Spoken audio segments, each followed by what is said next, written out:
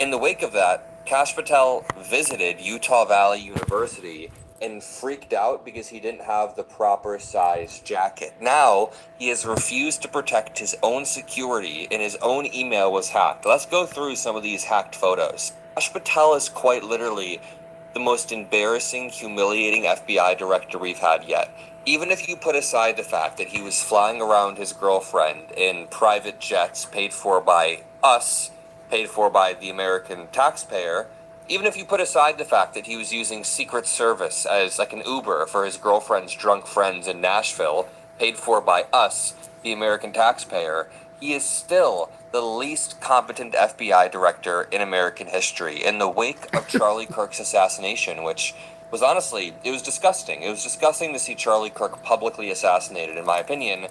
In the wake of that, Kash Patel visited Utah Valley University and freaked out because he didn't have the proper size jacket. Now, he has refused to protect his own security and his own email was hacked. Let's go through some of these hacked photos. By the way, if you want to help the Mockler Media feed hit 2 million subscribers, make sure you subscribe below. We're getting increasingly close to you. We are building something beautiful. I'm going to build my own debate for FBI Director Kash Patel's Gmail account was hacked by his Iranian nation-state hackers.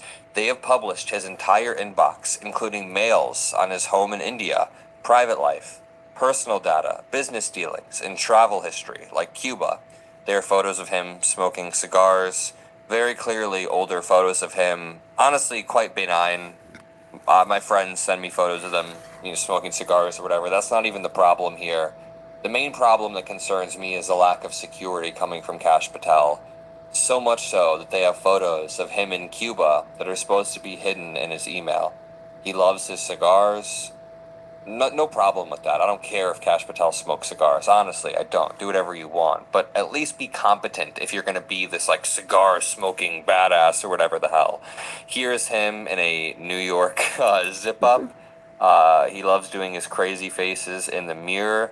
It then gets a little bit more interesting. There's Cuba again. They also leaked the fact that Kash Patel has Indian bank accounts and a home in India, as he is a director of the FBI. So they're able to just find his emails, his bank accounts, his addresses, as he is a director of the FBI. I want to show you Andrew Schultz making fun of Kash Patel's infamous hockey locker room video, and then we'll talk about the not safe for work leaks that we have potentially, allegedly found floating around online.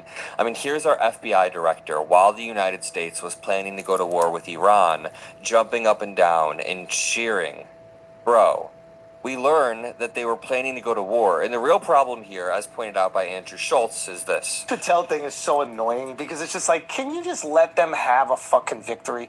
The second it's so selfish. Like, the second you insert yourself in the room, it becomes culture war. Yeah. And it's like, let America have this great victory. These guys played their fucking asses off. It's a dream win for the men's and the women's team. If you're in the locker room drinking beers because you're a big hockey fan, it's this completely selfish endeavor that puts these guys under the microscope, right? Like, instead of being somebody we could all celebrate, if they're treating Kash as if he's like one of the guys, now everybody just goes, look at these pieces of shit, not judging Kash Patel for being there and all the things that he's been supporting. And it's just like, just stay the fuck out of it. Just stay the fuck out of it. He's corny, bro. Who, Kash? Yeah.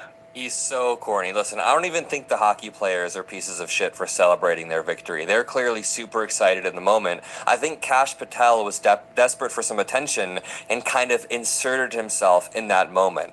I would be willing to bet most of the hockey players didn't know or care who Kash Patel was. They were just jumping up and down. But look at Kash Patel thinks he just won. He thinks he's acting like he's the one that just pushed them over the edge and scored the final goal. Dude, why are you there? You are not a part of the team. But to go back, we learned from Right Wing Cope on Twitter, breaking news, Kash Patel's Gooner account, which is allegedly rumored to be an account on X videos, a not safe for work porn website, has been discovered from a username leak, Spider Cash with a K. Spider Cash was an account that he held on multiple other websites and platforms that weren't porn related, but they found one on X videos named She a Spider porn Cash queen. that is allegedly linked up with the email that was Hey. leaked by Iranian hackers. The wild part is the name Spider Cash, the creation date January 5th of 2020, so 1 year before January 6th, is what it says right here. The interesting part is someone pointed out it was last active today. Oh, All right, wow. I'm sorry, but the reality is we are all less safe every single day. This absolute goofball is our FBI director. He can't keep a story straight. He can't manage an executive position as the FBI director. Oh, wow. I don't think he could manage a damn hot dog stand, and now he's supposed to oversee the Federal Bureau of Investigation. While we're planning a war into Iran, he is quite literally overseas partying it Playing up with and doing himself. tornadoes like he's a frat boy in college. And now he's becoming the subject of a meme online for repeatedly making mistakes. Iran-linked hackers have breached FBI Director Kash Patel's personal emails, according to CNN just yesterday. This is real. This part is real. And Shannon Watts says they probably sent him an email that said, click here to see boobs or something like that. And he clicked on it and immediately got hacked. It's a phishing link because our FBI director is an absolute idiot. Our FBI director is making us less safe, less secure. I thought America was supposed to be safe and secure on the global He stage. said, let me not see with global my good pariah, eye. because we are threatening to invade our NATO allies. Or He said, let me see that boob with my good eye.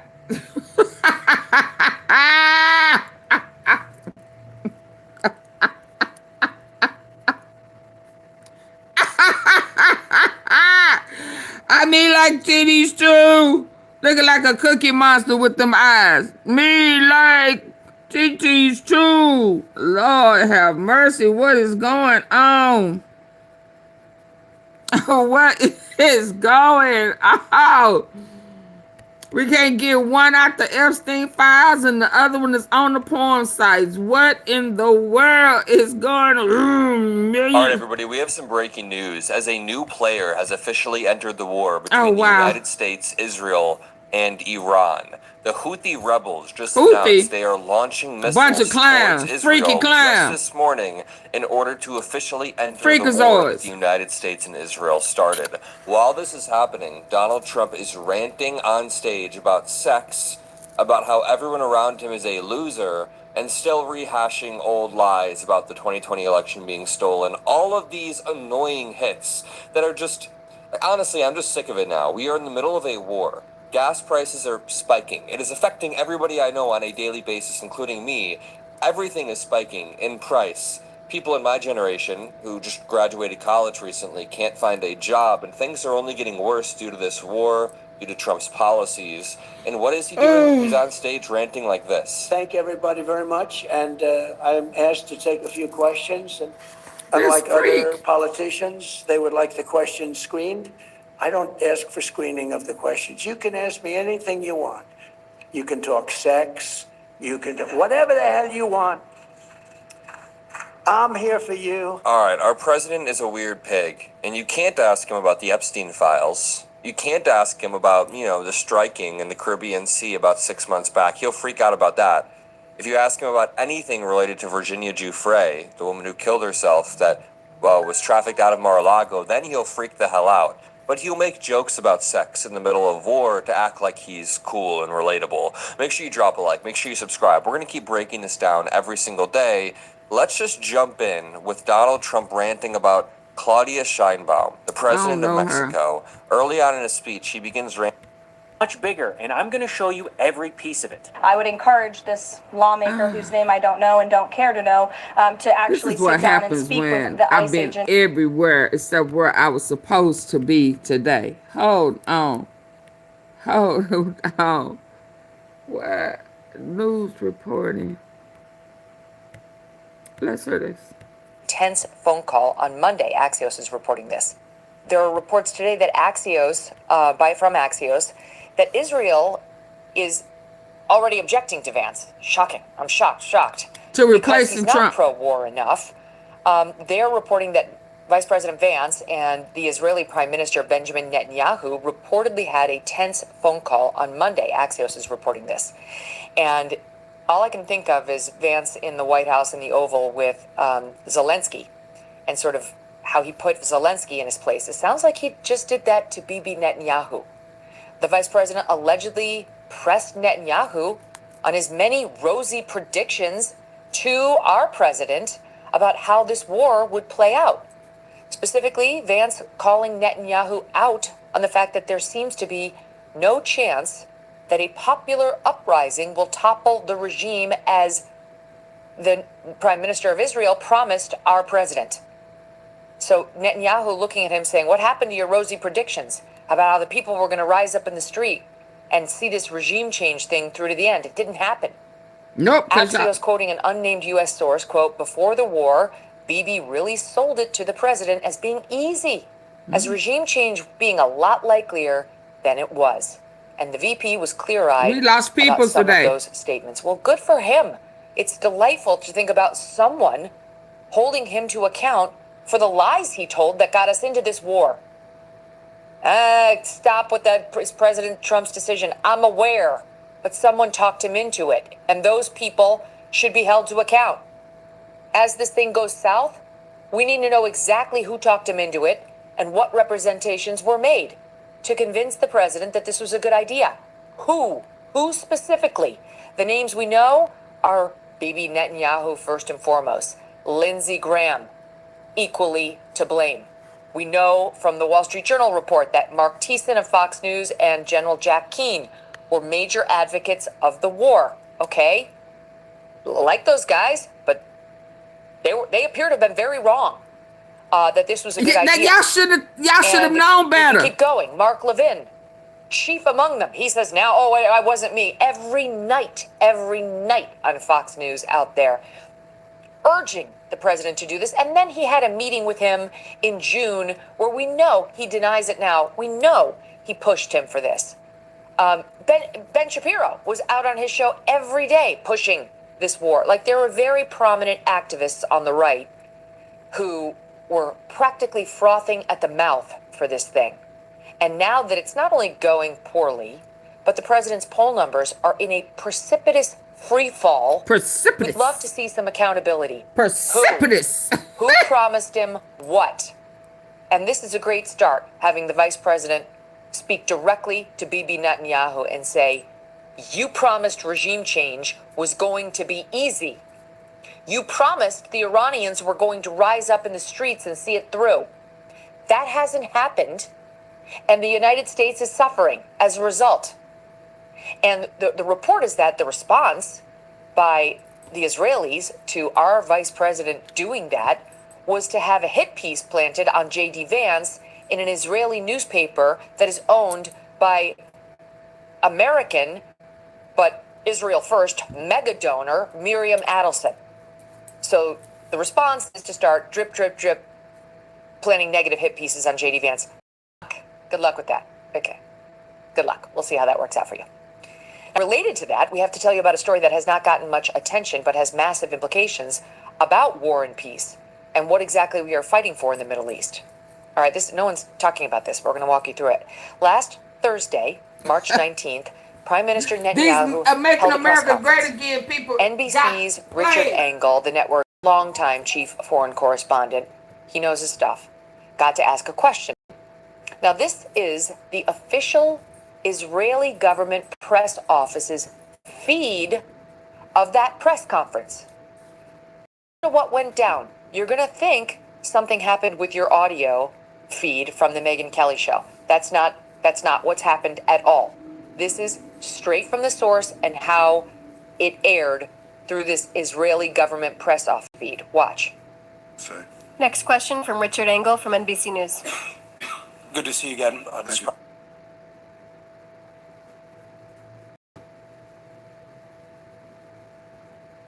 Just hold on.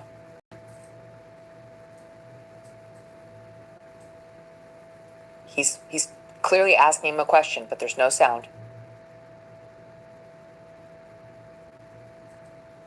Netanyahu's listening. Engel. Well, we have concrete goals, how to do it, how to end it. We wanted, as I said, decimate the ballistic missile. What happened? Why do we get part of the answer and no question? It's really not that helpful when you can't hear the question the reporter asked. Well, they muted Richard Engel. They muted a member of the American press at a press conference in the middle of the war. That's what the Israelis did.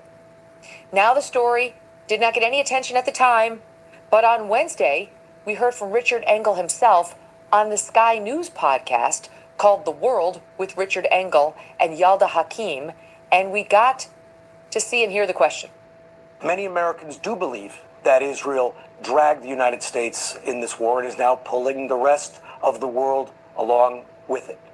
How do you see this ending?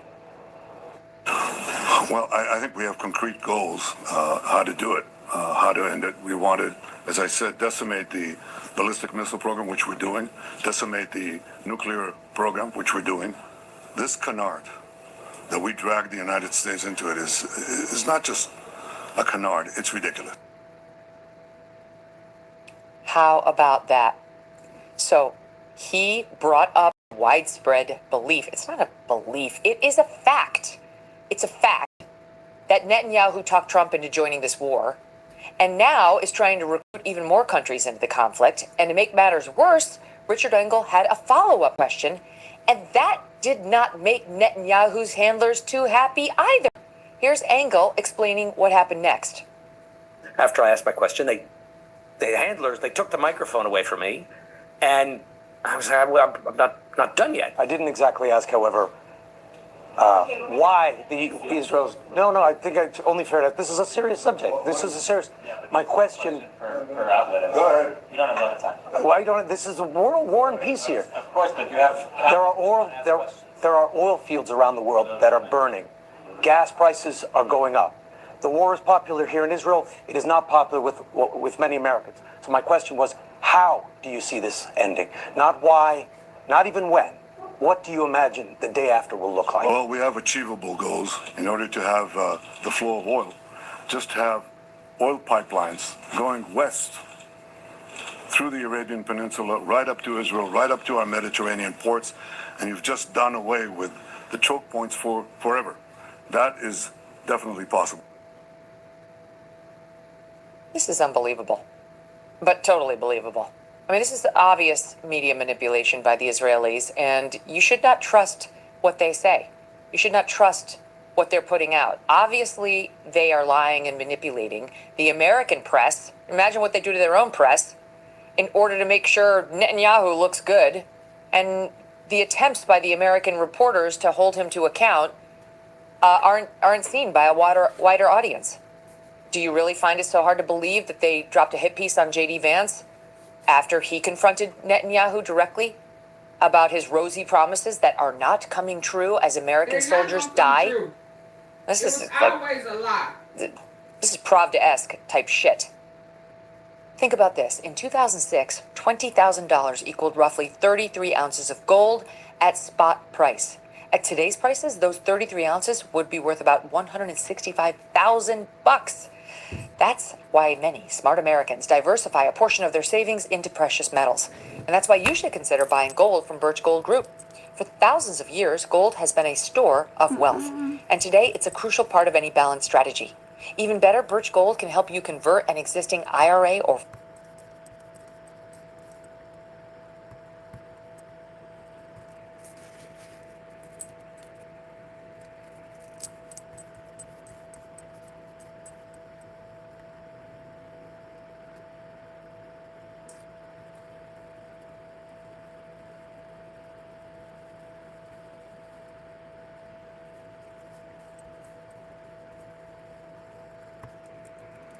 United States. We expect there to be these no king.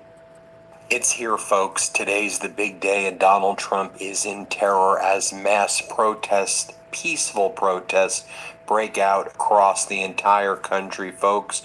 No King's Day is here.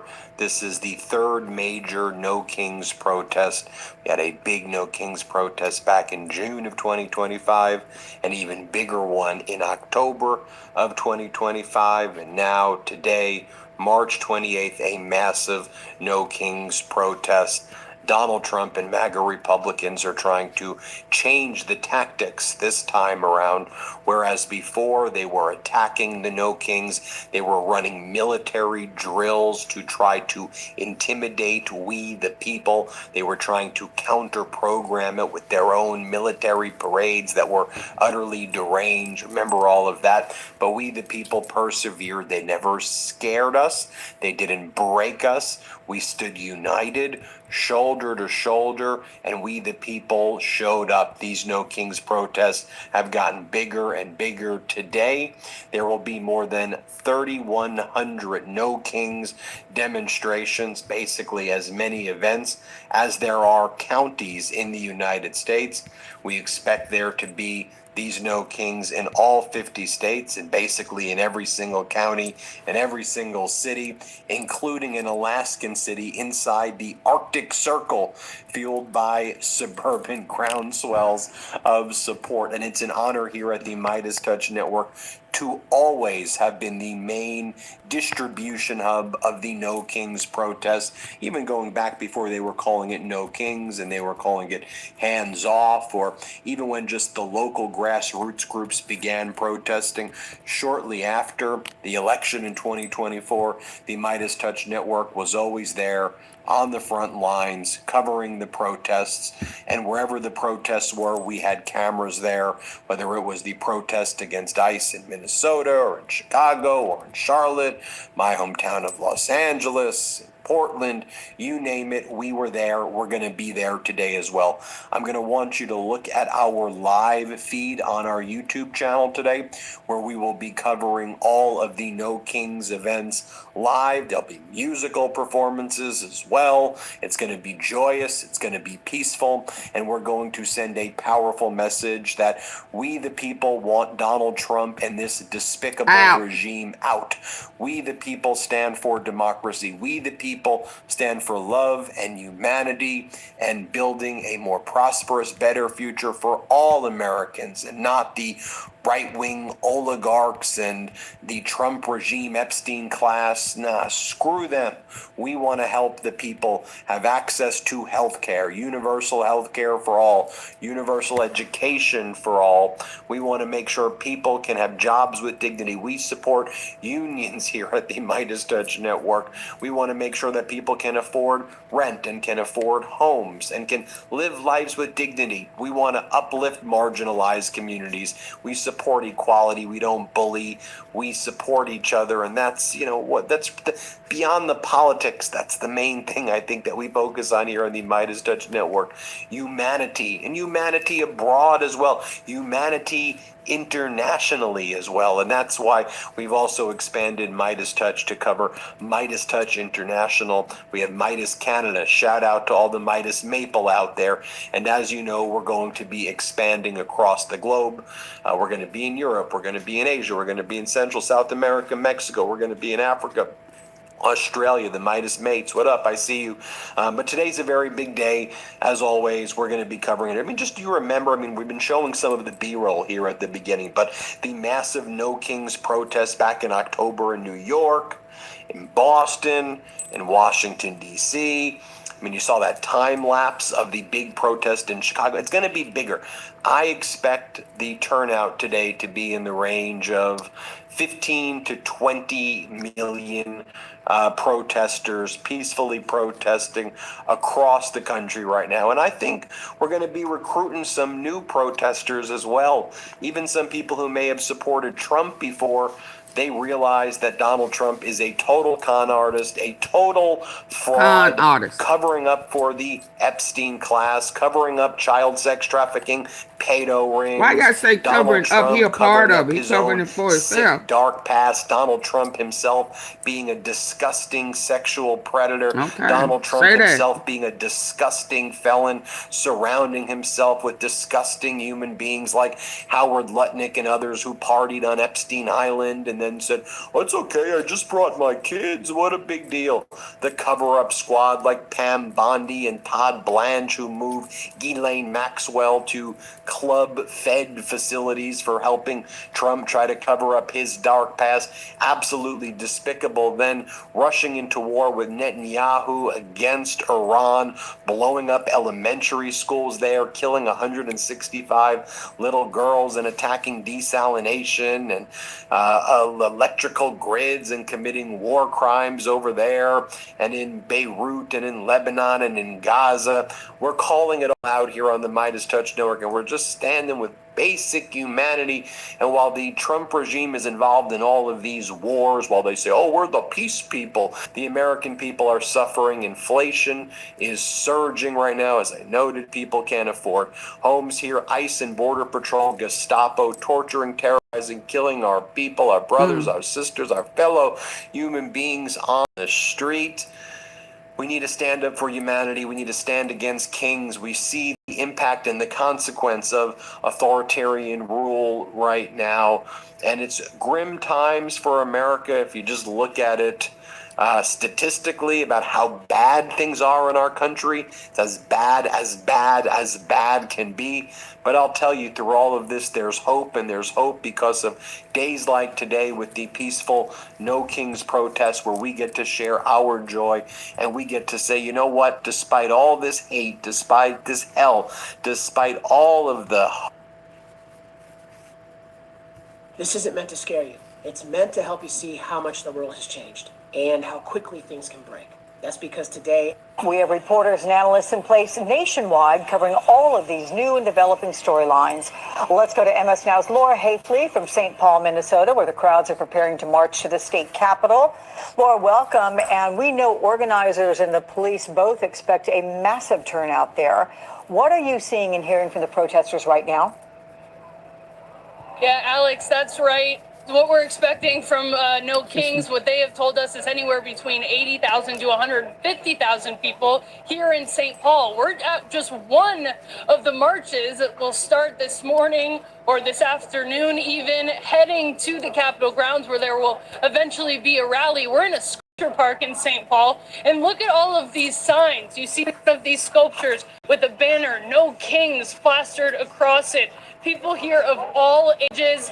We know that there's a gathering happening over my shoulder here. Big crowd huddled in a circle. They're chanting, they're singing. And again, this is just one of 3 marches, all going to converge on the Capitol. So this gives you just a little bit of an idea of how many people we're going to see. I've spoken to people here in St. Paul about what this protest means, being the flagship protest, obviously because of what has transpired here over the last few months. They had a lot of really powerful things to say about themselves and their neighbors. Take a listen.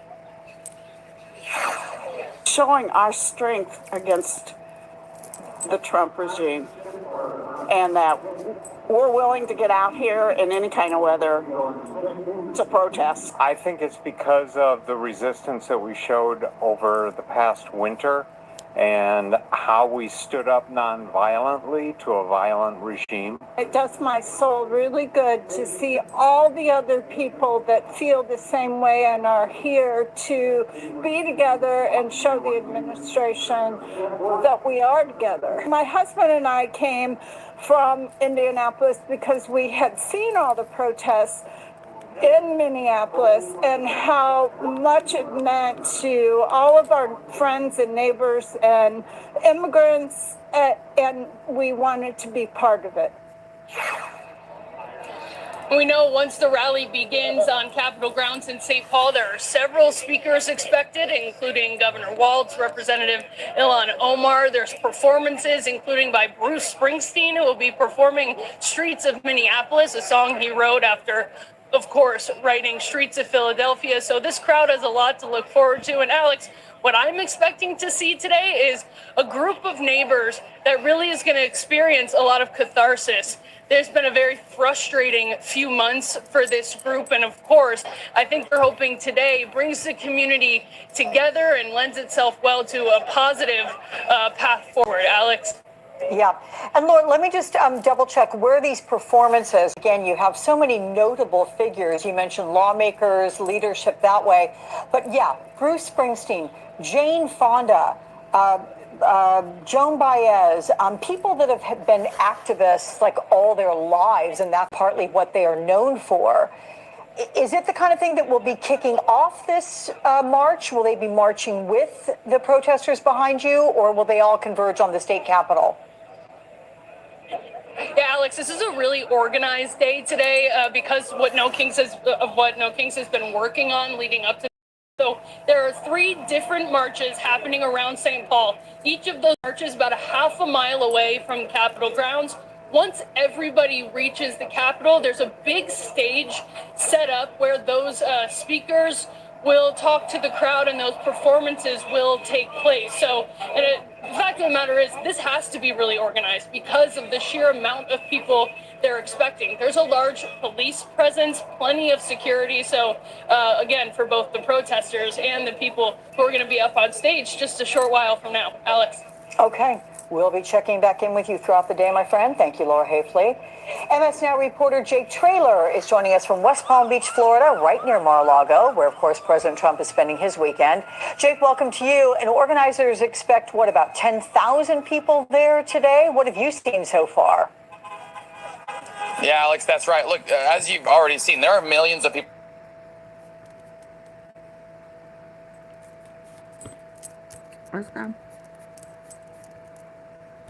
Protesting in some of the biggest cities in the country today, New York, LA, Chicago. Every single person that protests here, though, carries a bit more different weight because we are a couple things. One, we're a couple miles away from where Donald Trump is golfing right now. We're also a couple miles away from his Mar-a-Lago residence where he is staying this weekend. And the folks here have noted how significant that feels. So we spoke with a couple of different White House officials earlier today to get their sentiment about what's happening inside Mar-a-Lago as we see millions of people protest. To me, like, we've seen how protests can change the way that policy happens. We've seen that happen in Minneapolis. I spoke with one individual who said, I actually don't care if Donald Trump himself watches a protest or not today. I know that this is going to have a significant impact on the people around Donald Trump that help make change happen. Take a listen to that conversation. What is the message you hope that Trump or some of his folks around him hear from what is happening today in these protests? Well, you're right to some of the folks around him because he doesn't get any messages. They keep things from him, I believe. They keep things from him? So he's not going to see pictures of these crowds, but his sycophants will be seeing them, and some of them are in Congress, and hopefully they're starting to shake a little bit in their boots. So now they're scared for him to see stuff, for him to see the truth. Now, Alex, you may be seeing that around me, the crowd is... Alex, right now, the crowd is beginning to disperse right now. That is because there were definitely thousands of individuals here gathered earlier today, peacefully protesting, telling us how much they want their voice to be heard, to make it all the way to Mar-a-Lago. But they're actually not stopping here. They're taking like a brief break. Then they are gathering at a different location, and they are actually going to safely and peacefully and legally, I'll add, march to the Mar-a-Lago residents outside of that area. They say they want their voices to be heard all the way to the doorstep of Donald Trump's, where he will be this evening. No public events planned. We expect him to be home at Mar-a-Lago, saying that he's not watching, but from the folks that I'm talking to, very likely hearing the loud voices that are protesting across the country today. Alex? I was going to say he might be hearing the voices of those protesting outside of Mar-a-Lago as well. Okay, Jake Traylor, we'll be checking in with you again periodically. Thank you. Let's head to MS Now national reporter Rosa Flores in Austin, Texas. So, Rosa, what are you seeing there in the Lone Star State? Alex, welcome to No Kings in Austin, Texas. I want to show you around. Look, we even have Bubbles, the magic of the Lone Star State. Take a look at all of the tents out here. There are more than 80 organizations that are on the grounds. The protesters are still making their way here. But here's the thing about this particular protest, why you see all these tents. Because the protest and the movement doesn't start and end today with No Kings. This is about, and this is according to the organizers, this is about getting more people involved civically so that they can do more tomorrow so that they can vote in November. I've talked to a lot of the protesters that have been here already. There's a few of them. A lot of them are organizers. And they say that there are just so many things that are wrong with our country right now. They listed many of them. ICE in communities and how they're treating people in communities, the Supreme Court, the war in Iran, gas prices, you name it. Some of them became emotional. Take a listen. It's important that other people know that we're all together, we're all human beings, and oh my gosh, you know, what's happening in the world is horrible. And it's all because of one guy who has a stupid ego and thinks he's above everyone else. And I don't think that's cool.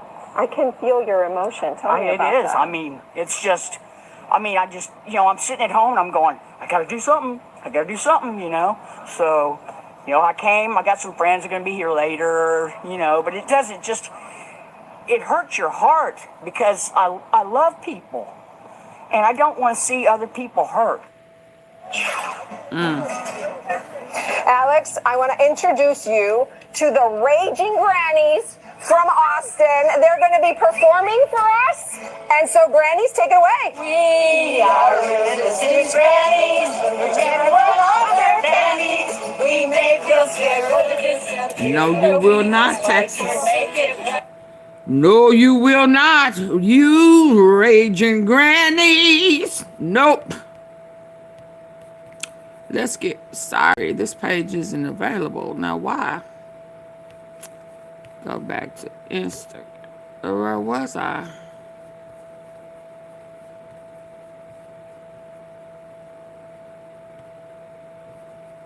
Oh, hold on. Yeah, I just popped out tonight because I had it set, lost it. Got caught up, had to talk to my mama. This thing ain't moving. Hold on. Y'all, this is funny to me.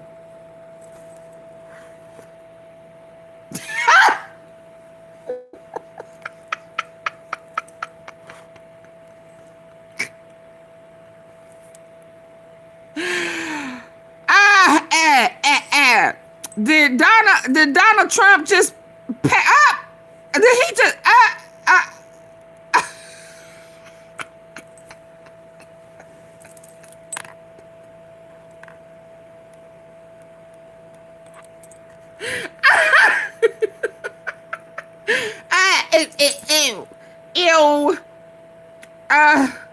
did she just, baby, you cannot tell Donna nothing. What?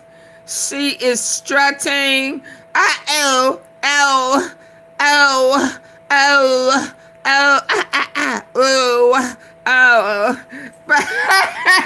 Did she just throw her bangs back? You cannot tell Donta nothing. We do need to elect Trump. What? Donna,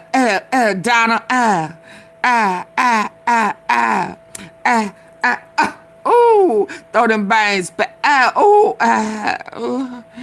I am walking the strip. I am walking. Where's Don? Where's Bubba? Where's Bubba? Where is Bubba? Where is Bubba? Where is Bubba?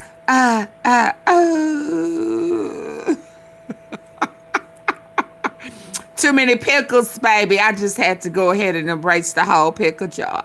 Ooh, go, go, ooh. Let me get the rest. Meow. My milkshake brings all the boys to the yard. My milkshake brings all the boys to the yard.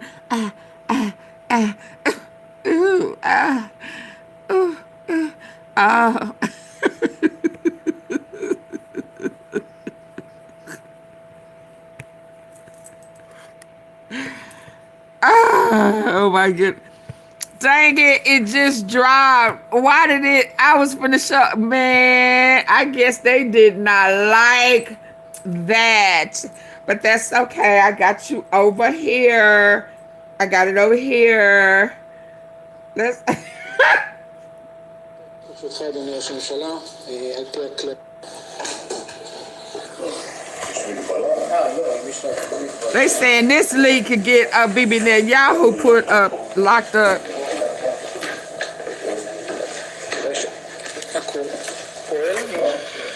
טוב, ברשותך, אדוני ראש הממשלה, על פי הכללים, מודיע לך שאתה נחקר חקירה פלילית.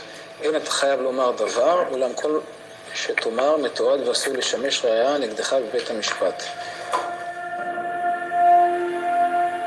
Bibi Netanyahu is on trial for corruption.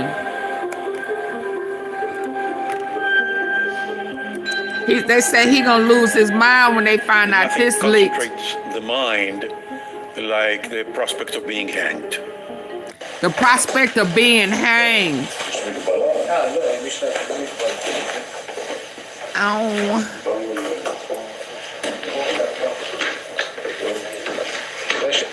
הכל פועל. טוב, ברשותך, אדוני ראש הממשלה, על פי הכללים, מודיע לך שאתה נחקר חקירה פלילית. אין אתה חייב לומר דבר, אולם כל שתאמר מתועד ועשוי לשמש ראיה נגדך בבית המשפט.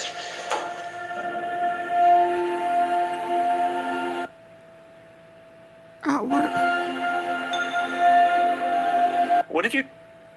What did I just do? Messing with stuff. Auntie Fee, why you messing with stuff?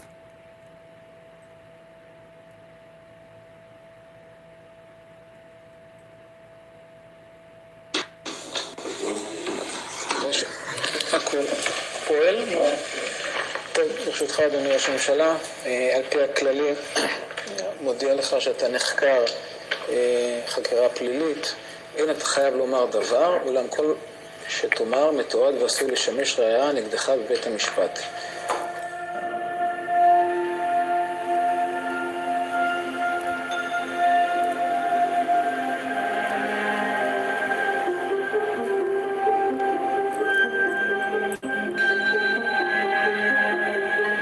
Nothing concentrates the mind like the prospect of being hanged.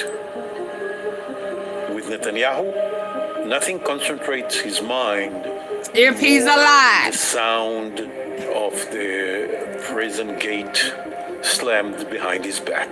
בחיים שלנו, בשאלות ההזויות שאתם שואלים אותי כאן, שאתם מנסים לרדת לתוך הכוס והמאפרה שלי, הדבר הזה שהוא מטורף בהסדרות בסדר עולם.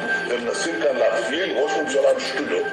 So everything that he has done over the last 5 years was so focused on that sound. So the same way they was trying to get Trump, like Jack Smith was trying to get Trump, they was trying to...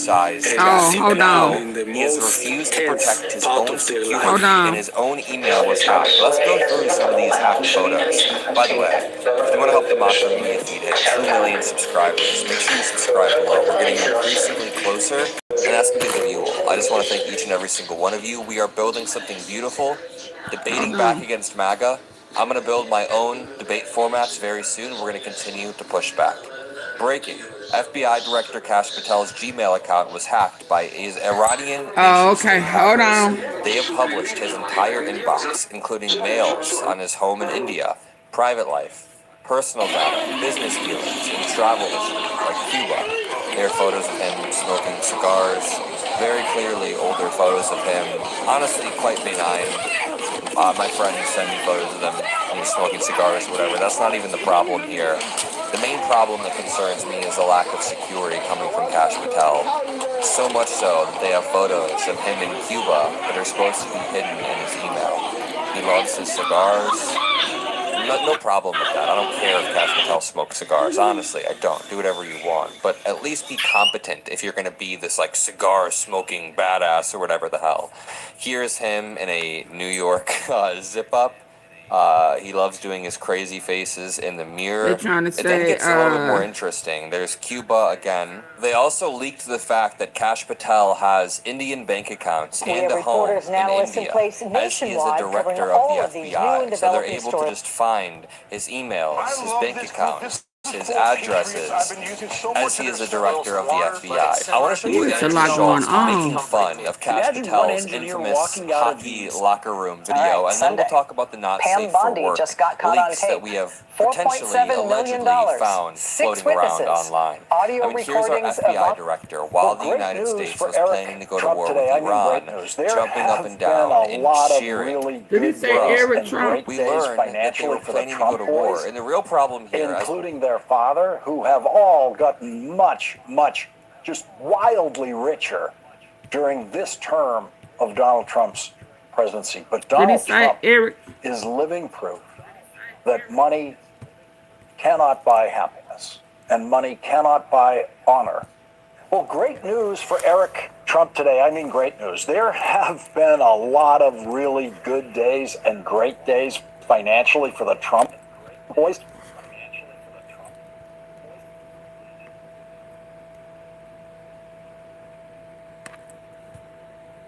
Okay, let's start over.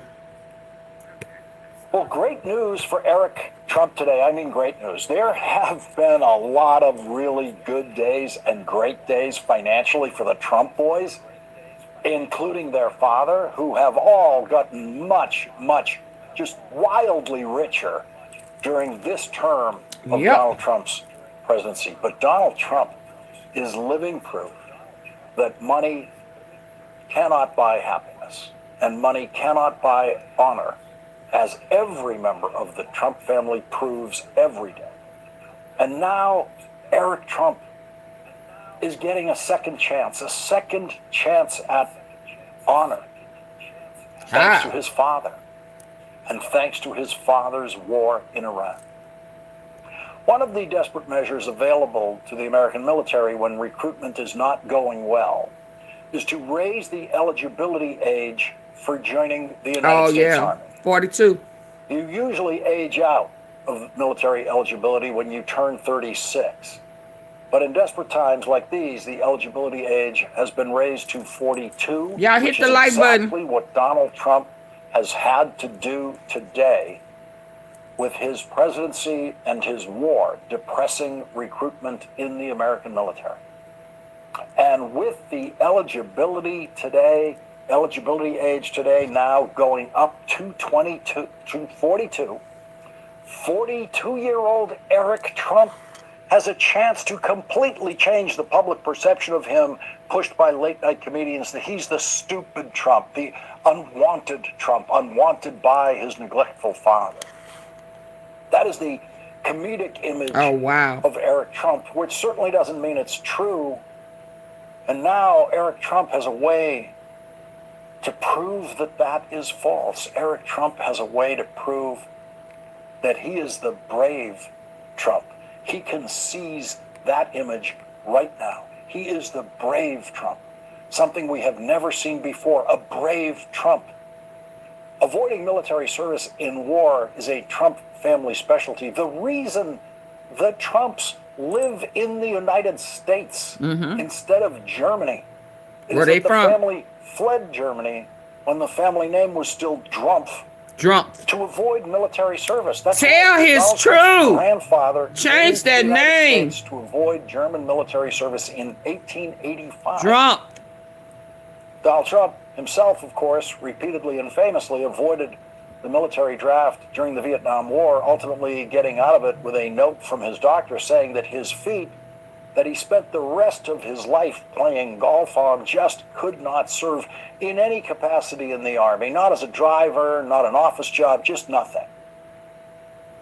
After Barron Trump celebrated his 20th birthday in lavish style last week as a Trump, he could have marched straight down to a recruiting station and joined the Army to fight in his father's war.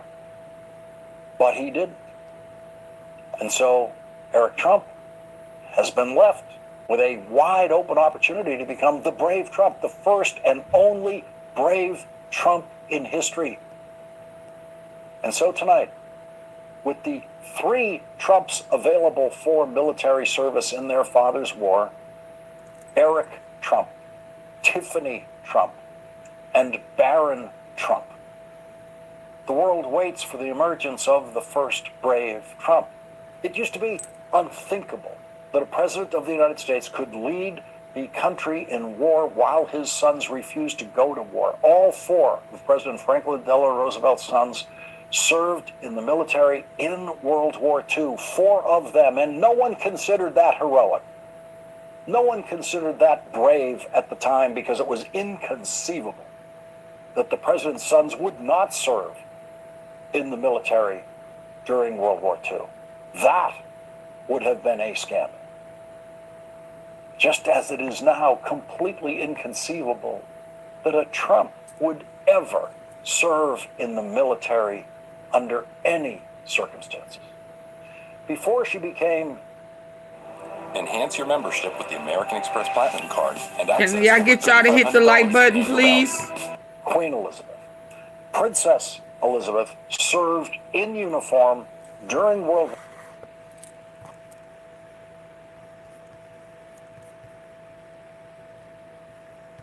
Just as it is now completely inconceivable that a Trump would ever serve in the military under any circumstances.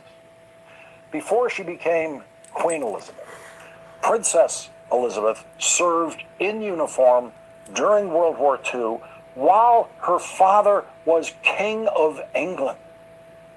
She drove an ambulance in London when London was being devastated by German bombing raids, and no one was surprised that she did that. Does Barron Trump know how to drive? Could he drive an ambulance in Hell London? no. Or is he not quite as tough as the 18-year-old Princess Elizabeth was when she joined the war effort? At 18. Imagine being more spoiled than an English princess on her way to becoming Queen of England. That is what it means to be a Trump. More spoiled than the British royal family. There has already been an online movement urging Barron Trump to join the military to fight his father's war, and now they can include Eric in that campaign. Get him in Eric there. And his older brother, Donald Jr., were of military enlistment age when their hometown was attacked on 9/11. Thousands of young American men and women on that day decided to join the United States military, but not the Trumps. Grumps. As the wars of their era began in Afghanistan and Iraq, Scary Donald ass. Trump Jr. and Eric Trump followed in the family tradition of silently watching others go off to war. They could have honorably protested those wars, as many people did, but they didn't. They did nothing, the most dishonorable choice. Barron Trump and Tiffany Trump and Eric Trump could now honorably protest their father's war, and very effectively protest it. Or they could join their father's war. But we know enough about Trumps to know that they will do nothing, absolutely nothing, as the Trumps always do in war. The absurdist White House press secretary today said, quote, "If Iran fails to accept the reality of the current moment, if they fail to understand that they have been defeated militarily and will continue to be, President Trump will ensure that they are hit harder than they have ever been hit before. President Trump does not bluff, and he is prepared to unleash hell. Unleash Eric. Unleash Barron. Unleash Tiffany. Unleash him. Of course, Donald Trump does bluff. He bluffs most of the time, and the Iranians appear to know that now, which is why they have rejected Donald Trump's desperate and secret 15-point peace plan that Donald Trump is afraid of making public. The Iranians are now publicly mocking Donald Trump's public desperation in trying to initiate negotiations with them. With the price of gas continuing to climb, the chief economist for the oil giant BP said, quote, We've not seen anything like this. There's been no disruption of this scale in the past. It's every oil analyst's study piece or worst nightmare. One that we never thought would happen. No one for whom Donald Trump is their worst nightmare is surprised that Donald Trump has created the oil industry's worst nightmare and the economy's worst nightmare, after pretending, as Donald Trump has done, to be the oil industry's best friend, which he's actually incapable of being, because Donald Trump cannot comprehend the complexities of the oil industry or any other industry. Donald Trump cannot read. He learned to read. He apparently knows how to read, as we see him struggle with teleprompters from time to time, but he famously hates to read. He doesn't read books, though his first wife claimed that he did keep a copy of Hitler's speeches on his nightstand. In his first term as president, it became quickly clear that Donald Trump was incapable of reading the most important document that presidents are given every day, the president's daily briefing. So he can't even read the briefings, really. Assessment of everything the president needs to know that is happening in the world. That brief had to be presented to Donald Trump verbally and as quickly and simply as possible, which meant that it left out more information than other presidents have always received in that brief. And now Donald Trump's war briefings have to be done with video. 3 current U.S. officials and a former U.S. official tell NBC News. Each day since the start of the war in Iran, U.S. military officials compile a video update for President Donald Trump that shows video of the biggest, most successful strikes on Iranian targets over the previous 48 hours. The daily montage typically runs for about 2 minutes, sometimes longer, the official said. One described each daily video as a series of clips of stuff blowing up. The video briefing is fueling concerns among some of Trump's allies that he may not be receiving or absorbing the complete picture of the war now in its 4th week. 2 of the current officials and former officials said the videos are also driving Trump's increasing frustration with news coverage of the war. Trump has pointed to the success depicted in the daily videos to privately question why his administration can't better influence the public narrative, asking aides why the news media doesn't emphasize what he's saying. Donald Trump has been approving the worst information ever released about any war by any American president in the form of idiotic videos created using some of those combat videos that he sees, created by incompetent young people working in the Trump White House who are all of eligible age for joining the military, but of course too cowardly to do so. We have shown you some of those videos on this program that include clips of Hollywood movies and TV shows edited around real video of the impact of missile strikes in Iran, real video of, as Trump would put it, stuff blowing up. It is war pornography that dishonors the American military who are now in service in that war and around the world. It suggests that Donald Trump is like a meth dealer in Breaking Bad, like really cool like that. That character appears in one of the videos that historians will be able to use to prove just how utterly insane the Trump White House was. From the deeply perverse minds of Donald Trump and the people working for him come those utterly insane videos. And one of the young clowns working in the White House, who is brave enough to create that video, but not brave enough to give his name when talking to Politico about it, said, quote, "We're over here just grinding away on banger memes, dude. There's an entertainment factor to what we do." That is what Donald Trump believes, that there is an entertainment factor to his war. And he doesn't understand why the entertainment factor isn't winning public support, with the latest polls showing Donald Trump running the most unpopular American war in history in its first month and the most expensive war in history. Reacting to the news report today of Donald Trump being briefed on the war by watching stuff blowing up videos, Democratic Senator Chris Van Hollen said this. We have a delusional president who is getting his information, as you say, from these short videos and ignoring the other information from U.S. intelligence agencies that, for example, warned that if you got rid of the top tier of Iranian leadership, you're likely to end up with the even more radical group who specifically said that Iran was not about to get a nuclear weapon. We have a delusional president. And that is just a fact now. That's an observable fact. And because we have a delusional president, it is entirely possible that every single thing he says about his war is a lie. The delusional president has already teleprompters from time to time, but he famously hates to read. He doesn't read books, though his first wife claimed that he did keep a copy of Hitler's speeches on his nightstand. In his first term as president, it became quickly clear that Donald Trump was incapable of reading the most important how to read. He can't read as shit we else. See him struggle with teleprompters from time to time, but he famously hates to read. He doesn't read books, though his first wife claimed that he did keep a copy of Hitler's speeches on his nightstand. In his first term as president, it became quickly clear that Donald Trump was incapable of reading the most important document that presidents are given every day, the President's Daily Brief, which is a secret intelligence assessment of everything the president needs to know that is happening in the world.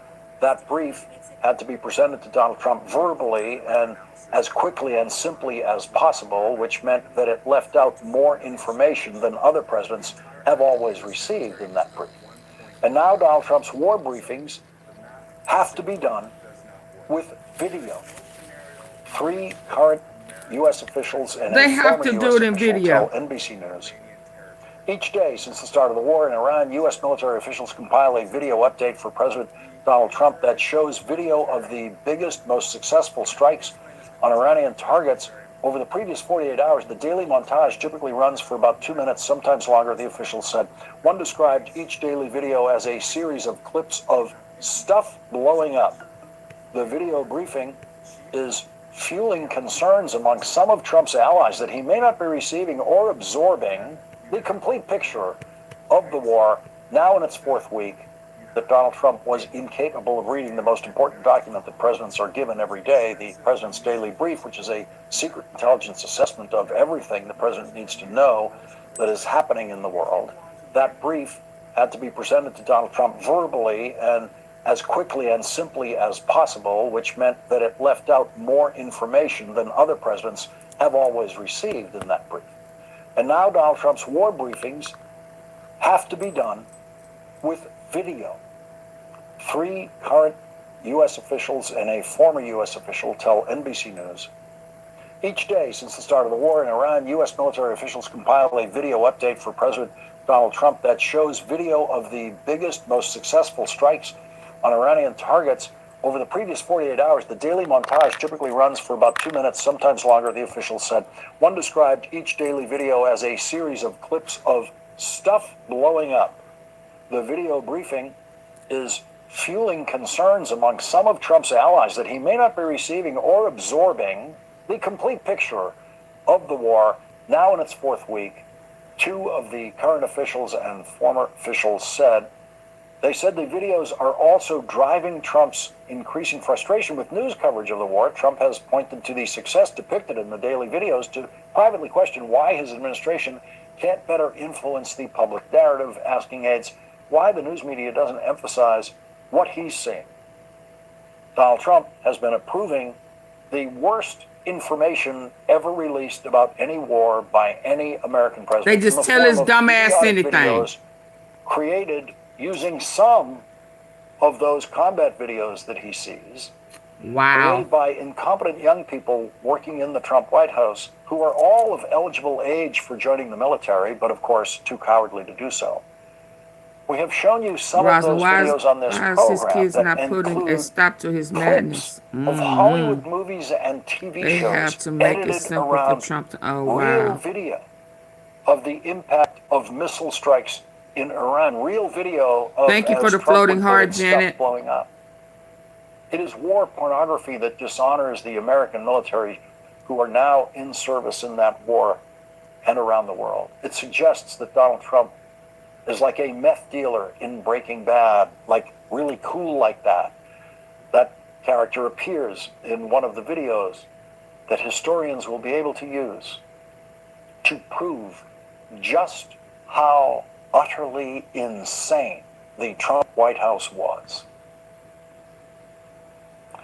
From the deeply perverse minds of Donald Trump and the people working for him come those utterly insane videos. And one of the young clowns working in the White House, who is brave enough to create that video, but not brave enough to give his name when talking to Politico about it, said, quote, "We're over here just grinding away on banger memes, dude.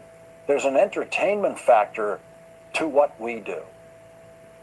That is what Donald Trump believes, that there is an entertainment factor to his war. And he doesn't understand why the entertainment factor isn't winning public support, with the latest polls showing Donald Trump running the most unpopular American war in history in its first month and the most expensive war in history. Reacting to the news report today. But he says it's not a war. On the war by watching. I thought it wasn't a war. Blowing up videos. Democratic Senator Chris Van Hollen said the Iranians say it is. They shooting our people down like it's one. Who is getting his information, as you say, from these short videos and ignoring the other information from U.S. intelligence agencies that, for example, warned that if you got rid of the top tier of Iranian leadership, you're likely to end up with the even more radical group who specifically said that Iran was not about to get a nuclear weapon. We have a delusional president. And that is just a fact now. That's an observable fact. And because we have a delusional president, it is entirely possible that every single thing he says about his war is a lie. The delusional president has already said that he has won the war. And Iranian officials publicly laugh at him for that. The delusional president said that he could open the Strait of Hormuz as soon as it was shut down. And he was lying. We know that now. The delusional president said that American warships would accompany oil tankers through the Strait of Hormuz, and they should do it right away and be brave about it. And he was proven to be lying about every word of that. And now the delusional president who started a war desperately wants that war to end. And of course, the delusional president has no idea how to stop it, how to end his war. Leading off our discussion tonight is former Navy pilot Senator Mark Kelly of Arizona. He's a member of the Senate Armed Services Committee and the Senate Intelligence Committee. Senator Kelly, what is your assessment of where we are now in the fourth week of this war? You're not a horse. In trouble. In a bland bucket losing. Of rice isn't dinner. It's disappointment. Here we go again, another day. Well, Senator made Kelly. a tremendous amount of progress. In fact, we've been set back pretty far here with the closing of the Strait of Hormuz. And this president can't seem to find a way out of this. And the reason is he went into this with no strategic goal, no plan, no timeline, and he's just flailing at this point. And if it's true that he's watching just this 2-minute video clip each day, that puts service members at further risk. We need a commander-in-chief that can process information. Our service members, take great risk, and for that, they deserve to have competent leadership. It's not only the president, Secretary of Defense and others have no idea what they're doing. You have participated in your time as a military pilot, Navy pilot, in actual combat missions. How do you assess those missions after the fact? What would you want a president to know about those missions, and what information would you want a president to get about those missions? And we know Donald Trump is just watching the videos of things blowing up. Yeah, they're racing just to drop as many bombs as they can, as many targets, whether, it's a truck or it's a missile launcher. And, some of these things are important tactically. What's the strategic importance? And for that, you got to have, like, what is the primary goal? For a while, we heard the goal was getting rid of their nuclear capability. We heard regime change. Then it transitioned to ballistic missiles, and now it's opening the Strait of Hormuz. If that was your goal, well, the Strait of Hormuz was open on February 27th before this thing started. So So you just all over the place. Looking at, okay, what are we accomplishing each and every day to achieve something? I was in that brief earlier today, and they still, you know, it is the goal line keeps moving on what this is all about. And here's the thing, Lawrence. We're about to put it's about not going to prison. 6,000 or 7,000 it's about US the Epstein files at risk in ground combat. Do y'all understand there is no goal? They say it might be to keep the Strait of Hormuz up. There is no goal. He didn't find out until the war has started that they asses wasn't gonna get in there. That wasn't the issue going in. He didn't know nothing about that. He started the war with no plan, no motion, because them Epstein files was being released. And he was getting closer and closer to being exposed. We still back to square one before the war. This shit is about the Epstein files. Only difference now is people on our end has died and theirs too. And they did not start it. And it's not our war. This is the fake Israel's war.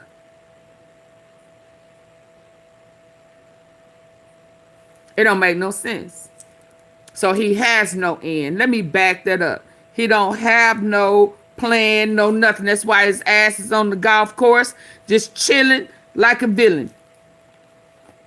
Cause the longer they fighting, the longer he stays out in his warped mind. Can I get y'all to hit the like button, please? And here's the thing, Lawrence. We're about to put possibly 6,000 or 7,000 U.S. service members at risk in ground combat, and to attention to ballistic missiles, and now it's opening the Strait of Hormuz. If that was your goal, well, the Strait of Hormuz was open targets, whether, you know, it's a truck or it's a missile launcher, and, you know, some of these things are important tactically. What's the strategic importance? And for that, you got to have, like, what is the primary goal? For a while, we heard the goal was getting rid of their nuclear capability. We heard regime change.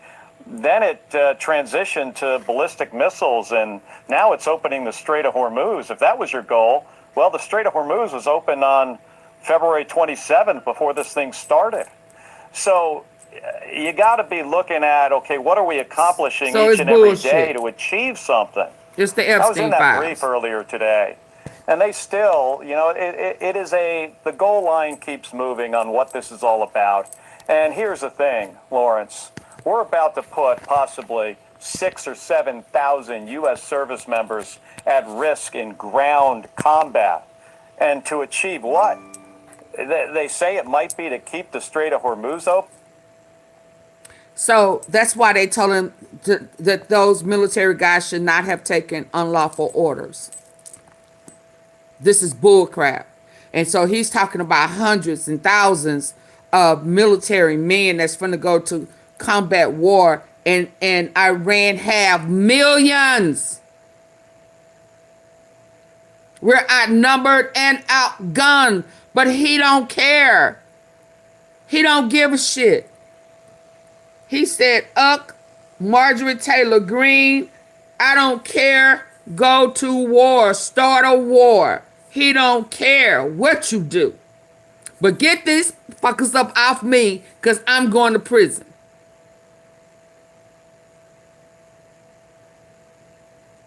So you putting thousands up against millions.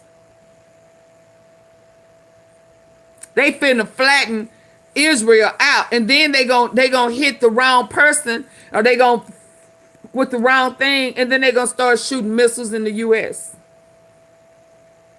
I'm just asking for you to aim at the person who started it with you. Don't aim at us Iranians, because, you know, we ain't do nothing to you.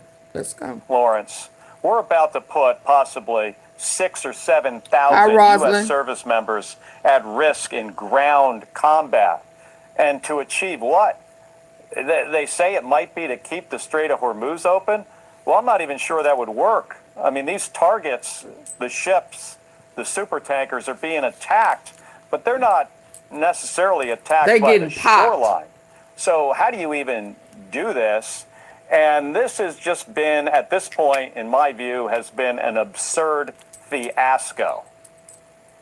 Is there any way that the American military could open the Strait of Hormuz?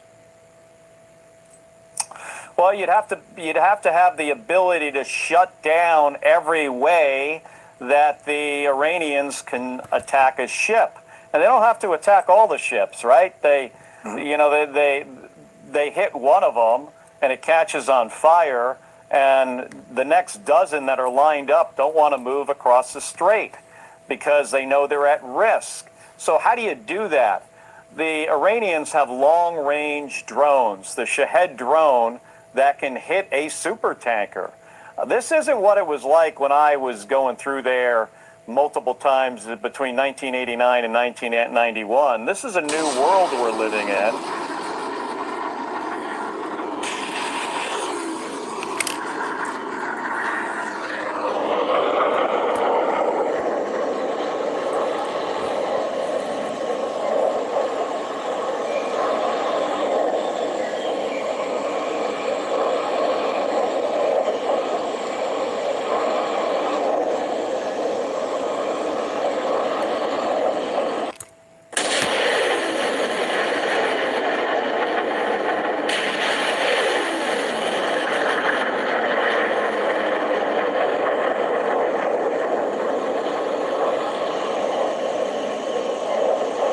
That's our fighter.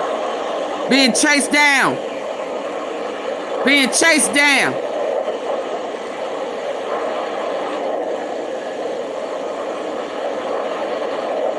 Hop out, please. Hop out. Hop out, please.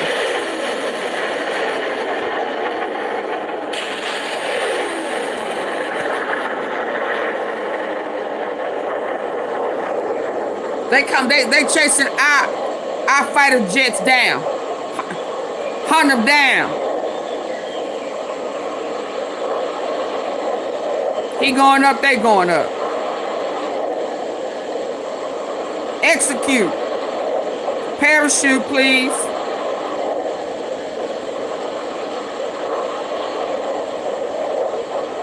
Oh!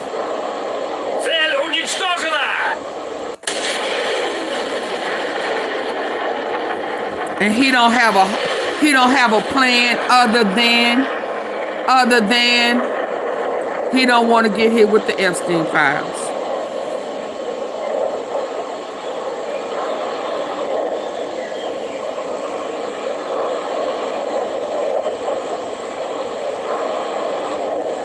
Please, please, please.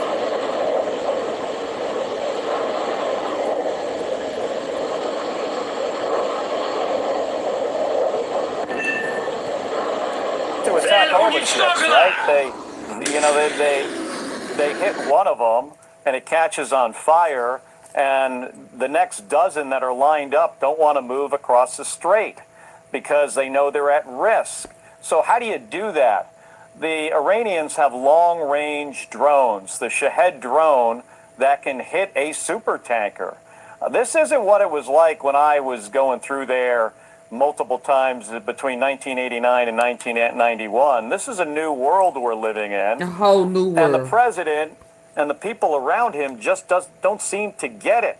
And getting back to your original question about what should he be looking at, you got to have somebody that can take a look at all of the information, the intelligence that's coming from the Defense Intelligence Agency, the CIA, the National Security Agency, get the assessment of DOD, look at what was accomplished over the last day or the last week, and then try to synthesize that into a picture, and then have people around him who know what they're doing, who are smart, and then he would have to have the ability to listen to them.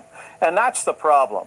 We have a guy that has a bunch of yes people around him who thinks he's smarter than everybody.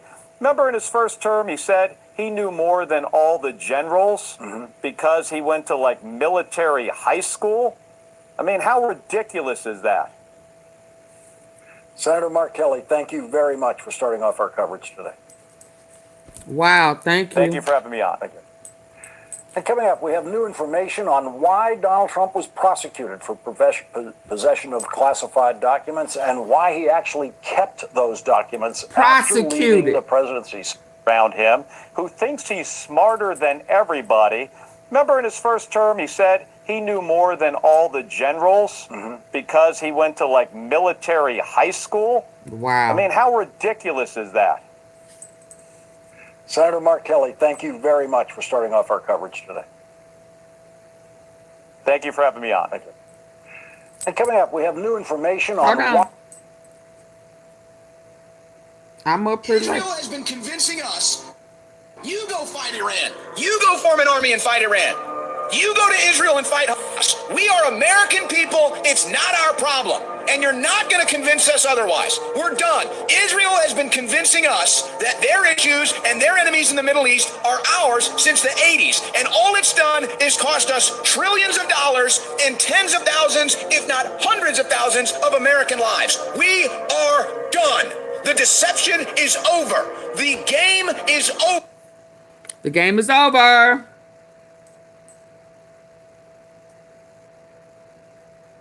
The game is over. Over. And you're not going to insult us because we're done playing. You're not going to insult us because we're done with Israel's wars and done with you controlling the right-wing geopolitical. We're done. Israel has been convincing us that their issues and their enemies in the Middle East are ours since the 80s. And all it's done is cost us trillions of dollars and tens of thousands, if not hundreds of thousands of American lives. We are done. The deception is over. The game is over. And you're not going to insult us because we're done playing. You're not going to insult us because we're done with Israel's wars and done with you controlling the right-wing geopolitical discourse. We're done. And we're not going to be insulted. You've gone too far. Israel's time running our foreign policy is over. You go fight Iran. You go form an army and fight Iran. You go fight them. You go to Israel and fight. They at the bars. Getting jiggy with it. Documents and why he actually kept those documents after leaving the because he went to like military. We have new information on why Donald Trump was prosecuted for possession of classified documents and why he actually kept those documents after leaving the presidency. Senator Cory Booker. Donald Trump was prosecuted for possession of classified documents and why he actually kept those documents after leaving the presidency. Senator Cory Booker will join us next. New reporting shows former Special Prosecutor Jack Smith believed that the reason Donald Trump illegally took classified documents after he left the presidency was to benefit his worldwide business interests. Big surprise. This is a business deal, y'all. Carol Leonnig and Jacqueline Elemeni report Special Counsel Jack Smith gathered evidence that then candidate Donald Trump took many top secret documents that related to his worldwide business interests, and investigators considered this a likely motive for Trump concealing them at his Florida club after he left the White House, according to this is a business deal, y'all. Case records. The special prosecutor also had evidence indicating that after leaving office, Trump had shown a classified map to passengers on a private plane, including his future chief of staff, Susie Wiles, and took at least one document that was so secret that only 6 people had authority to review it, according to a memo reviewed by MS Now. Congressman Jamie Raskin, who has seen some of that memo and that Jack Smith wrote this letter then to Donald Trump's Attorney General, Pamela Bondi, saying, these new disclosures suggest that Donald Trump stole documents so sensitive that only 6 people in the entire U.S. government had access to them, that the documents President Trump stole pertained to his business interests, and that Susie Wiles, then the CEO of Donald Trump's super PAC, witnessed President Trump showing off a classified map to passengers on his private plane. This glimpse into the trove of evidence behind the cover-up reveals a president of the United States who may have sold out our national security to enrich himself. It is now clear that DOJ is in possession of evidence that President Trump has already endangered national security to further the interests of Trump family businesses. It is time for you to stop the cover-up and allow the American people to know what secrets he betrayed and how he may have cashed in on them. Senator Cory Booker asked FBI Director Kashyap Patel about Donald Trump's possession of classified documents at his confirmation hearing. Mr. Patel, did you see the President of the United States declassify the documents that were found at Mar-a-Lago? I witnessed the President of the United States issue a declassification order for documents. That did not answer my question. Did you or did you not see the President of the United States declassify the documents that he was holding, the classified documents that were at Mar-a-Lago? And did you? I don't know the answer to that question because I don't know what was fully found because the Justice Department hasn't made that public. Joining us now is Senator Cory Booker, Democrat of New Jersey. He's a member of the Senate Judiciary Committee and the Foreign Relations Committee, and he is also now the author of the new book, Stand, which is available now. And Senator, I have the book right here with me, and I hope we get a minute on this in this discussion. But I want to begin with what you were getting at there in that confirmation hearing where Kash Patel had publicly said that he saw this, and then it was completely unclear to me what he was trying to say in the confirmation. Well, Kash Patel was trying to avoid answering questions about those classified documents. He has a lot of knowledge. He was a grand jury witness. He got immunity for his testimony. And witnesses in grand juries have no secrecy, withholding their ability to say the truth. And he was just trying to avoid the truth because clearly there is much more going on here. What we do know is bad enough. The President of the United States of America left the White House, took classified information to go to the heart of our national security. When it was asked for it back, he denied it. He did not give it back. He lied under the investigation, obstructed the investigation, and refused to return it. Now we're learning more, that perhaps the purpose of that was to do what he has been doing since he was a real estate man in New York, which is grifting every chance he got from his security to enrich himself. It is now clear that DOJ is in possession of evidence that President Trump has already endangered national security to further the interests of Trump family businesses. It is time for you to stop the cover-up and allow the American people to know what secrets he betrayed and how he may have cashed in on them. Senator Cory Booker asked FBI Director Kashyap Patel about Donald Trump's possession of classified documents at his confirmation hearing. Mr. Patel, did you see the President of the United States declassify the documents that were found at Mar-a-Lago? I witnessed the President of the United States issue a declassification order for documents. That did not answer my question. Did you or did you not? He what? Booker asked FBI Director Kashyap Patel about Donald Trump's possession of classified documents at his confirmation hearing. Mr. Patel, did you see the President of the United States declassify the documents that were found at Mar-a-Lago? I witnessed the President of the United States issue a declassification order for documents. That did not answer my question. Did you or did you not see the President of the United States declassify the documents that he was holding, the classified documents that were at Mar-a-Lago? And did you? I don't know the answer to that question because I don't know what was fully found because the Justice Department hasn't made that public.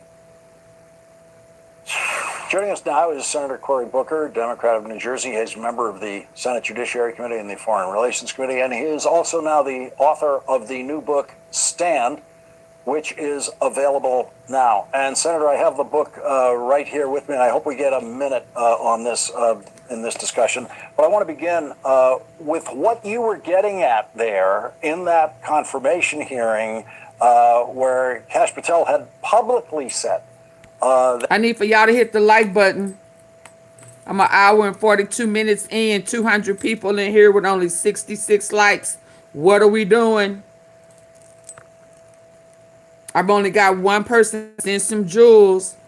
What the fuck are we doing? It's what, 12:31 and what are we doing? Hit the like button. I'm gonna shut it down. That he saw this, and then it was completely unclear to me what he was trying to say in the confirmation hearing. Well, Kash Patel was trying to avoid answering questions about those classified documents. He has a lot of knowledge. He was a grand jury witness. He got immunity for his testimony. And witnesses in grand juries have no secrecy withholding their ability to say the truth. And he was just trying to avoid the truth because clearly there is much more going on here. What we do know is bad enough. The President of the United States of America left the White House, took classified information to go to the heart of our national security. When it was asked for it back, he denied it. He did not give it back. He lied under the investigation, obstructed the investigation, and refused to return it. Now we're learning more, that perhaps the purpose of that was to do what he has been doing since he was a real estate man in New York, which is grifting every chance he got, from his real estate shenanigans that were documented by the New York Times, all the way to his Trump University, all the way to his charity, which was shut down by New York State for its crimes and its shenanigans. This is a man that every opportunity he has, he's bilking people for money. And this was another example now. Milkman there Trump. Seems to be a lot more. Milking folk. I pay money. He the milkman. Huh? Trump the milkman. Did he say milking folk out of their money? Baby, if that ain't it. Those classified documents. He has a lot of knowledge. He was a grand jury witness. He got immunity for his testimony. And witnesses in grand juries have no secrecy withholding their ability to say. Kash Patel had publicly said that he saw this, and then it was completely unclear to me what he was trying to say in the confirmation hearing. Well, Kash Patel was trying to avoid answering questions. Yeah, he was about saying moo moo gaga goo. Classified documents. He has a lot of knowledge. He was a grand jury witness. He got immunity for his testimony. Grand witnesses in grand juries have no secrecy withholding. So he got immunity, y'all. Did we know that? And he was just trying to avoid the truth because clearly there is much. Did we know that?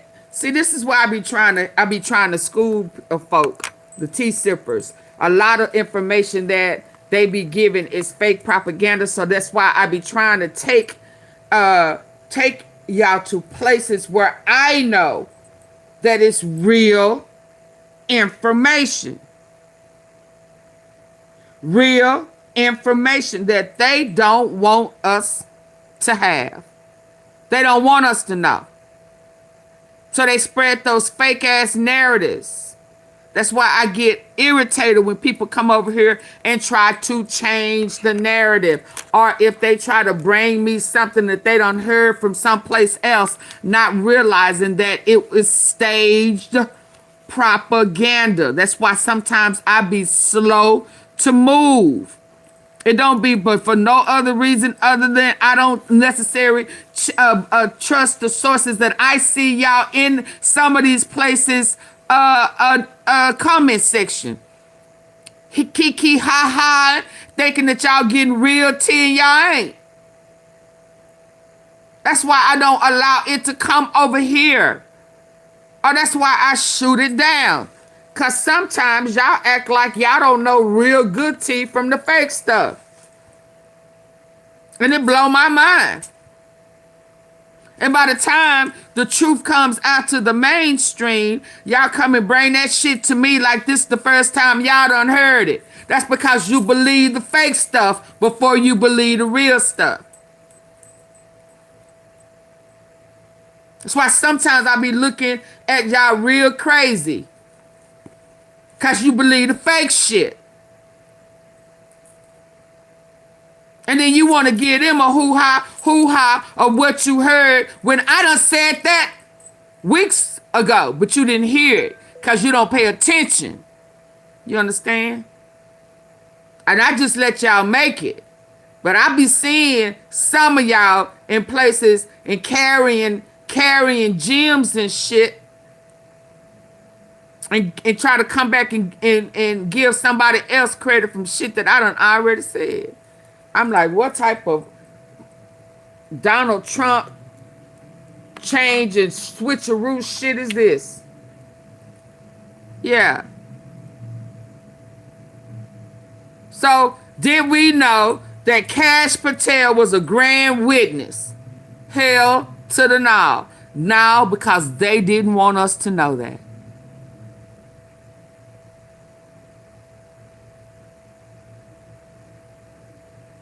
They didn't want us to know that. But I'm getting real sick and tired of bringing y'all the tea too early in the game because you don't respect my tea. I can't even get y'all monkey asses to hit the fucking like button.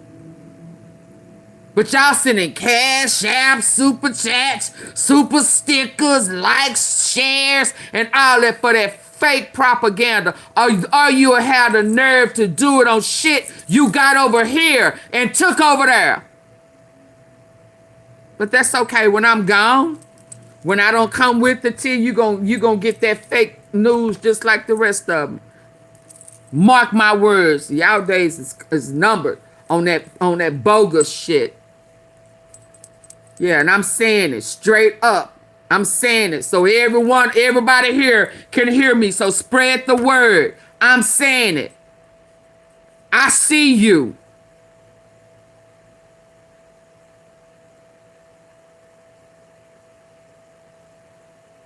I see you. So go on, stop acting like you faking and shaking in my face. Well, you know, not literally in my face, but you know what I mean. I see you. And when I snap, crackle, and pop, don't say nothing to me. He said that he saw this, and then it was completely unclear to me what he was trying to say in the confirmation hearing. Well, Cash Patel was trying to avoid answering questions about those classified documents. He has a lot of knowledge. He was a grand jury witness. He got immunity for his testimony. Immunity.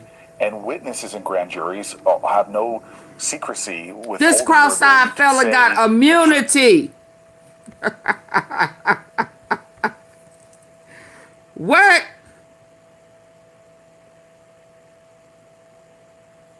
Hit the like button. I ain't going down step further until y'all hit the like button. I can kiss where the sun don't shine. Yeah. Hit my like button. You can take your likes back. You can leave and do whatever you want to do. But you better get my likes up. I'll be back. I don't feel like playing. I don't feel like faking the front. Faking the funk. I don't feel like it. It's a whole new day.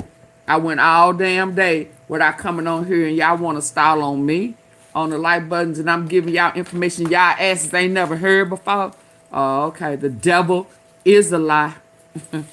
Get my likes up or leave. I don't care if it's one person in here. I don't give a shit. Support my platform. Hit my like button. Double tap the face of the screen on the phone you listening in on with your ear hustling asses. Or hit those 3 dots at the top corner right. Whichever suits you. But get these fucking likes up. And if you don't like it, leave. I don't care. My days of caring right now are over. I don't care. Get my likes up. Or leave the fuck up out of here.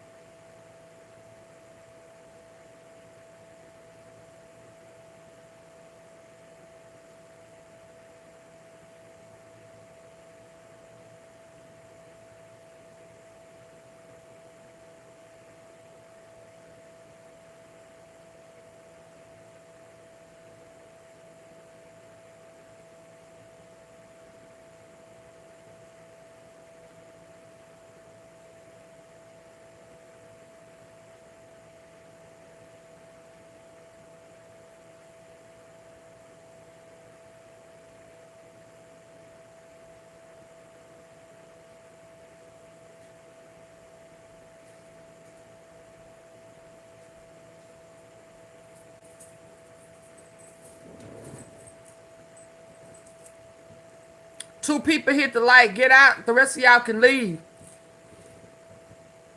Bye. Bye. Got 304 votes. y'all better play with somebody safe. I don't know, baby. Y'all done took my kindness for weakness for far too long. Joe, we sip hot tea over here, baby. We sip hot tea. Good hot tea. Y'all want the good tea over here. Oh shit. Oh, you go fight Iran. You go fight. Nope. I don't feel like playing with you today.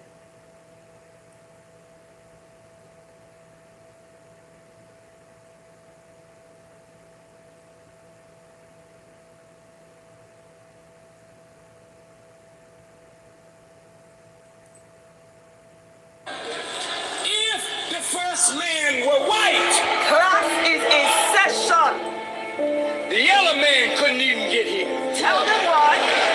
Because 2 white people cannot produce anything other than what they are. Talk to me. You better tell them.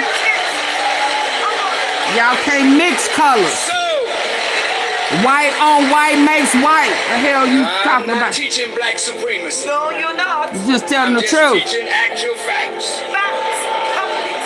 Facts. White people, listen to me good now. Listen up. Listen what you good here. You can't produce us. You can't produce us. It's a mathematical, genetic You can't produce us. impossibility. So if you were the first, we couldn't have got here. Listen up. Hell you mean? So,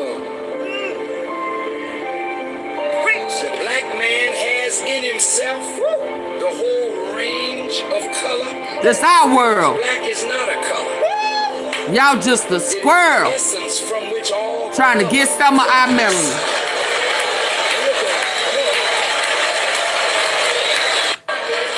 If the first man were white, class is in session. The yellow man couldn't even get here. Tell them why. Because 2 white people cannot produce anything. I told y'all to get the likes than up. what they are. Talk to me.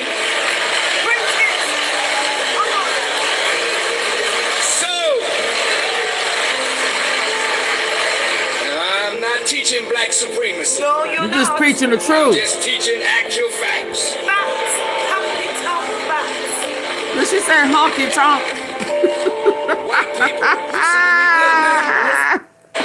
Because 2 white people cannot produce anything other Than white. what they are. Talk to me. So, We are unique. I'm not teaching We black special. supremacy. No, you're not. I'm just teaching Honky actual tonk. facts. Facts. Honky-tonk facts. So if you would have... White people, listen to me good now. With your good ear. Listen with your good ear. It's a mathematical, genetic... All this time y'all thinking y'all running shit.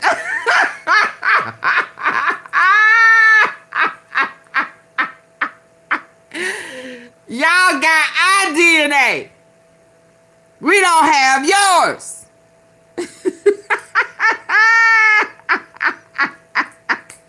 That's why y'all want what's in us. How in every which way, shape, and form. Our color. our good Mandingo warrior loving. Yeah. Our sister girl. Womb. Yeah. That's why they say once you go black, brown, the darkest shade of the 50 shades of brown, you never go back. Be like, oh shit, goddamn, wait, what? Then y'all want to start saying, yeah, y'all want to speak our language. Yes, indeed. Y'all came from us. White people, listen to me good. And we don't mean no harm, it's just the truth. You can't produce us. That's why we It's a chose. mathematical, genetic Impossibility. And I don't care how y'all play with DNA, Epstein, the dead one or the alive one. I don't care how y'all play with the DNA. Y'all better off playing with them Martians and them rats and reptilians and all that shit. Y'all better off trying to create and keep people going and alive and have eternity. Y'all kill me trying to figure out ways to have everything God said in his word. So now y'all can get a magnetic chip and you still human and they can recreate you so that y'all can have eternal life. Y'all ain't God. Y'all steady trying to do what God can do. Y'all trying to recreate it. You trying to duplicate it. No, it ain't gonna work like that. You never gonna be able to recreate us, and we gonna always be chosen. Cause we the first. Yeah. Y'all done pissed me off tonight, early this morning. I'm not teaching black supremacy. No, you're not. I'm just teaching actual facts. Facts. Complete facts. White people, listen to me good now. What you good here? You can't produce us. Hold It's a on. mathematical, Hold me. genetic impossibility. So if you were the first, we couldn't have got here. Listen up. Damn. So, the black man has in himself the whole range of color because black is not a color. So the rainbow of colors, that's why it's the 50 shades of brown. From the dark, the bronze, the burnt darkness. Yeah, from fire, not fire. Fire. Yeah, we rise from it all. So that's why Auntie Fee called it the 50 shades of brown. Yeah. Starting from the darker shades of brown, the darkest that it can get. Yeah. To that old light pale tan. Yeah. You can only get color from the top. You can't get that color from the bottom unless you mix the bottom with the top. You understand? Yeah, all that whitewashing, baby. You can't really wash off that brown. Yeah, you can't dilute it like that and make it go away and just make it. But hey, y'all trying, y'all playing with that DNA. Y'all are really playing with that DNA. That's why they let Epstein out that jail cell, cause he's seeing CIA. Carry on. Let me let you finish, Farrakhan. It is the essence from which all DNA don't die. So don't. And some beautiful things have came out. Now, don't misunderstand me. Some beautiful things, some beautiful colors. We're not knocking what has come out of it. We are just letting folk know how we derived in all this beauty, whether it's that the darker shade of brown or the lighter shade. You understand? It's still some beautiful people, shades of brown, dark and light, has come out of that DNA. It was chosen for a reason. That's why they was talking about the lighter shade wants our melanin. They trying to recreate. They really have been trying to recreate and duplicate God's word. They trying to create their own eternal life. That's the devil. The devil is, woo-wee. You so off into deception, you deceive yourself, you believe your own deception. I know a girl, I know a couple of girls like that tried to come behind me, in my absence and start saying whatever she can do, I can do. Why you love her? Why you want her? Why you always talking about fee, ooh, wee. Whatever she can do, I can do. Bitch. bitch. You not me though. You can try, but it won't feel the same. It won't look the same. You understand? Cause you ain't me. The devil sound like some females I know. Some trifling females. Wanted whatever, wanted whoever wanted me type shit. And that's, I'm keeping it real.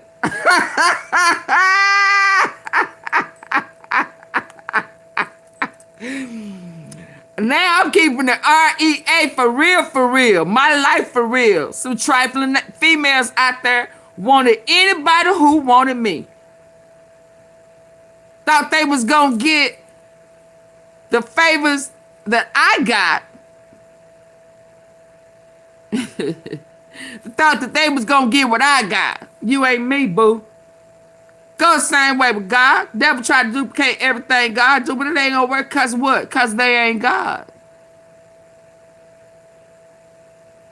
But I see you duplicating though. I absolutely see the duplication. Playing with their DNA. Playing with them aliens. You letting aliens, the more I'm researching, y'all let these aliens dictate shit to y'all. They all in y'all ear. Y'all walking. They said within the next 6 years that we gonna see hell, our jobs gonna be replaced. We talking about hell, they doing some of our jobs now. They working hand in hand.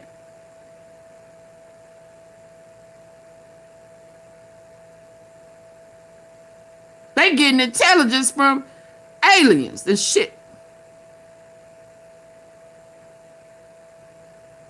And they taking their word and running with it. They working together. But they can't duplicate that DNA, can they? Yeah, y'all can't duplicate that. But there's some beautiful things that came out of it. Light and dark. Dark and light. And in between. Let's go.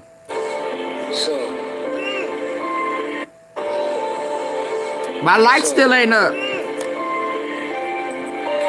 black man has in himself the whole range of color because black is not a color.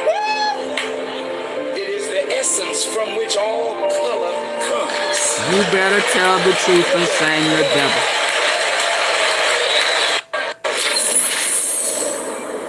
The essence.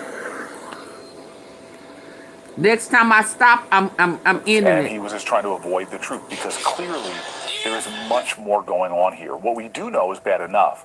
The President of the United States of America, which is available now. And Senator, I have the book right here with me. I hope we get a minute. A classified map to passengers on his private plane. This glimpse into the trove of evidence behind the cover-up reveals a president of the United States who may have sold out our national security to enrich himself. It is now clear that DOJ is in possession of evidence that President Trump has already endangered national security to further the interests of Trump family businesses. It is time for you to stop the cover-up and allow the American people to know what secrets he betrayed and how he may have cashed in on them. Senator Cory Booker asked FBI Director Kashyap Patel about Donald Trump's possession of classified documents at his confirmation hearing. Mr. Patel, did you see the President of the United States declassify the documents that were found at Mar-a-Lago? I witnessed the President of the United States issue a declassification order for documents. That did not answer my question. Did you or did you not see the President of the United States declassify the documents that he was holding, the classified documents that were at Mar-a-Lago? And did you? I don't know the answer to that question because I don't know what was fully found because the Justice Department hasn't made that public. Joining us now is Senator Cory Booker, Democrat of New Jersey. He's a member of the Senate Judiciary Committee and the Foreign Relations Committee, and he is also now the author of the new book, Stand, which is available now. And Senator, I have the book right here with me, and I hope we get a minute on this in this discussion. But I want to begin with what you were getting at there in that confirmation hearing where Kash Patel had publicly said that he saw this, and then it was completely unclear to me what he was trying to say in the confirmation hearing. Well, Kash Patel was trying to avoid answering questions about those classified documents. He has a lot of knowledge. He was a grand jury witness. He got immunity for his testimony. And witnesses in grand juries have no secrecy withholding their ability to say the truth. And he was just trying to avoid the truth because clearly there is much more going on here. What we do know is bad enough. The President of the United States of America left the White House, took classified information, go to the heart of our national security. When it was asked for it back, he denied it. He did not give it back. He lied under the investigation, obstructed the investigation, and refused to return it. Now we're learning more, that perhaps the purpose of that was to do what he has been doing since he was a real estate man in New York, which is grifting every chance he got, from his real estate shenanigans that were documented by the New York Times, all the way to his Trump University, all the way to his charity, which was shut down by New York State for its crimes and its shenanigans. This is a man that every opportunity he has, he's bilking people for money. Stole from the FBI. And this was another example now that there seems to be a lot more that we don't know that has to do about the documents he kept and how they could help his business interests. And so this this new report that we have now is from a memo that apparently the Justice Department handed over to a House committee in a giant trove of documents by mistake. Jamie Raskin got his hands on it and did his interpretation of it. And is this something that if the Democrats were to win the Senate in November, that you on the Judiciary Committee, then being in the majority, would be able to penetrate with the powers that the majority of that committee would have? Yeah, there's a vastness to things that are not being investigated right now because Congress is just submitting to the president. There's no oversight. There's no accountability. We're providing no checks and balances. Even in this war that we're in right now, we have not had one public hearing to discuss everything from them releasing billions of dollars to Iran, our very opponent in this war, to even Russia. This is a Congress that is not doing their job. Now, Jamie Raskin, I trust, if he was in the majority, he's one of those people that would get the truth out there about what Donald Trump knew, what he was doing, and again, what I think it would expose, what we already see in plain sight as he's returned to the White House, is that he is a grifter, and he is making hundreds of millions of dollars profiting off of this office in a way that we have never before seen in the White House. His crypto scheme alone shows how he does not care about our national security. Countries with foreign policy interests in the United States are giving him hundreds of millions of dollars for his crypto schemes in order to obtain favor with him and perhaps get better foreign policy consideration. This is a man that is endangering our country. He is self-serving. He's enriching himself. And this is just one chapter in a larger pattern of corruption with this president. Senator, as I was reading your book over the weekend, I was thinking, as you were writing this, you had to know that it was going to land during dark times. It was going to be published during dark times without knowing exactly what the landscape would be. It turns out now that this book, your new book, Stand, enters while the United States is at war.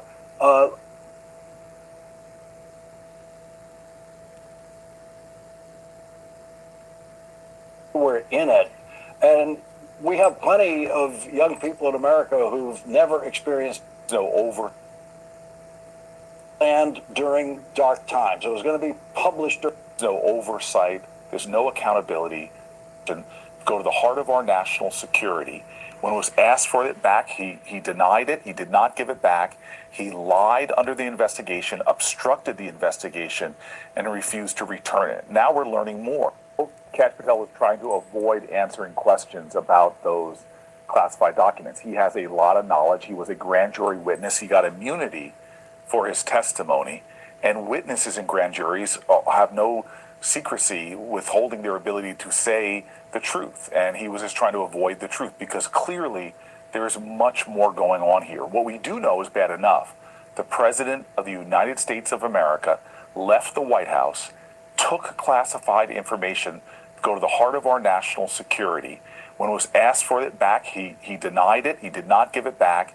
He lied under the investigation, obstructed the investigation, and refused to return it. Now we're learning more, that perhaps the purpose of that was to do what he has been doing since he was a real estate man in New York, which is grifting every chance he got, from his real estate shenanigans that were documented by the New York Times, all the way to his Trump University, all the way to his charity, which was shut down by New York State for its crimes and its shenanigans. This is a man that every opportunity he has, he's bilking people for money.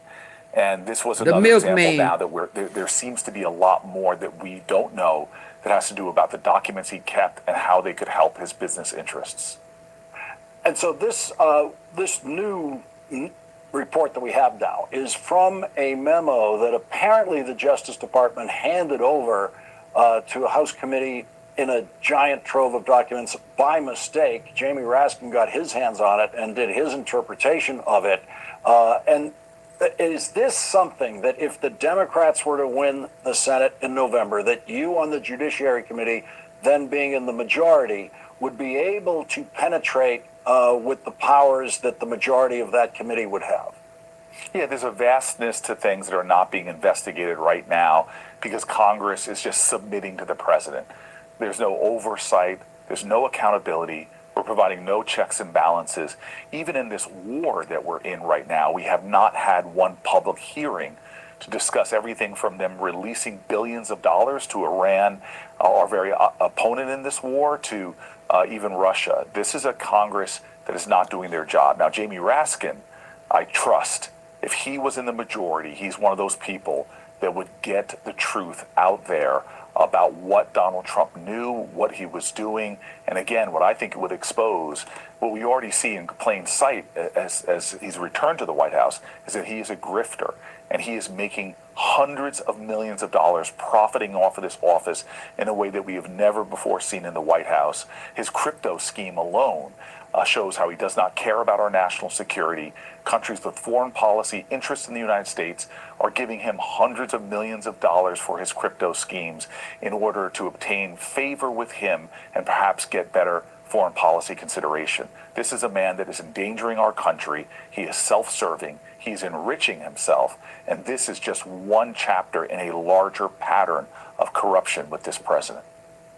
Senator, as I was reading your book over the weekend, I was thinking, as you were writing this, you had to know that it was going to land during dark times. It was going to be published during dark times without knowing exactly what the landscape would be. It turns out now that this book, your new book, Stand, enters while the United States is at war, a war that started by a delusional president who does not know how to get out of that war, hasn't explained why we're in it. And we have plenty of young people in America who've never experienced anything like this. Really, none of us have. But what are the lessons that you have found, that you've been able to put in this book, that can help people find a way through these kinds of dark times? I appreciate the question. I wrote this book because everywhere I went over this last year, people are asking that question. What can I do? How do I fight? There was hurt and fear, but really wanting to know, what should we do in this time? I wrote this book both as inspiration and instruction, telling stories of how people use the best of our virtues, not as niceties, but as strengths and strategies on how to win. And so this is a book, if you want to know how to stand up and fight, it actually takes stories from our history. I'm really glad that Doris Kearns Goodwin, John Meacham, Henry Louis Gates, historians wrote praise for the book, because I wanted to show we have faced these dark times. No, Trump is the dumbest. And Americans then Cash Patel. Without office or no, I disagree with you. Trump is absolutely the dumbest. We finding out that they have to show him pictures of shit. He don't have no idea on what's going on. Thank you very much for joining us tonight. The dumbest. Senator Booker's new book is Stand. It is the perfect graduation present for the upcoming graduation season. And coming up today, 4 officials from Donald Trump's Homeland Security Department testified to Congress about the partial government shutdown that includes the shutdown of paychecks for TSA, which have created the longest airport security lines in history. He can't even read. Republicans have been given a chance to vote to fully fund TSA 11 times in the United States Senate. He's slow, he can't read. Every time. Congressman James Walkinshaw joins us next. Once again today, Republicans in the Senate blocked a vote on fully funding TSA. Every day, every single day, Senate Democrats tried to vote on fully funding TSA, and Republicans in the Senate oppose it every single time. And so it could not be more clear that the reason TSA is not being paid is Republicans and Donald Trump are refusing to pay them.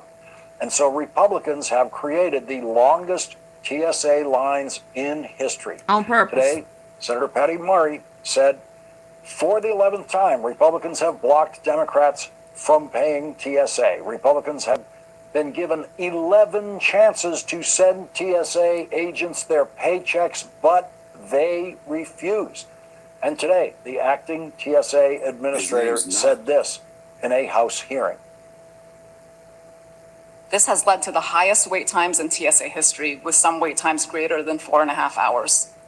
We are being forced to consolidate lanes and may have to close smaller airports if we do not have enough officers. It is a fluid, challenging, and unpredictable situation. We understand this is frustrating and disruptive.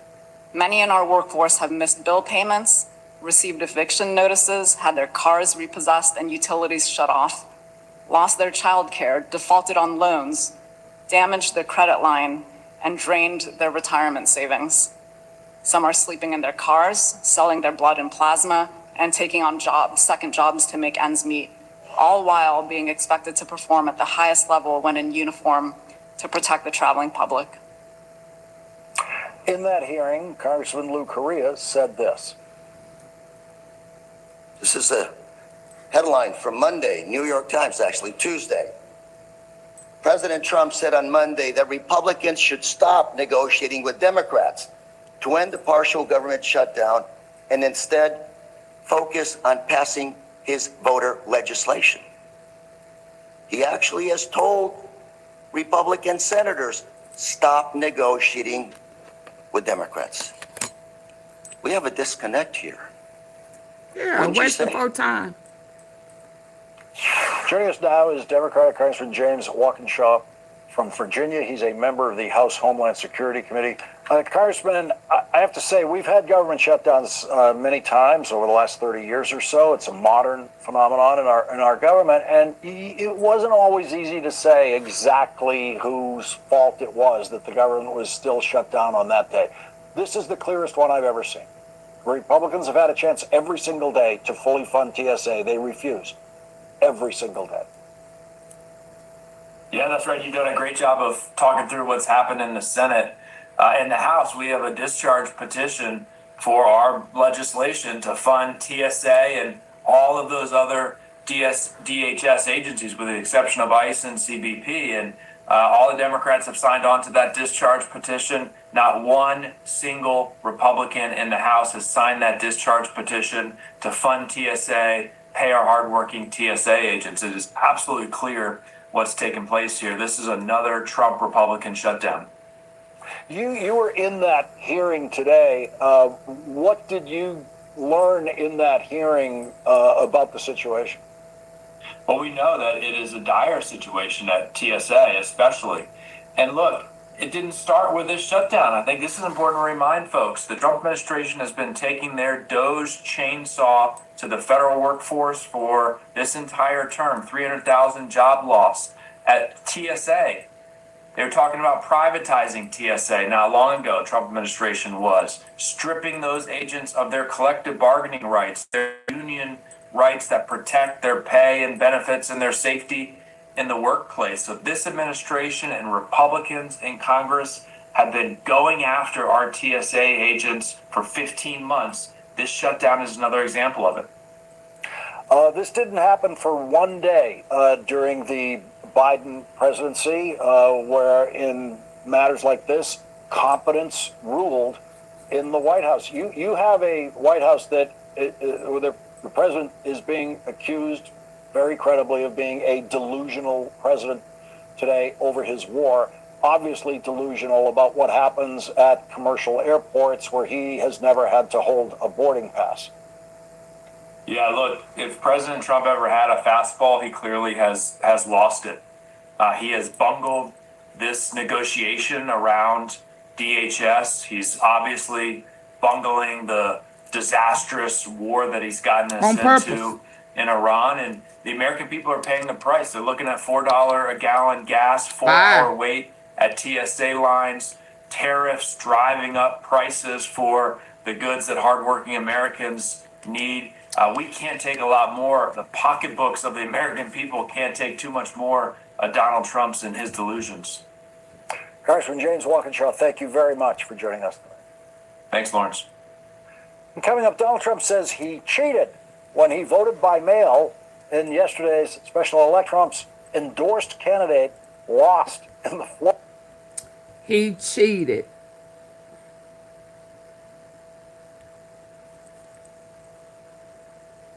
Donald Trump says he cheated when he voted by mail in yesterday's special election in Florida, where special election. Congressman James Walkinshaw, thank you very much for joining us tonight. Thanks, Lawrence. And coming up, Donald Trump says he cheated when he voted by mail in always cheats. Special election in Florida, where Donald Trump's endorsed candidate lost in the Florida district where Donald Trump lives. The candidate who beat Donald Trump and his chosen candidate in that district, Emily Gregory, will join us now. Lost.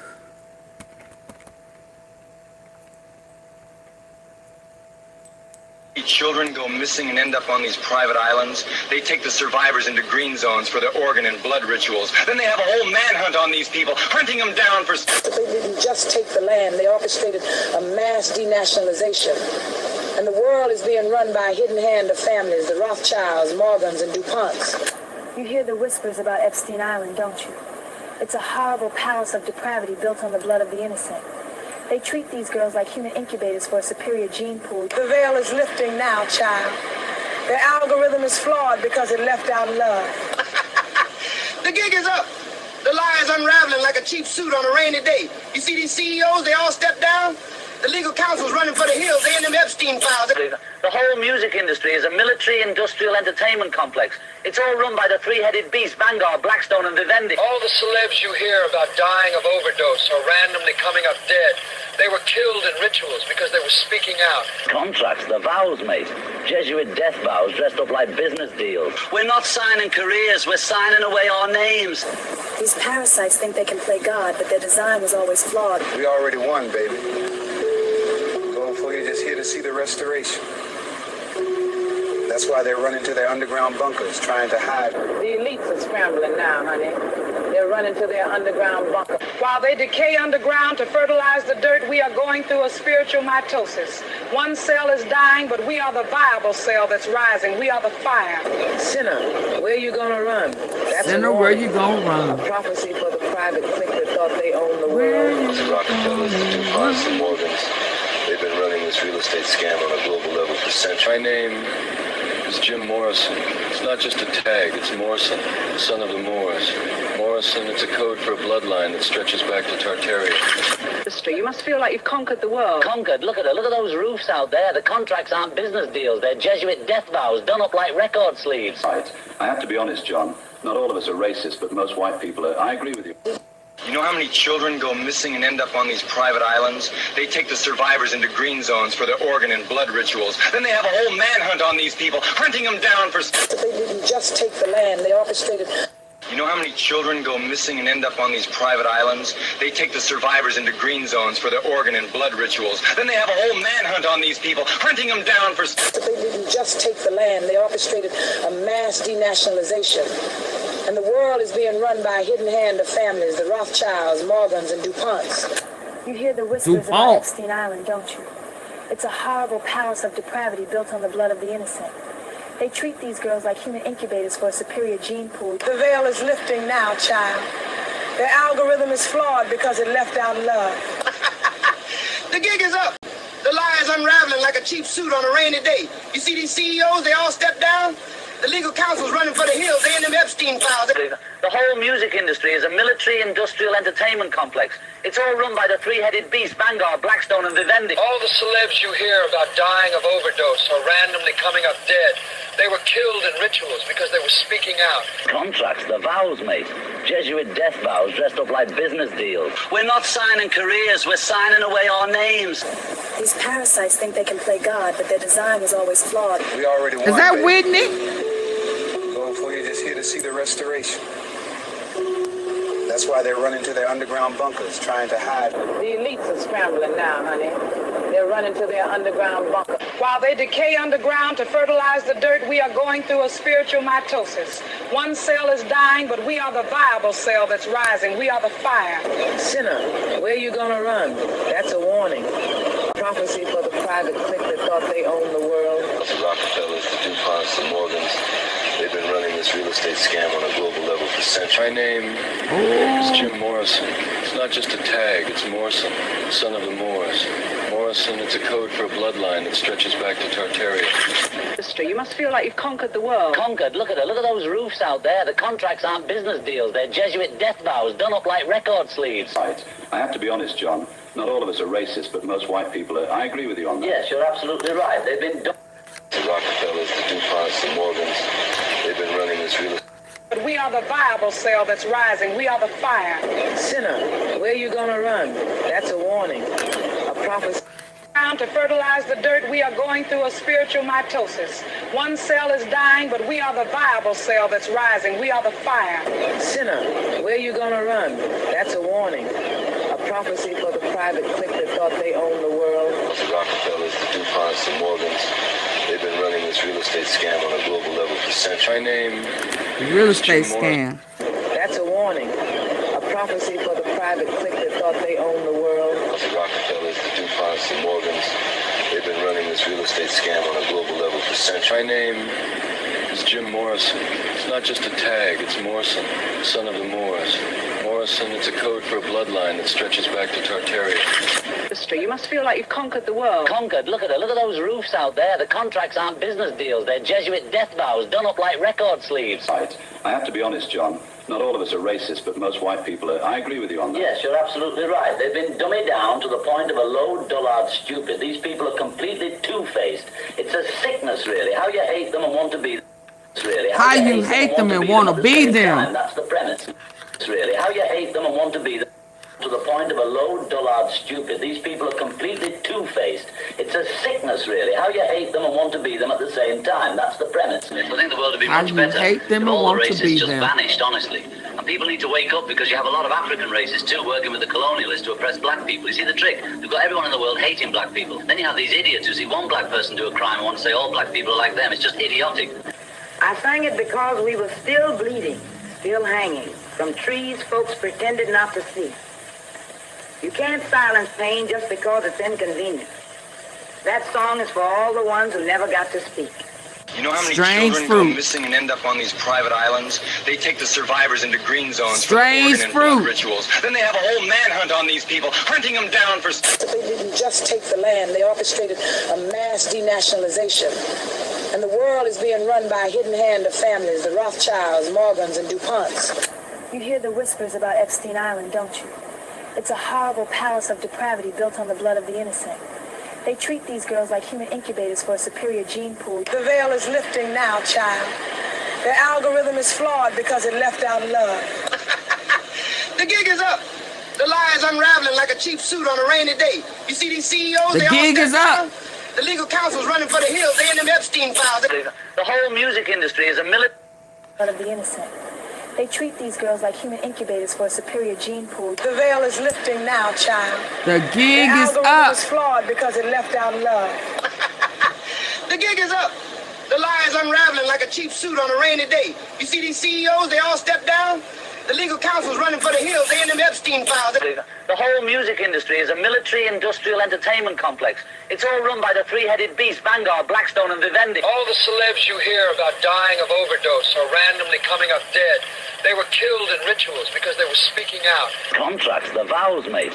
Jesuit death vows dressed up like business deals. We're not signing careers, we're signing away our names. These parasites think they can play God, but their design was always flawed. Parasites. You already won, baby. Going for you just here to see the restoration. That's why they're running to their underground bunkers, trying to hide. The elites are scrambling now, honey. They're running to their underground bunker. While they decay underground to fertilize the dirt, we are going through a spiritual mitosis. One cell is dying, but we are the viable cell that's rising. We are the fire. Sinner, where you gonna run? That's a warning. Woo! Prophecy for the private clique that thought they Yes, indeed. The DuPonts, the Morgans, they've been running this real estate scam on a global level for centuries. My name is Jim Morrison. It's not just a Sinner, tag, where you it's gonna Morrison, run? son of the Moors. Morrison, it's a code for a bloodline that stretches back to Tartaria. You must feel like you've conquered the world. Conquered? Look at it. Look at those roofs out there. The contracts aren't business deals. They're Jesuit death vows done up like record sleeves. Right. I have to be honest, John. Not all of us are racist, but most white people are. I agree with you on that. Yes, you're absolutely right. They've been dummied down to the point of a low, dullard stupid. These people are completely two-faced. It's a sickness, really. How you hate them and want to be them at the same time. That's the premise. I think the world would be much better if all the races just vanished, honestly. And people need to wake up because you have a lot of African races, too, working with the colonialists to oppress black people. You see the trick? They've got everyone in the world hating black people. Then you have these idiots who see one black person do a crime and want to say all black people are like them. It's just idiotic.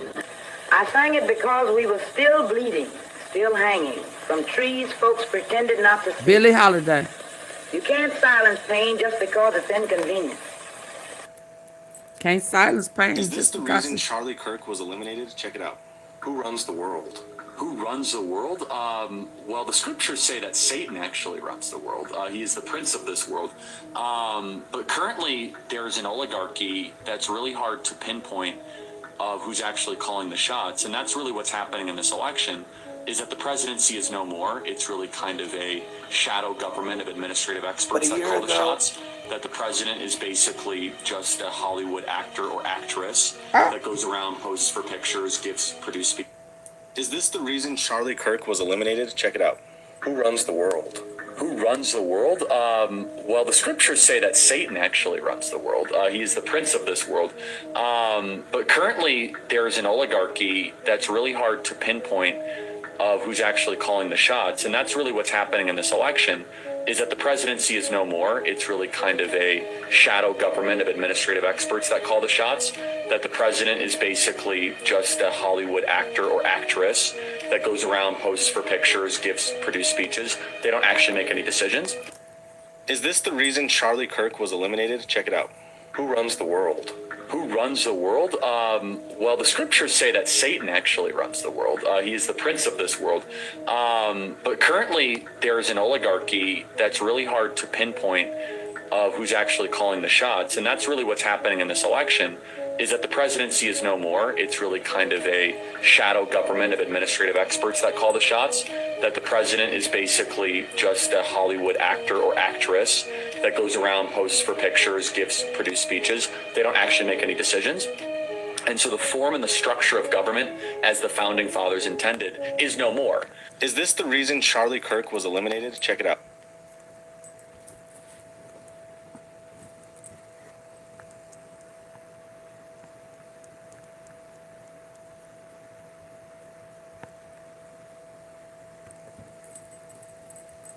Kirk publicly assassinated, in my opinion. In the wake of that,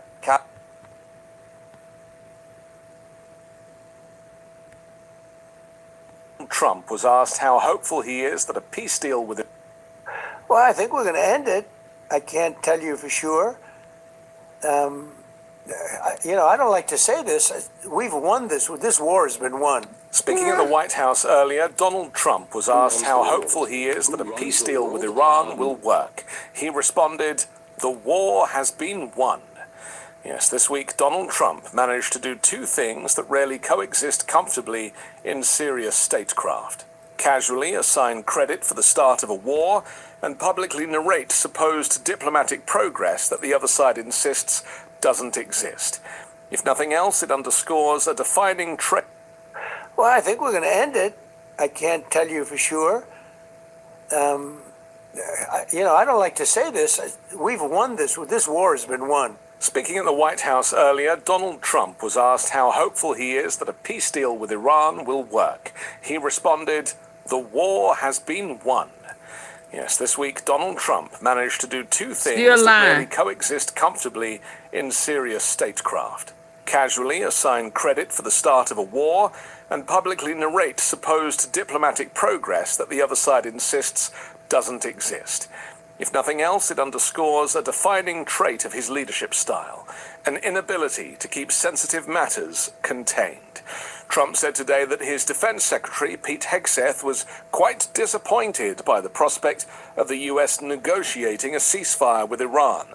Pete didn't want it to be settled, he said, adding that Hegseth and General Dan Kane, the Joint Chiefs, were the only two people that were quite disappointed. Trump called it a good attitude to have, which doesn't really make sense given his repeated claims that the US and Iran are talking and that it's going very well. They were not interested in settlement, he said, of Hegseth and Kane. They were interested in just winning this thing. Just moments earlier, Trump said that negotiations with Iran to end the war were underway right now, claiming Tehran wants to make a deal so badly. Meanwhile, speaking at the Tennessee Air National Guard base yesterday, Trump walked through the moment that his administration pivoted toward military action in Iran. The setting was meant to project control and resolve. Instead, the account sounded almost improvised. He described calling a circle of advisors, including Hegseth and senior military officials, to weigh the options as tensions with Iran escalated. The framing was stark. Continue riding a booming stock market or interrupt that momentum to confront what he cast as a long-standing threat in the Middle East. We can keep going and get that 50,000 up to 55 and 60 is no end. Or we can take a stop and make a little journey into the Middle East and eliminate a big problem. And Pete, I think you were the first one to speak up. And you said, let's do it, because you can't let them have a nuclear weapon.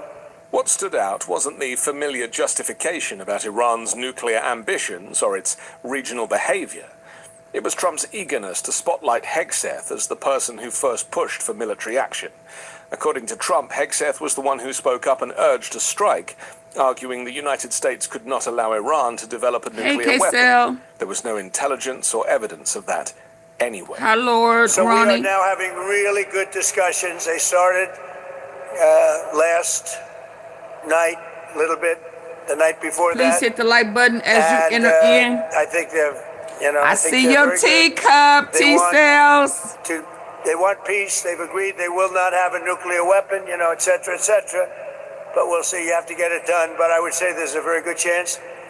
And it began when I said that we were planning tomorrow on shooting down some of their power plants, and we're going to hold that up. Hopefully we won't have to do it. In recounting the story, Trump turned a consequential national security decision into something resembling a brainstorming session, one where the decisive idea could be traced back to a single voice in the room. Now, that kind of attribution might pay well in a boardroom or on The Apprentice, where decisive personalities are rewarded and credited. In matters of war, it's more complicated. Military action is typically presented as the outcome of layered intelligence, interagency debate, strategic necessity, not as the brainchild of whichever advisor happened to speak first. By singling out Hegseth, who does not have any experience in this area, Trump didn't just praise a subordinate. He simplified the origins of a conflict in a way that invites scrutiny about how such decisions are actually made. And it also feeds into a broader pattern. Trump has long treated private deliberations as material for public storytelling. He literally has no inner monologue. Conversations that would normally remain behind closed doors, who said what, who advocated which option, becomes part of the narrative that Trump constructs in real time. Now, The effect is to blur the line between internal Those are our decision-making trucks. and external messaging, and so Trump himself has an alibi.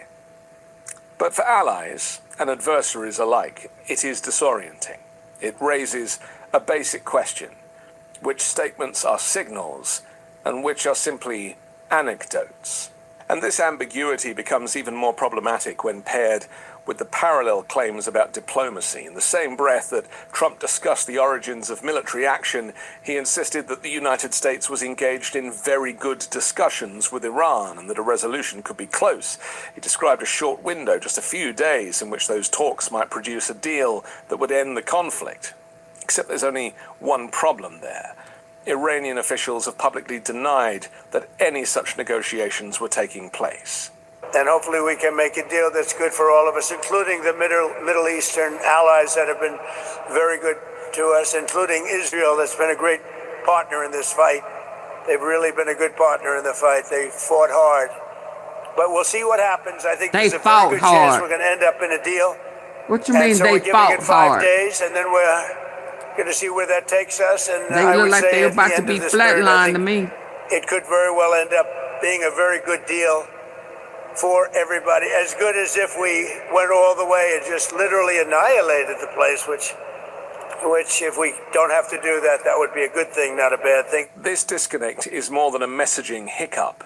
In the middle of an active conflict, claims about negotiations are themselves strategic signals. They influence how markets behave, how allies coordinate, and how adversaries calculate their next move. When a U.S. president suggests that talks are underway and progress is They don't being want us made, to see it these implies pictures. a possible off-ramp from escalation. And when the other side says that no talks exist, it creates a credibility They gap don't want us to that see. complicates everything. Now, everybody knows that Trump lies, and in fact, it's all he seems to be able to do. But when it comes to an Leveling. active war zone where the Flatting military are presently fighting and state there of is Israel. already loss of American life, it has gone beyond anecdotal. This is not Trump's rally doing his stand-up comedy routine. No. You see, his approach seems to collapse all of these layers into a single stream of commentary. War planning, diplomatic feelers, and public relations all get narrated in real time, and often with little distinction between confirmed developments and optimistic projections. The result is a kind of informational overexposure. Instead of carefully calibrated signals, there's a steady flow of assertions, some of which may be accurate, others aspirational, and others flatly disputed. Even his description of next steps reflects this tension. On one hand, he floated the possibility of a deal that could resolve the situation without further destruction, but on the other, he made clear that continued military action remained on the table if diplomacy failed, using language that emphasized persistence rather than restraint. The juxtaposition is jarring. A near-term diplomatic breakthrough paired with an open-ended commitment to keep bombing if it doesn't materialize. This is where Trump's communication style becomes more than a curiosity. In international crises, discipline in messaging is not optional. It is a tool of strategy. Leaders typically reveal information selectively, aware that every public statement can shift perceptions and alter behavior. Oversharing, especially when it includes internal dynamics or unverified claims, risks undermining that strategy. And by openly crediting Pete Hegseth as a catalyst for the war, Trump also exposes his administration to a different kind of vulnerability. It invites questions about process and accountability. Was the decision driven by a broad consensus? Was it the president's? Or did it hinge on a forceful recommendation from a single advisor? Was there dissent? And if so, what happened to it? These are not questions that most administrations are eager to highlight, particularly in the early stages of a conflict. But what's troubling for now is how figures like Pete Hegseth, a former Fox News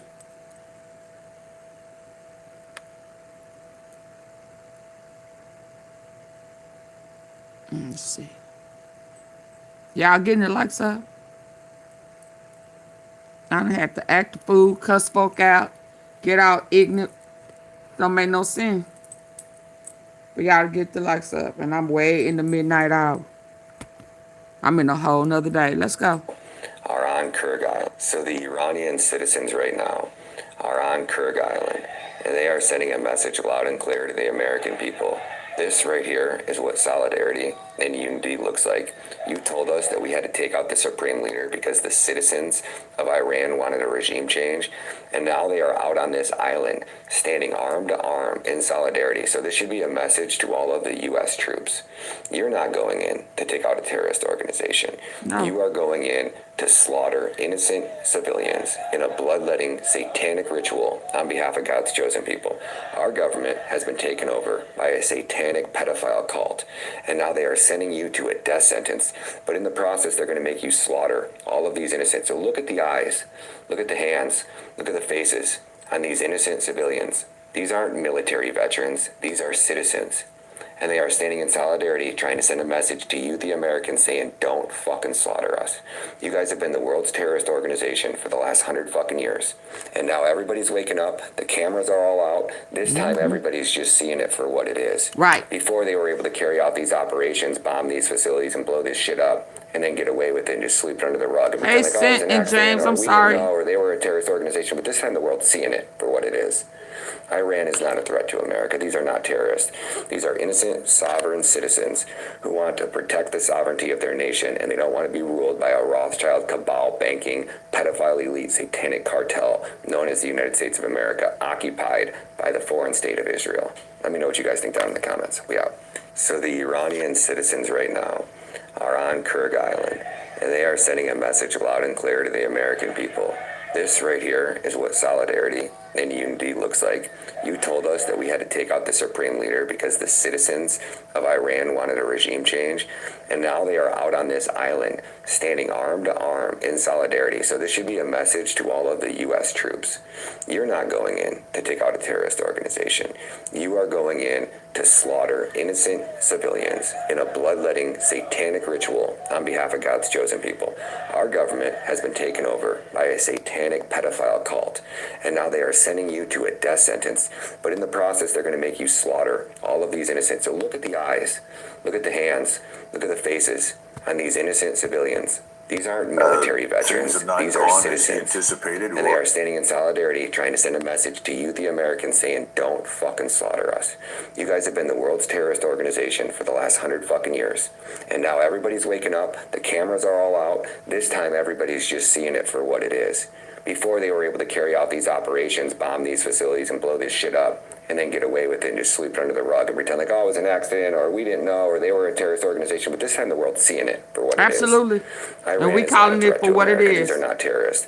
These are innocent, sovereign citizens who want to protect the sovereignty of their nation, and they don't want to be ruled by a Rothschild cabal banking, pedophile elite, satanic cartel known as the United States of America, occupied by the foreign state of Israel. Let me know what you guys think down in the comments. Ooh, he said that, didn't he? He said that, didn't he?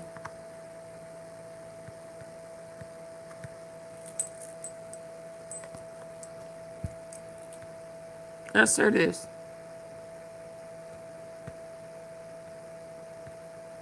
Or, as people predicted they would, that work for it.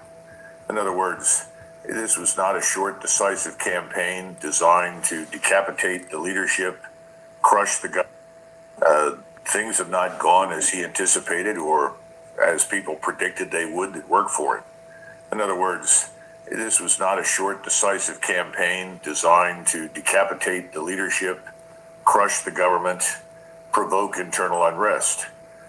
Having not succeeded at that, we then began this long, slow process of trying to cause the disintegration of the Iranian state by bombing targets having been picked for all sorts of reasons, most of them military, but not exclusively.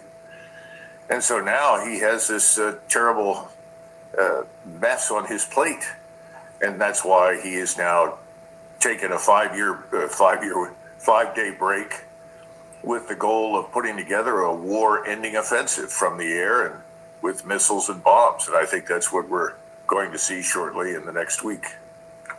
Is he planning ground offensive? And what do you think that would look like, Colonel? Something that doesn't appear as though it was in the original plans. No, I think there was no thought given whatsoever to the use of ground forces. And why would you? This is a nation of 93 million people, the size of Western Europe. So it makes no sense to think about something like that unless you want to declare a national emergency, open a draft, and then plan on invading after at least 12 to 18 months of preparation with at least 2 to 3 million people. No, that was never part of it. And I think what they're trying to do is first and foremost launch what they hope will be a war-ending offensive. They've replenished their stocks, at least on the American side, of the most exotic munitions, missiles, and capabilities, JASM and these other weapons that have been launched from outside of Iranian airspace into the Iranian state.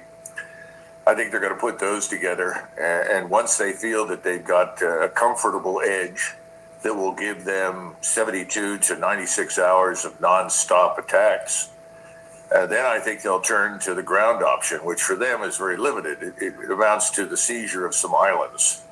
Everyone talks about Karg Island. Whether or not that actually needs to be seized is another matter, but it's certainly a target. And there are other islands inside the strait itself and not far from Bandar Abbas, right offshore, that theoretically have Iranian IRGC, Iranian Revolutionary Guard Corps elements, small boats and so forth that can exert some influence.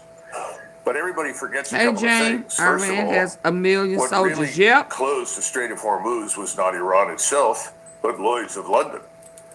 Suddenly, none of the ships could get insurance. And if you can't get insurance, you're not going to take a tanker worth hundreds of millions of dollars through the Straits of Hormuz. So that was number one. Once it became clear that you couldn't get insurance, then the Iranians were in a position to say, well, if you're not supporting the war against us, you're not allied with Israel or the United States in some way, and your destination is China or India, now increasingly Japan, then we'll be happy to let you through, provided, of course, that you've paid for the oil and yuan. This is an effort to get at the petrodollar. So I think what we've got now are two levels of warfare. On the one side, there is economic warfare that we're losing because the entire world is suffering as a consequence of this war in the Persian Gulf. And then secondly, we have the Iranians who are exercising a new form of warfare. It's the 21st century answer to the American World War II paradigm. Our World War II paradigm is on display. You see it with aircraft carriers and destroyers offshore, submarines, and then at the same time, numerous aircraft flying from various airstrips ashore and even back in the United States, and Diego Garcia. That has been our instrument of war. It hasn't worked out as well as we'd hoped because the new way of war is essentially almost limitless quantities of precision-guided missiles and unmanned systems that can be launched from anywhere inside the border against targets out to almost 1,000 miles from Iran. And this has been very effective. It's driven our fleet way offshore. It's forced us to bring in hundreds of aircraft that have to be refueled on a routine basis over Iraq or Saudi Arabia or other areas. So it's a different kind of warfare, but it's turning out to be very successful. Iran doesn't need an air force, doesn't need a navy. It has an army and it has lots of missiles and drones, and these things are prepared for use almost immediately from various underground enclosures. So that has to be defeated from the standpoint of President Trump, because if you can't defeat that and you try to put ground troops on these islands, we have about 10,000 light infantry right now for that purpose, they're at high risk of being killed once they come ashore. In fact, Iran still has pretty capable air defenses for everything under 15,000 feet of altitude, which means that if you try to fly them in with B-22s and helicopters, they're going to very much be at risk. So I don't know how this is going to work, but I think this is designed to be the war-ending offensive. It is sort of the last throw of the dice, if you will, for President Trump. Here, the president 2 days ago saying we won, which I think is absurd, and I'd like you to comment on it. But beyond that, he boasts about things that I'm not sure if they're truthful or if they're truthful, if they're meaningful. Watch this, Chris, number 13. Well, I think we're going to end it. I can't tell you for sure. I don't like to say this. We've won this. This war has been won. the only one that likes to keep it going is the fake news. I mean, the New York Times, you read the New York Times, it's like we're not winning a war where they have no Navy and they have no Air Force and they have no nothing. And we literally have planes flying over Tehran and other parts of their country. They can't do a thing about it. Are those statements true? We have total air superiority, I'm putting words in his mouth, and they have no Navy? Or if true, are they meaningful? Well, that's the real question. Again, he's using metrics that we saw used in Vietnam. We saw them used during Desert Storm. You'll recall all the press conferences held by General Schwarzkopf, where he would then list, well, today we destroyed, 50 tanks and 150 armored fighting vehicles or something. This would go on day after day after day. Now, when we finally got into the place, we discovered that a lot of those losses were absolutely untrue, because they're based largely on battle damage assessments done by pilots when they come back from their strikes, or from overhead surveillance, which isn't always perfectly accurate by any means. So that's the old metric. And he says we destroyed their Air Force. Well, frankly, Iran hasn't had an Air Force since the Shah left the country. So there was no real Air Force to destroy. What about this Navy thing? Well, they had 7 old frigates. We sank one that you're aware of off the coast of India that was unarmed and part of a joint naval exercise with the Indian government. And we've sunk some boats, I'm sure. But they've got large numbers of small boats, fast boats. Some are manned, some are unmanned, carrying explosives, firing missiles.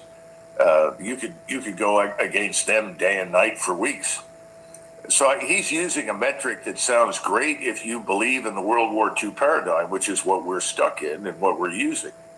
I don't think it's very meaningful. Now, let's stop and consider something. What else is really happening in the world? Well, the strait is functionally closed to anybody that supports us in Israel against Iran. But we've already had a tremendous disruption in the supply chain for oil and petroleum and liquefied natural gas. The world is facing a crisis of food, fuel, fertilizer, and feed. Think about that. The whole world is struggling with this right now. In 2 weeks, Great Britain will no longer have any oil reserves, none. India is in trouble. India now has hundreds of thousands, probably millions of people lining up to buy gas. It can't keep up with the demand. It's shutting down industries. Plastic industries in particular that depend upon petroleum are shutting down.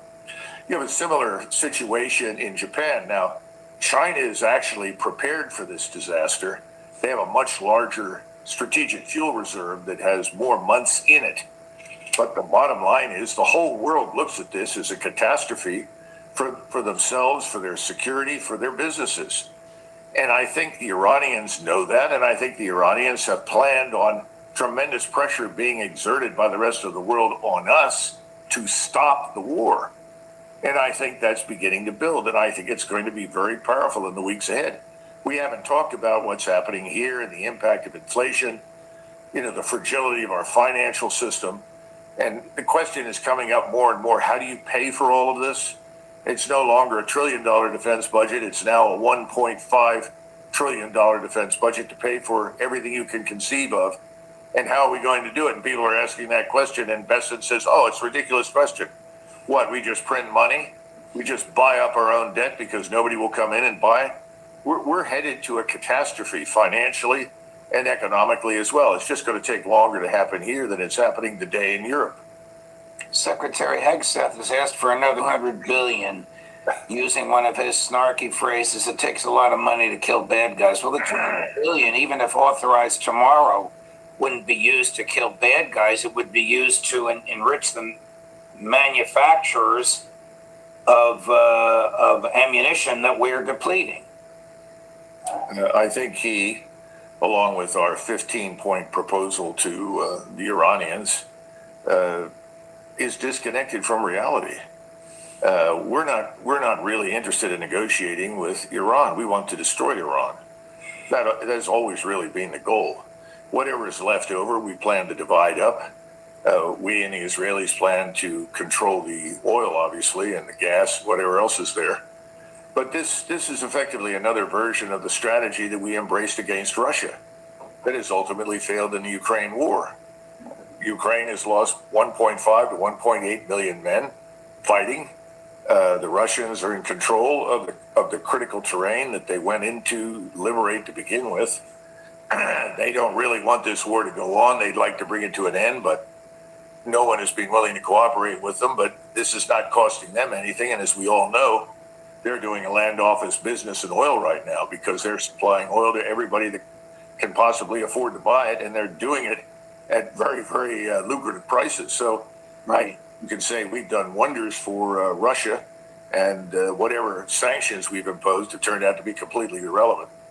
The point is, though, now we have, 10,000 light infantrymen, and we're trying to figure out what we can do with this. Is going to make any difference to who controls the Straits of Hormuz. I think that's a very tall order. I think it's going to be very difficult and extremely dangerous. Colonel, how needed are U.S. ammunition supplies as we speak, late March of 2026? Well, I found an article from RUSI, the Royal United Services Institute. I think I forwarded it to you. It has a table in there showing how many days left of various kinds of munitions we and the Israelis have. Now, the Israelis obviously are in very serious trouble right now. 8 out of every 10 missiles that are launched at Israel penetrate the Israeli air and missile defenses. So Israel is taking one hell of a beating. There be no question about that. What about us? Well, we have some concerns about theater high altitude air defense missiles. That's the high end that if there's anything out there that we could possibly succeed in using against hypersonic missiles, that's what they are. But we too are running very low. We're running very low on PAC-3. Now, as far as the offensive munitions and missiles, we've got several weeks left. I'm told the Israelis may only have a couple of weeks left. And then when you run out of the exotic material, that's when you turn to the quote-unquote dumb bombs. You know, B-52 that flies over Tehran. I don't know if they've done that yet, but I have a feeling they probably have, because I see a lot of evidence for carpet bombing. Each B-52 carries 90 500-pound bombs. This is the sort of thing that was developed during the Second World War for Japanese and German cities. They just fall on the population and on the city and inflict what everybody hopes will be unrecoverable damage. But I think we also need to understand that after all was said and done and all these air offensives, the air offensives did not win the war. And that's what people seem to fail to understand. And we're not going to defeat Iran without some other approach. And the only other approach that anybody can come up with is a massive ground invasion. But in addition to Iran not presenting any threat to us, which has always been true, what's the strategic payoff for us to spend $1 trillion to invade the country and essentially occupy it, a hostile place that's going to hate us in perpetuity? Note that Iraq, the place that we occupied, is in the forefront of declaring war on us, trying to drive us out of their country and supporting Iran. So what are we trying to do? What is the real objective? And I think at this point is to create the illusion of victory so that Donald Trump can skate. He can escape humiliation. You used an interesting word to describe the size of the boots on the ground troops that would be necessary. Massive. What did you mean by that in terms of numbers, Colonel? I've heard several people say, oh, we could do it with 200,000. We could do it with 500,000. And my question is always what? Are you on a punitive exercise? You want to cross the Zagros Mountains, which are like the Rockies, move down into the low country where Tehran, Tabriz, Tehran, Isfahan are, march in there, devastate the cities, and then eventually march out? Is that what you want to do? I mean, I don't know what the answer is, but I think, first of all, we have to understand the two ways of war. What the Iranians are doing is that they have built enormous quantities of standoff attack weapons, primarily ballistic missiles and unmanned systems, we call them drones, in huge quantities, most of them underground. They can be launched at will. And we keep saying, well, we've eliminated all their launchers. Well, you know, I have a lot of difficulty understanding that. I don't think we've eliminated all their launchers. I think there are more launchers out there than we care to admit. I don't know how many decoys we've struck. We hit a lot of decoys in Kosovo back in 1999. I think we're hitting lots of decoys inside Iran. But the point is, they built all these systems. They have what we call persistent surveillance. Sometimes people call it a surveillance stare, as in staring at something, at all sorts of levels. Now, if they come down to lower levels, like the MQ-9, the Israeli Hermes, the Iranians have been shooting those things down. But at higher levels, they haven't been able to do that. And unless you can jam the satellites that the Chinese and Russians are utilizing on behalf of the Iranians, I don't think we can, or we can disrupt them in some dramatic way. That means that wherever we go within 1,000+ miles of Iran, we are being watched.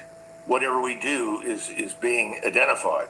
In other words, from where do you move? If you're going to attack inside the strait, are you going to fly off of carriers that are what, 700-800 miles away from the strait? Are you going to fly ashore somewhere into Saudi Arabia? Are you going to fly into Jordan? Are you going to fly into Kuwait? Anywhere you go, you're going to be identified. They're going to find you. They will discover you. Then the only question is, how long do they wait until they concentrate their tactical ballistic or theater ballistic military power against you, along with untold numbers of drones? It's going to be very difficult to protect against that, especially since we haven't found that our air and missile defenses are nearly as effective as is claimed. I mean, we hear, 90% effectiveness. That's not true. I'm getting reports from people in the fleet that suggest it's infinitely lower than that. So how are you going to guarantee that they could even get in? Be a loser. And how do you protect them once they are in? And how do you get them out? How do we get them out? This is another exercise in, we're going to be successful, so don't worry about that. What if you're not successful? How do you extract your troops? How do you evacuate the wounded? How do you keep these people alive? Where do they get water? And remember, Iran has already said if we're going to destroy their power plants, they're going to destroy everything in the Gulf. And 90% of the electric plants, in other words, the power plants in the Persian Gulf on the eastern or the west side, are all along the coast. They're all identified.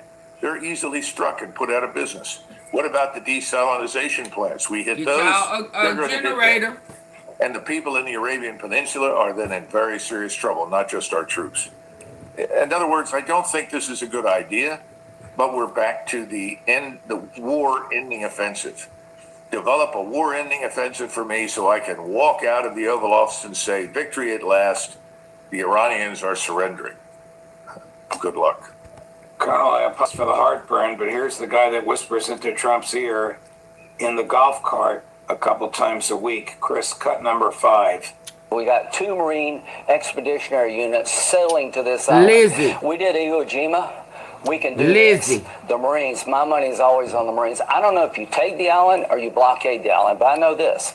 The day we in them control that island, this regime, y'all hit the like button. Regime has been weakened. It will die on a vine. And here's what I want to do. She in them Epstein files too. I want too. to sprint to peace. As the war winds down, I want peace to ramp up. The reason we don't have Saudi Arabia and Israel making peace is October the 7th, 2023, Iran through Hamas attacked Israel, stopping normalization. I want to take up and complete what Biden started. As soon as we get Iran defanged so they can never do another October 7th, I want to start up peace talks between Saudi and Israel this year. I want a peace deal between Saudi and Israel, normalizing, ending the Arab-Israeli conflict. It's been going on for 2,000 years this year, and you can't do it with a lethal Iran. So we're weeks away from this Iranian regime not having the capability to... Does he know what he's talking about? Nope. Well, Judge, don't you remember that Saddam Hussein was responsible for 9/11? Right. Oh, we had to go and get him. Okay, so I also remember Paul Wolfowitz telling everybody, the road to Jerusalem begins in Baghdad. Right. We go to Baghdad, then we have the road to Jerusalem. We'll have peace break out all over. This is all crap. It's all nonsense. It's lies. And that's the only thing that you can say. And when he starts talking about Marines, 19,000 Marines were killed in the Pacific during the Second World War. And in retrospect, many, many studies out there have demonstrated that at least 2 or 3 of the islands on which these men died in great numbers probably didn't need to be attacked. And then nobody ever talks about Okinawa, which was the last big operation of the war. And strictly speaking, when you look at our losses, the casualties we took, and the ferocity of the Japanese defense, most people don't regard Okinawa as a great victory. In fact, Okinawa played a major role in the decision to use the atom bomb, because we said if this is the quality of resistance that we'll face, we'll forget invading Japan. That's an impossibility. What I'm trying to say is that throwing around these World War II things, analogies and statements, that may evoke 1 or 2 positive images, but the reality is ugly. The war was ugly. We are not involved in a life or death struggle against an enemy in Iran. We are there because of Israel. That's it. And the Israelis, agents inside the United States, who have a great deal of money and influence. These are the people that brought us into this war. I don't know how Americans feel right now. Most Americans in uniform will always do what they're asked to do. But I'm sure there are more than a few out there beginning to wonder, does this really make any sense? And we have always talked about this too, Judge, on the show. Let's assume I'm wrong. Let's assume that this war-ending offensive works, and we utterly destroy Iran to the point where the state and the society disintegrate. Then what happens? The answer is clear: chaos. And that chaos is going to spill over into other countries in the region, into Turkey, into Syria, into the Arabian Peninsula, and ultimately into Europe, as we've seen before. I don't think the Russians or the Chinese are going to sit still for that. They're not going to sit still for the permanent closure of the Straits of Hormuz, which is damn near what would probably result, because it would be the end of the Gulf Cooperation Council, the end of the Emirates. They will vanish, and there will be nothing there, and it will take us a decade or more to recover from this.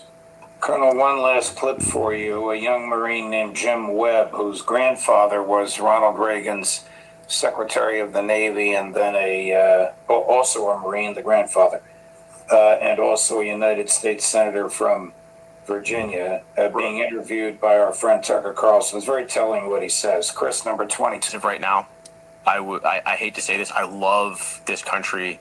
I am not as proud of anything as I am as my service in the Marine Corps, but I will not let my kids join because of the way that we went to war with Iran.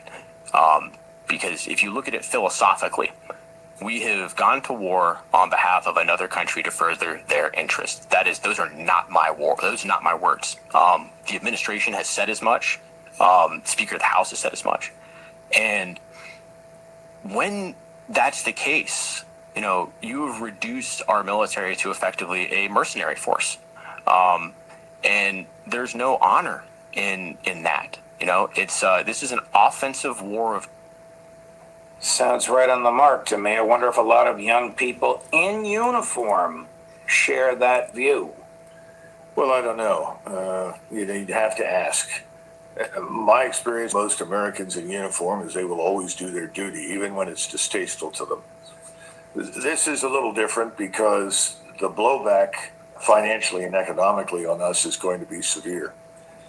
But this brings to mind a conversation I had many years ago, about 2000, with a member of Congress. This person was a key figure on the House Armed Services Committee. And the issue of the draft came up, and he said, well, thank God we got rid of that draft. That would have inhibited us, prevented us from doing all the things we're doing. Thank God we have a volunteer military, because we can do pretty much what we want.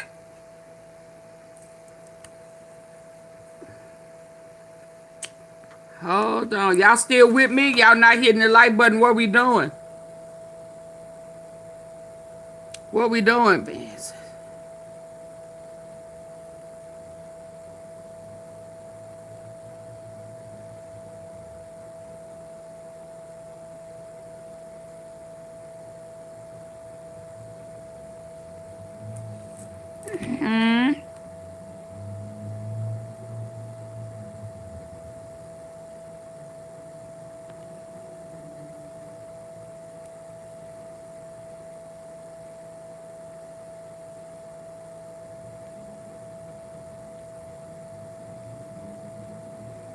624 people voted.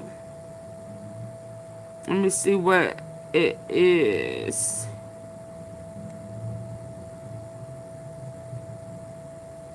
%78 of the people says yes. 22% says no.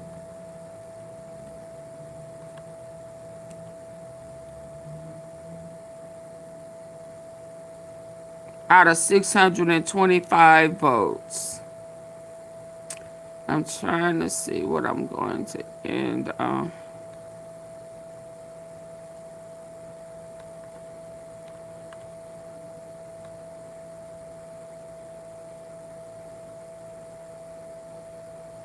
What is this over here?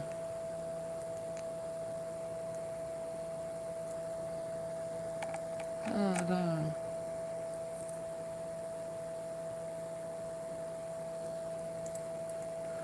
Why did you not come over here?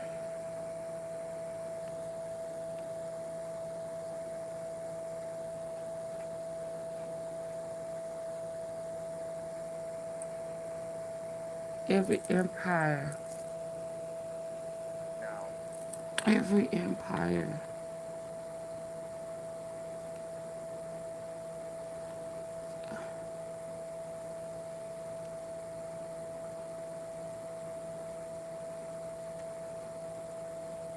One after the other.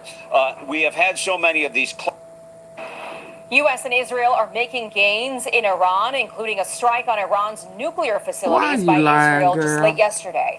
This comes as an Iranian this is what they want us to believe.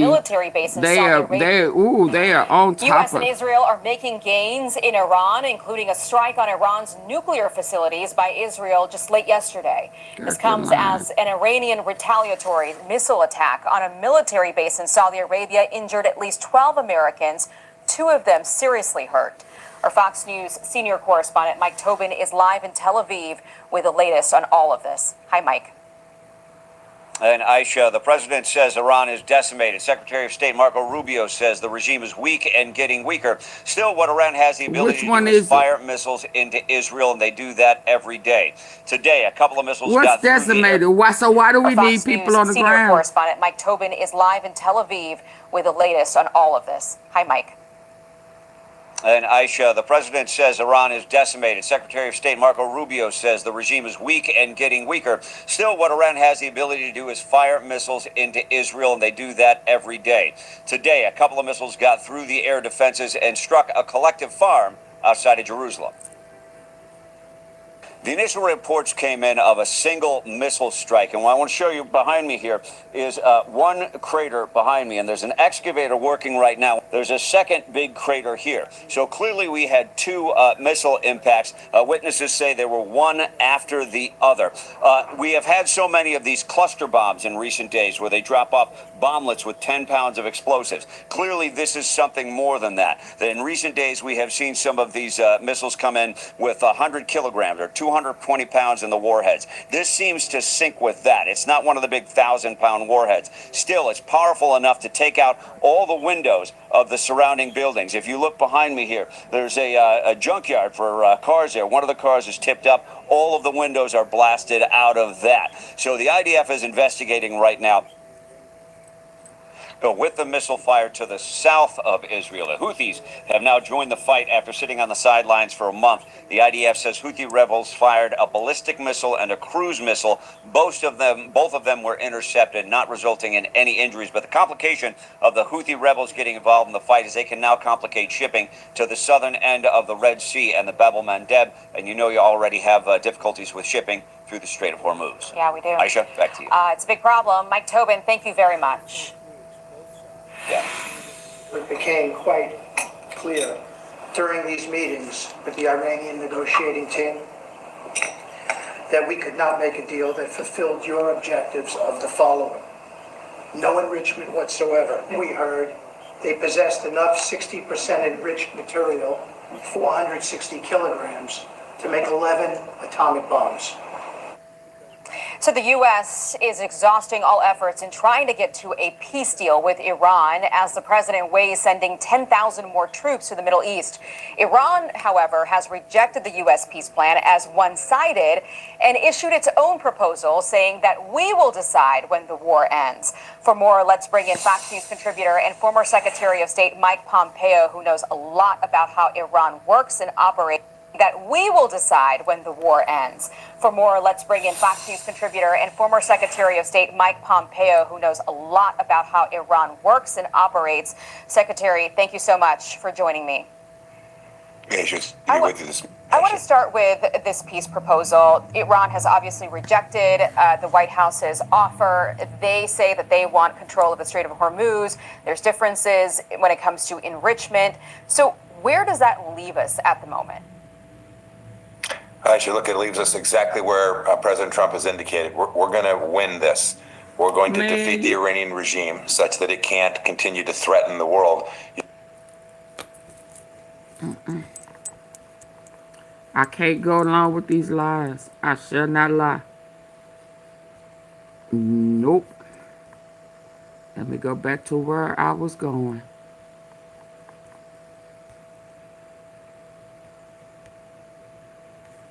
Now, wars. Okay, so today I want to discuss something that I think is one of the most important patterns in all of human history. And once you understand this pattern, everything happening right now in the Middle East will make complete sense to you. The pattern is this. Every great empire that has tried to conquer Iran, Persia, has either collapsed, retreated, or been permanently weakened. Every single one without. Okay, so today I want to discuss something that I think is one of the most important patterns in all of human history. And once you understand this pattern, everything happening right now in the Middle East will make complete sense to you. The pattern is this. Every great empire that has tried to conquer Iran, Persia, has either collapsed, retreated, or been permanently weakened. Every single one without exception. And I want to argue today using game theory and structural history that America is next. Okay? So are y'all listening with y'all good ear? So let's go back. Let's look at. All right. So let's go back. Let's look at history carefully because history does not is next. Okay? So let's begin. Who next? Treated or been permanently weakened. Every single one without exception. And I want to argue today using game theory and structural history that America is next. Okay? So let's begin.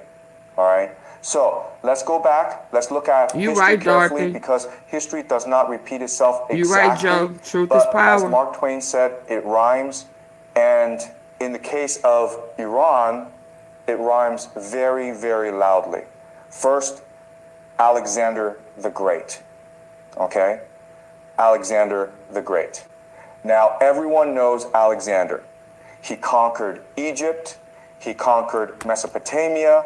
He conquered Persia, what is today Iran. And people say, well, wait a minute. Didn't Alexander actually win? Didn't he conquer Persia? Yes, he technically conquered Persia. But what happened next? He died at 32 years old. His empire immediately collapsed. His generals fought each other. The Macedonian Empire was finished. And in its place, who rose to power? The Parthians, Iranians, who then controlled the Middle East for the next 500 years. So the lesson here is simple. You can temporarily defeat Iran, but Iran defeats you in the long run. Second, the Roman Empire. So the Romans were the greatest military power of the ancient world. Nobody came close. And the Romans fought the Parthians, Iranians, for over 300 years. 300 years. Julius Caesar planned to invade Persia, but was assassinated before he could. Emperor Cross invaded and was destroyed at the Battle of Carrhae in 53 BCE, one of Rome's greatest military defeats in history. Emperor Trajan invaded and technically won, but immediately had to retreat because of uprisings everywhere. Emperor Julian invaded in 363 CE and died in battle, 300 years of war. And what happened to Rome? Rome fell, and Iran, the Sassanian-Persian Empire, was still standing. Third, the Arab Caliphate. Now, this is interesting because people often forget this. The Arabs did conquer Iran in the 7th century CE, but what happened? Iran absorbed the Arab conquerors. The Persians converted to Islam, yes, but they transformed Islam into something distinctly Persian. They gave the world Persian art, Persian poetry, Persian philosophy, Persian science, and within a few centuries, Iranian dynasties, the Buyids, the Samanids, the Safavids, were ruling again. Iran was never truly conquered. It absorbed its conquerors and made them Iranian. Fourth, the Mongols. Now, this is perhaps the most dramatic example. The Mongols in the 13th century were the most destructive military force in human history. They destroyed Baghdad, they destroyed cities across Central Asia, they killed millions, and yes, they conquered Iran too. But again, what happened? The Mongol conquerors converted to Islam, they adopted Persian culture, they became Persians. The Ilkhanate, the Mongol rulers of Iran, became patrons of Persian art and literature. Iran absorbed the Mongols. Fifth, the Soviet Union. More recently, in the 20th century, the Soviet Union were ruling again. Iran was never truly conquered. It absorbed its conquerors and made them Iranian. Fourth, the Mongols. Now, this is perhaps the most dramatic example. The Mongols in the 13th century were the most destructive military force in human history. They destroyed Baghdad, they destroyed cities across Central Asia, they killed millions, and yes, they conquered Iran too. But again, what happened?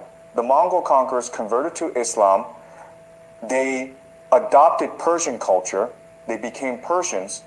The Ilkhanate, the Mongol rulers of Iran, became patrons of Persian art and literature. Iran absorbed the Mongols. Fifth, the Soviet Union. More recently, in the 20th century, the Soviet Union occupied northern Iran twice. Once during World War I and once during World War II. Both times, they were eventually forced to leave. In 1946, Stalin refused to withdraw Soviet troops from northern Iran. This was one of the first crises of the Cold War, and the Soviets were eventually forced out. A nuclear superpower forced out of Iran. So this is the pattern. Let me be very clear about this because I want you to understand this deeply. Iran is not just a country, it is a civilizational force. It has been continuously inhabited for over 3,000 years. It has one of the oldest continuous cultures in the world.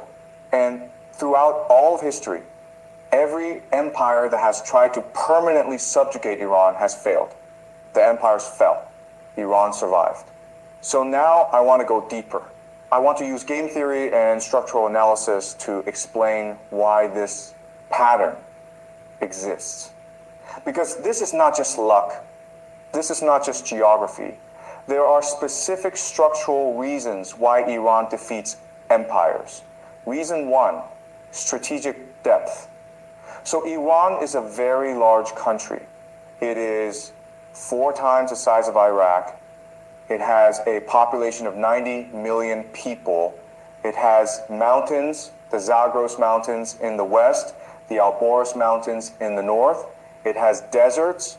It has difficult terrain everywhere.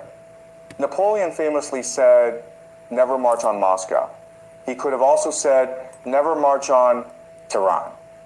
We know from my earlier analysis that conquering Iran would require at minimum 3 to 4 million soldiers. The entire active US military is about 1.3 million.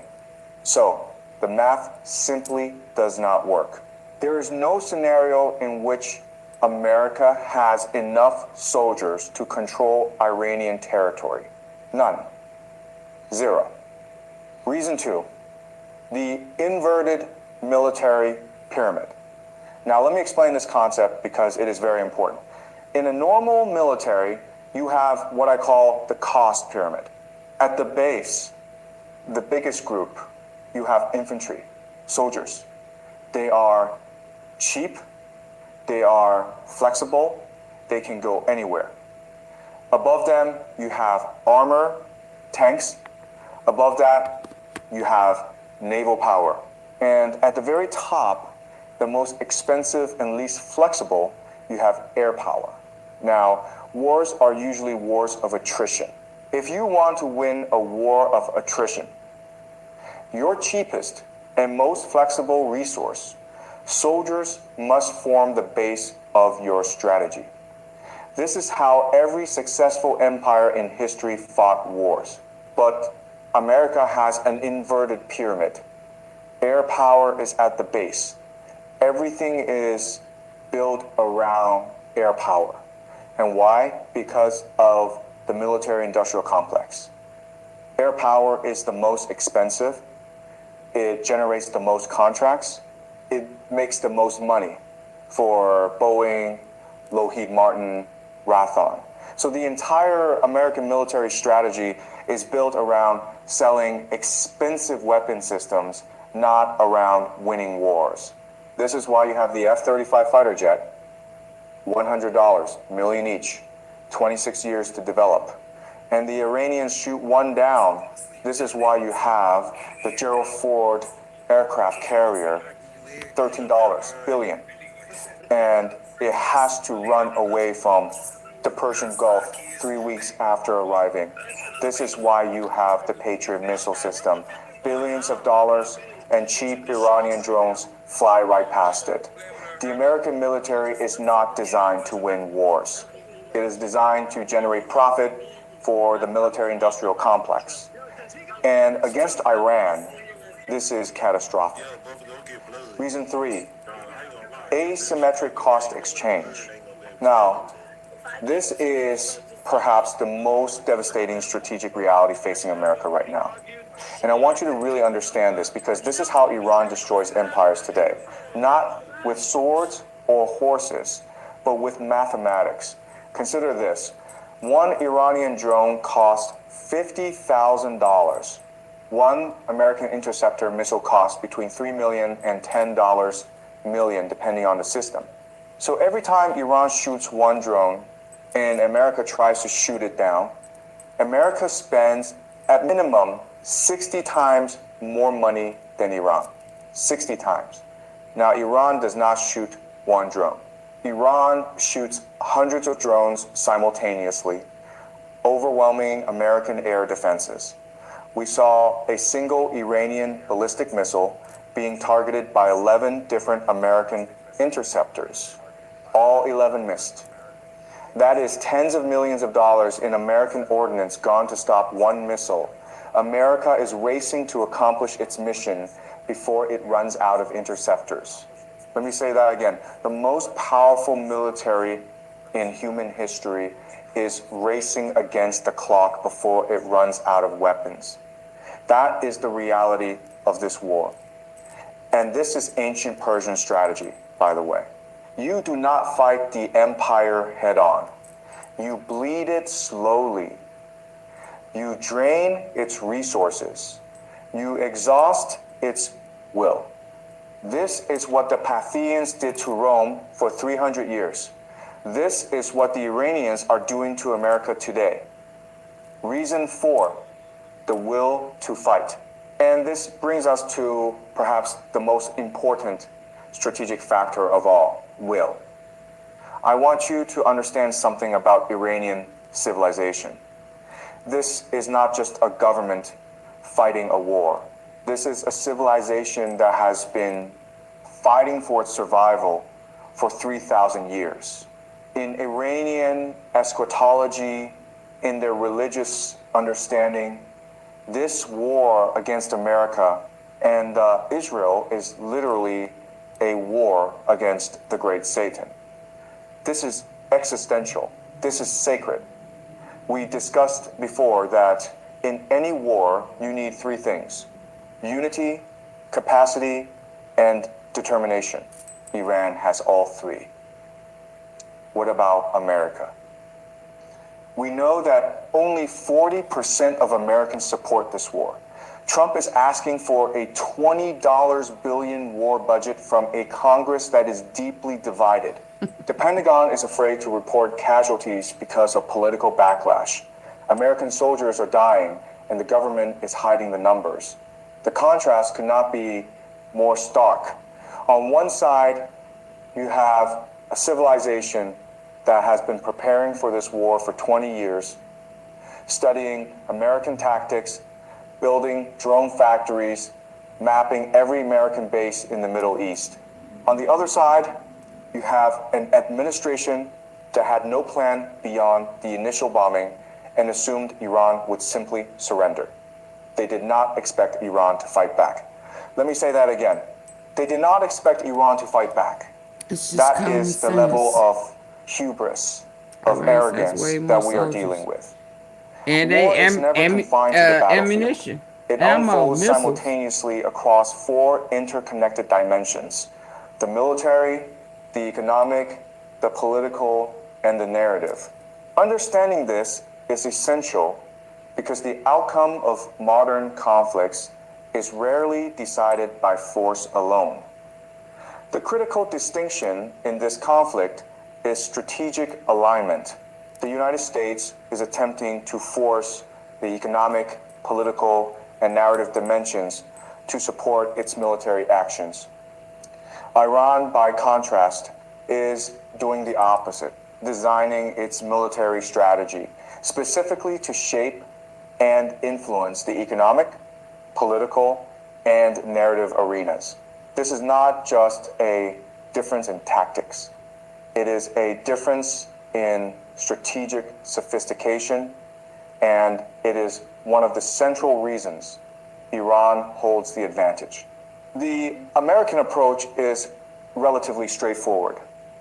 Apply overwhelming military pressure, compel submission, and reshape the political order in its favor. For this to succeed, several conditions must hold: economic stability, unified political support, and a controlled narrative environment. Yet, none of these conditions are stable.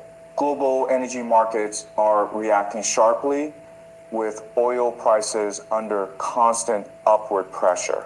When influential financial leaders like Larry Fink warn of prolonged high oil prices if disruptions persist in the Strait of Hormuz, they are not making abstract observations, they are signaling systemic economic risk. A prolonged spike toward $150 oil would not just strain economies, it could trigger a global recession. In this sense, the economic dimension is not reinforcing American strategy. It is being actively reshaped by Iranian leverage. Iran's strategy operates on a different level of precision. Its military actions are calibrated not for immediate battlefield victory, but for maximum systemic impact. Control over critical choke points like the Strait of Hormuz allows Iran to exert selective pressure. Energy flows can be disrupted or allowed, depending on geopolitical alignment, reinforcing partnerships with countries like China while signaling risk to adversaries. This is not indiscriminate aggression. It is targeted coercion designed to reshape incentives across the region. Politically, this strategy introduces fractures within the regional order. Gulf states that once aligned closely with Washington, such as Saudi Arabia and the United Arab Emirates, must now weigh the risks of escalation against their own vulnerabilities. Others, like Qatar and Oman, are already positioning themselves more cautiously. When vital infrastructure, food imports, desalination systems, and energy supply chains can be threatened at relatively low cost, alignment becomes less certain. Iran does not need to defeat these states. It only needs to make the cost of opposing it unacceptably high. The narrative dimension may be even more consequential. For the first time in decades, significant segments of global and even American public opinion are not clearly aligned with U.S. policy in the Middle Eastern conflict. This erosion of narrative dominance weakens political cohesion at home and credibility abroad. Wars are sustained not only by resources, but by belief, and belief is increasingly contested. At the center of this conflict lies a deeper structural issue: the global financial architecture underpinning American power. Since the 1970s, the so-called petrodollar system, built on agreements between the United States and Saudi Arabia, has ensured that global oil trade is conducted primarily in US dollars. This system creates continuous demand for the dollar, enabling the United States to sustain deficits and finance its global military presence. But this system depends on stability, credibility, and control over energy flows. That is precisely where the current conflict exerts pressure. The Strait of Hormuz carries roughly a fifth of the world's oil supply. If Iran can demonstrate that it has the ability to disrupt or control that flow, it introduces uncertainty into the very foundation of the system. Gulf states whose economies and survival depend on stable exports and secure infrastructure are forced to reconsider their long-term alignments.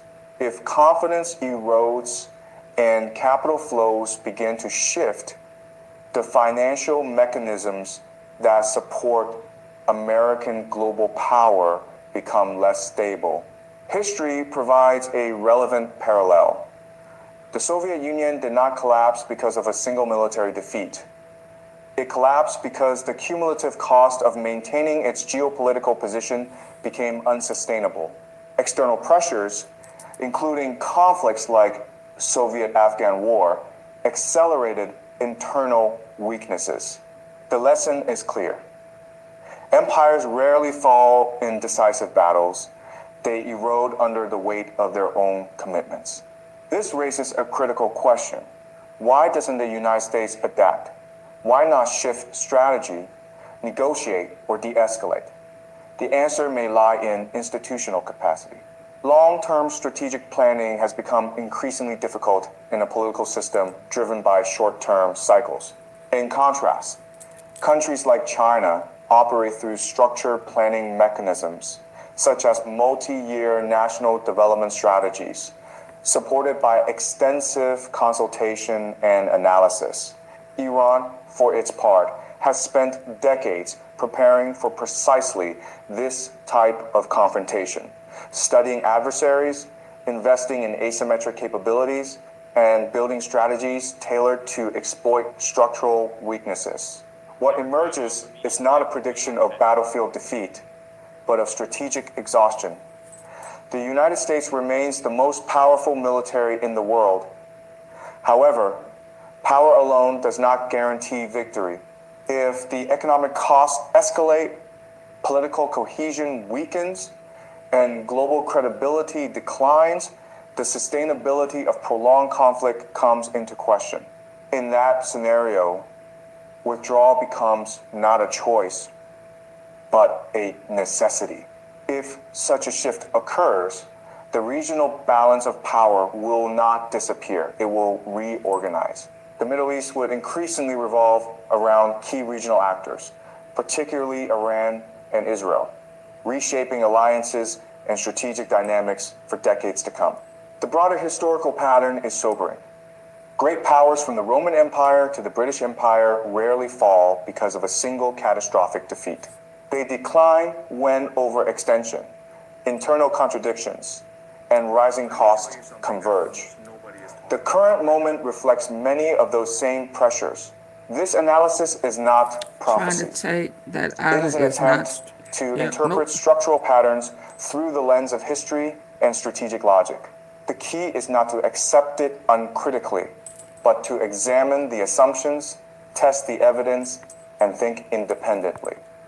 That is the That is what? essence of understanding complex geopolitical change.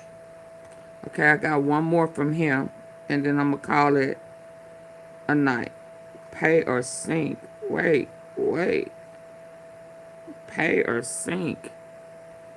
Hold on. It is 2:47 in the morning on March 28th, 2026. The world is mostly asleep, but in the pitch black waters of the Middle East, a crisis is unfolding that will soon shake every economy on the planet. An American flagged vessel, a massive oil tanker known as the Liberty Grace, is slowly cutting through the waves. It is carrying 2 million barrels of Saudi crude oil, a cargo worth a staggering $214 million. The ship is currently approaching the narrowest. It is 2:47 in the morning on March 28th, 2026. The world is mostly asleep, but in the pitch black waters of the Middle East, a crisis is unfolding that will soon shake every economy on the planet.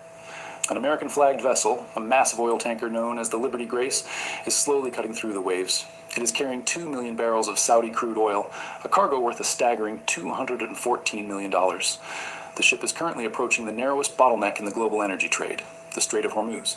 This is a 21-mile wide choke point So it's trying to go through Hormuz anyway. Every single day. Yeah, I To think put I that in saw that. perspective, You that is got a full popped. 1/5 of the entire global supply passing through a tiny needle's eye of water. As the captain of the Liberty Grace navigates these restricted waters, a sudden crackle breaks the silence of the bridge. It is a transmission coming through on an encrypted maritime frequency, the kind of channel reserved for official government business. But the voice on the other end isn't a friendly greeting from the United States Navy, nor is it a routine check-in from the port authorities in Oman. The voice belongs to the Islamic Revolutionary Guard Corps Navy, and the message they deliver is chilling in its simplicity. They tell the captain to shut down his engines immediately. They tell him to prepare for a boarding party to conduct an inspection. They offer a choice: pay the required transit fee or turn the ship around.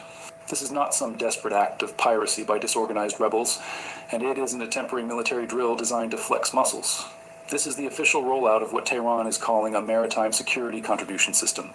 It is a sophisticated, bureaucratic name for what is, in reality, a high-stakes blockade with a massive price tag attached to it. And as this new reality sets in, 3 days after the announcement, the most formidable maritime force ever assembled in human history, the United States Navy, is doing something unexpected. They are watching.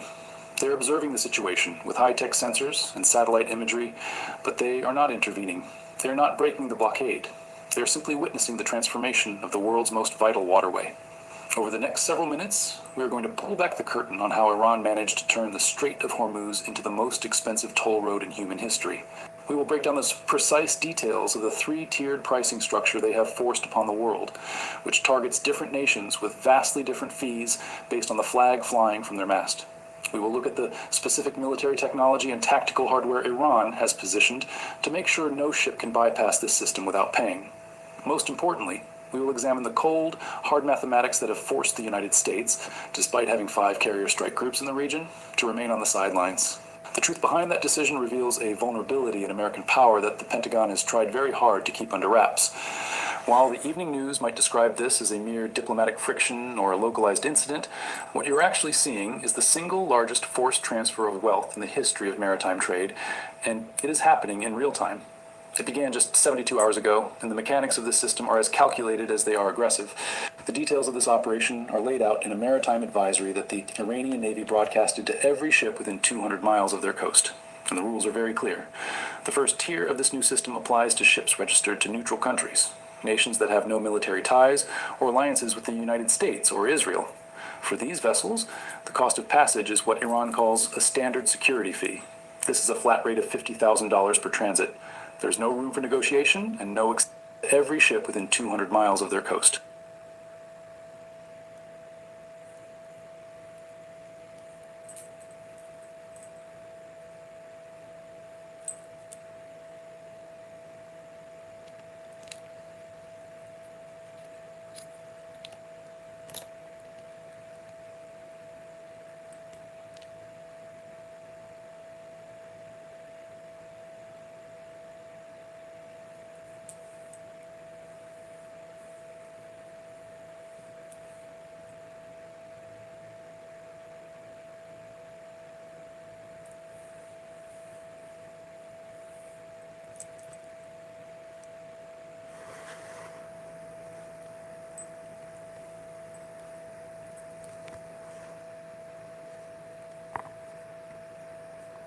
and the rules are very clear. The first tier of this new system applies to ships registered to neutral countries, nations that have no military ties or alliances with the United States or Israel. For these vessels, the cost of passage is what Iran calls a standard security fee. This is a flat rate of $50,000 per transit. There's no room for negotiation and no exceptions. For a bit of context on that figure, consider the Suez Canal, which typically charges between $300,000. Can I get y'all to hit the like button?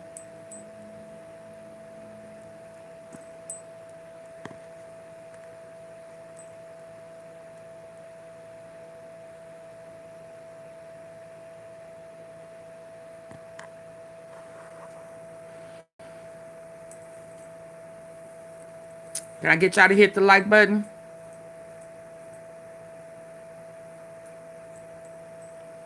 Thank you.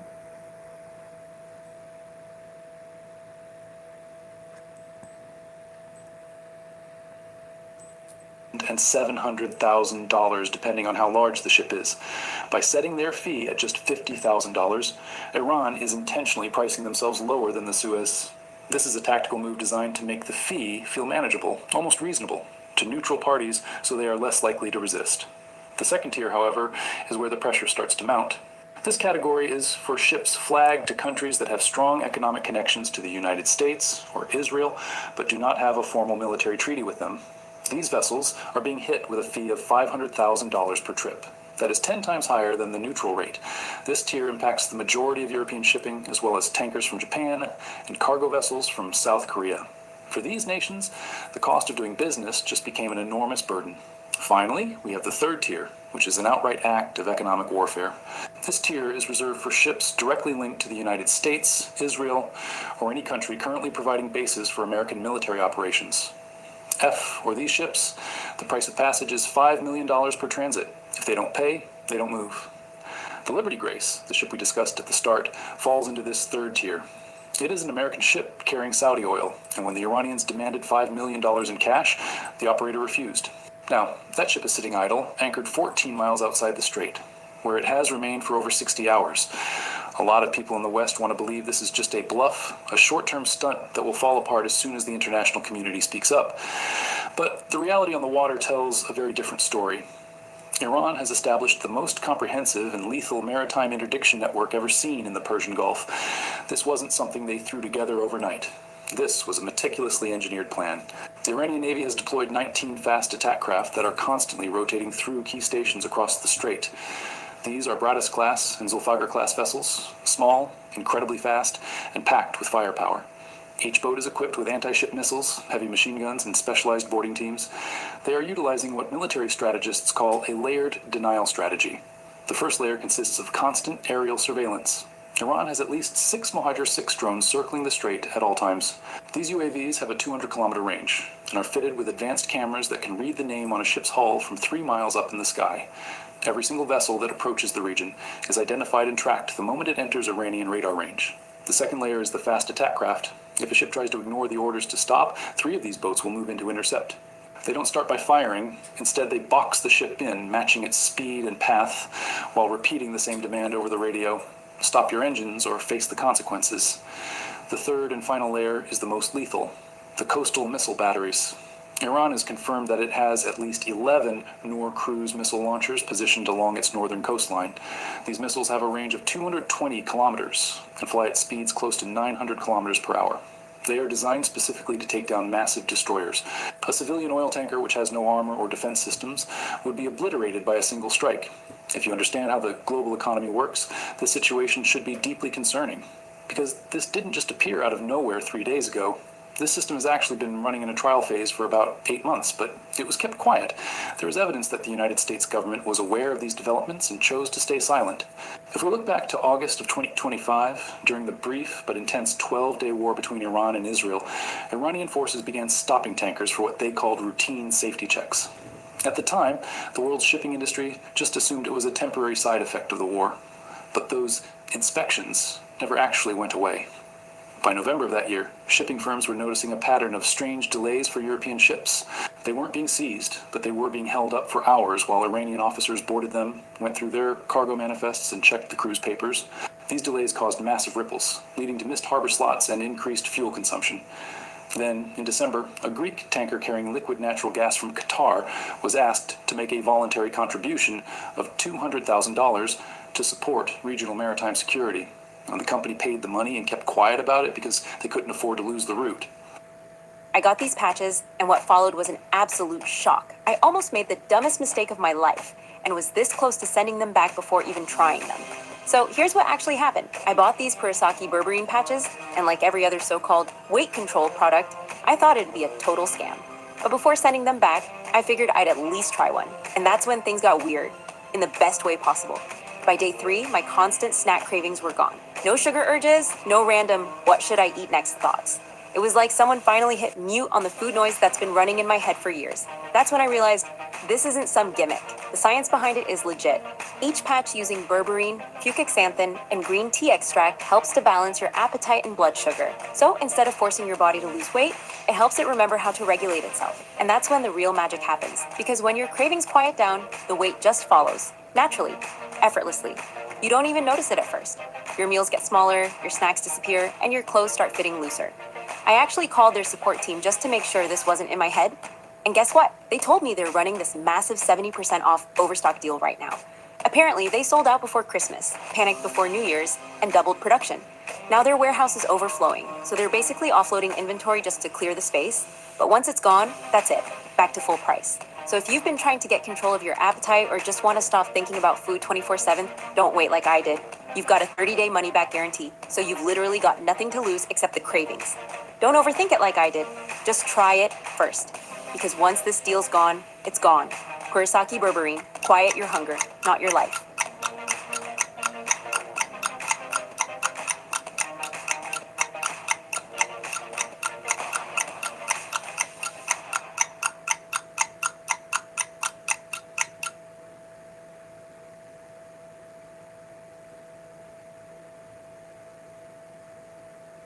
Want to flush out its swollen legs? Stop doing this first. I'm going to show you something about leg swelling that might surprise you. Most folks have heard about lymph nodes, right? But what no one talks about are these 4 lymph nodes right here, behind your knees. Doctors call them the popliteal nodes, but I call them O-pumps. See, lymph nodes are like water pumps that help move fluid around your body. And the O-pumps behind your knees? Roughly 73% of all leg fluid flows through these pumps. Now watch this. When they're healthy, the fluid flows freely. But here's what nobody tells you. Over time, these O-pumps can clog up with sticky proteins, waste, and toxins, which backs up the pumps like grease in an old drain. So the fluid gets stuck and pools in the legs, ankles, and feet. Even worse, left untreated, this fluid can turn stagnant. That's why your legs swell up with skin so itchy and tight. But the scariest part is, this festering fluid can actually start to harden like concrete in your legs. Some folks end up needing walkers just to get around. Others end up on the operating table to remove the rock-hard buildup. So what do? Well, most doctors prescribe compression socks and water pills. And sure, compression squeezes fluid around and unclog the O-pumps. Water pills might force out some surface fluid for a day or two, but they're going to dehydrate you and could even wreck your kidneys. So what actually works? To fix the problem, you need to unclog those O-pumps. Look, I've been studying lymphatic drainage for over 15 years. Last year, Dr. John Gyro, top lymphatic specialist who's helped over 54,000 people finally beat leg and foot swelling, showed us something completely different. He figured out how to actually unclog those O-pumps without compression, water pills, elevation, or risky surgery. First, it dissolves the sticky proteins and waste so the clogs flush away. Second, it repairs the O-pumps like new, so fluid flows up and out like you're in your 30s again. Third, it restores normal drainage, so you're not back here in a month dealing with the same swelling. And it lets you finally wake up with light, comfortable legs within days. Dr. John's made a short video where he'll show you his exact at-home flush. Click below now to watch. There's no email required or anything. It's super quick and it's going to show you every single step. Listen, don't wait until those O-pumps are so clogged, barely anything gets through. Some folks end up needing lymph node transplants, and trust me, it's not pleasant. Up to 30% of people develop permanent nerve damage after these procedures. Don't let that happen to you. Click below now to learn Dr. John's method that's already helped thousands of people finally wake up with slim, pain-free legs again. Because mornings are for enjoying your coffee, not struggling to squeeze into your shoes. Take back your legs, your confidence, and your life.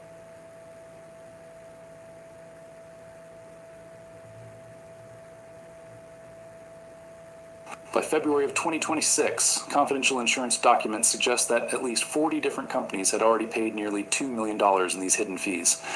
Then, on March 25th, Iran dropped the pretense of voluntary payments and made the system official, jacking up the prices to the levels we see today. This raises the obvious question, where is the United States Navy?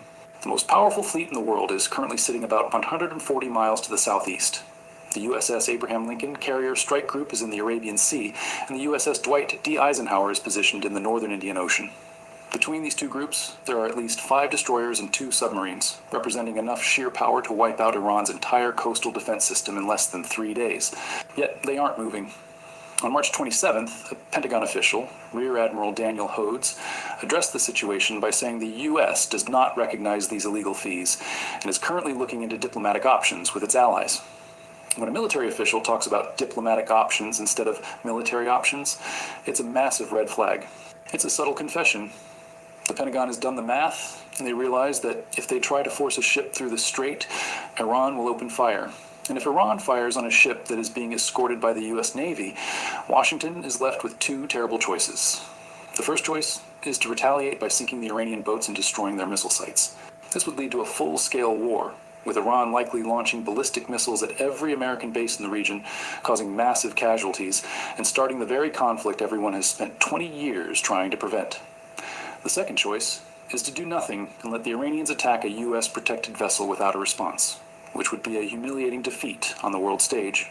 To avoid both of these disasters, the U.S. has chosen a third option, stay far away and call it diplomacy. But while the military is paralyzed, the economic fallout is moving at lightning speed. This isn't just a theory, it's a measurable disaster that is getting worse by the hour. As of the morning of March 28th, the price of Brent crude oil has jumped to $127 per barrel. So that is a $34 increase in just 3 days, marking the biggest price spike since the start of the Ukraine war in 2022. Other benchmarks, like West Texas Intermediate, have climbed over $122. Experts from major financial institutions like Goldman Sachs are warning that if this blockade lasts for a month, we could see oil hitting $180 per barrel. JP Morgan's analysts are even more pessimistic, predicting prices as high as $210. The reason the markets are panicking is that there's simply no way to move 21 million barrels of oil per day without the Strait of Hormuz.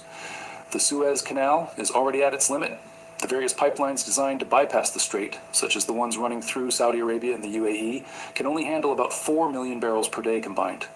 That leaves 17 million barrels of oil at risk every single day. And the fact that Iran hasn't closed the strait completely is actually making things more volatile, because neutral ships are still moving, and paying the $50,000 fee, the oil is still flowing, but at a much higher cost that will eventually be paid by the person at the gas pump. The real crisis is for American and Israeli-linked ships, which make up nearly a quarter of all the traffic in the strait. Most of these ships are now stuck, refusing to pay the $5 million toll. This means the world just lost access to nearly 5 million barrels of oil per day, not because of a physical blockage, but because of a financial one. This crisis is already leaking into other parts of the economy. In just 2 days, the price of natural gas in Europe has surged by 41%. The cost of insuring a ship traveling through the Gulf has skyrocketed by 340% overnight. Global shipping giants like Maersk and Evergreen have already stopped taking bookings for the Strait of Hormuz. This affects far more than just energy. 30% of the world's containerized goods move through this narrow passage. We are talking about everything from smartphones and laptops made in Asia to cars from Japan and household goods heading to Europe. Now, all that cargo has to take the long way around the Cape of Good Hope, adding 2 weeks to the journey and nearly $1 million in extra fuel costs for every single trip. These costs aren't going to be absorbed by the shipping companies. They're going to be added to the price of everything you buy. Inflation was finally starting to settle down in many countries, but this supply shock is about to send it back through the roof. There is no easy fix for this. Central banks can't solve a physical supply problem by changing interest rates, and governments can't print enough money to make up for a 21% drop in global oil availability. The only way to stop this is to break the blockade, but the only force capable of doing that, the United States, has decided that the price of fighting is too high. So, we are left with a question that officials in Washington are desperate to avoid. If the United States Navy stands by while a hostile power charges $5 million for an American ship to pass through international waters, what is the point of having that Navy? If our carrier groups sit idle while the world economy takes a $500 billion hit, what does American military power actually provide? This isn't just a thought experiment. Every world leader, every military commander, and every shipping company is asking this right now. We are 3 days into a crisis where 17 ships are stuck, oil prices are exploding, and the most powerful military on Earth is simply watching it happen. This isn't a display of strength or strategic patience. This is what it looks like when a global superpower decides that the cost of defending the old rules is higher than the cost of letting them be rewritten. The world just watched the rules of global trade change in real time. Feel free to share your perspective in the comments. Do you believe the United States is eventually going to step in, or has the era of Iranian control over the Strait officially begun? If you want to stay updated on how this geopolitical shift continues to affect the global economy, please consider liking this video and subscribing for more in-depth analysis.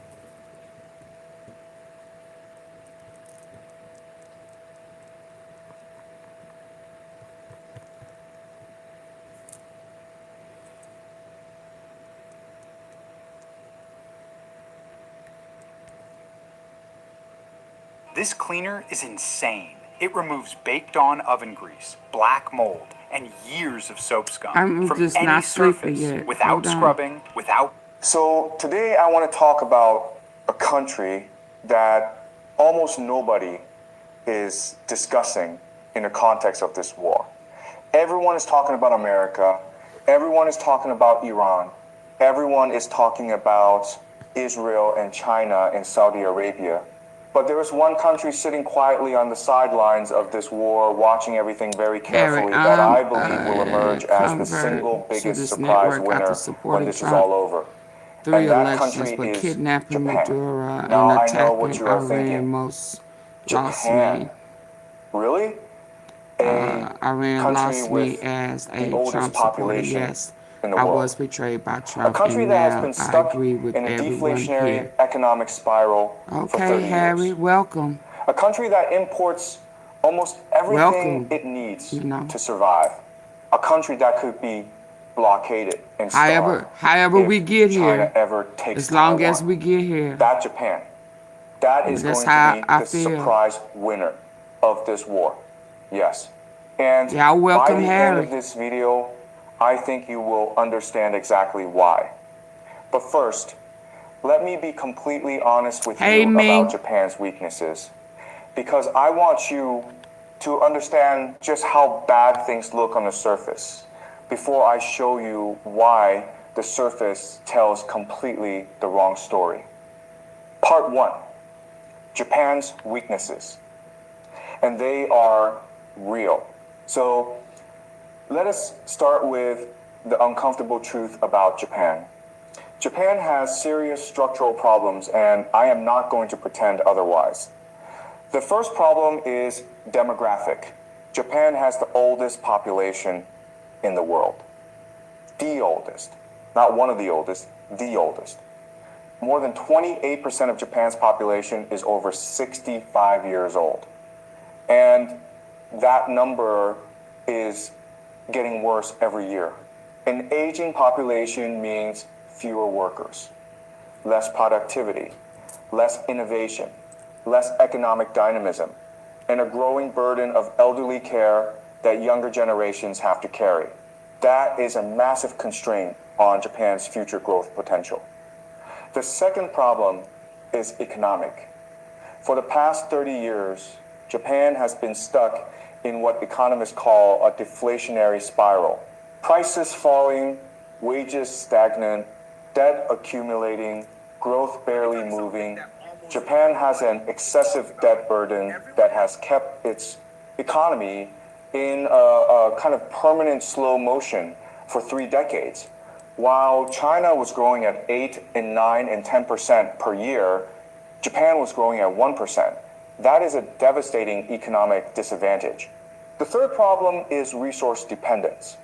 Japan is a small island nation. It has almost no natural resources of its own. No significant oil, no significant gas, no significant agricultural land relative to its enormous population. It needs to import almost everything to keep its economy running and its people fed. And this resource dependence creates a fourth and potentially existential problem. Japan gets approximately 75% of its energy from the GCC, from Saudi Arabia, Qatar, the UAE, and that energy travels by ship through the Strait of Malacca. Now, here's the problem. Taiwan sits at a critical point along that route.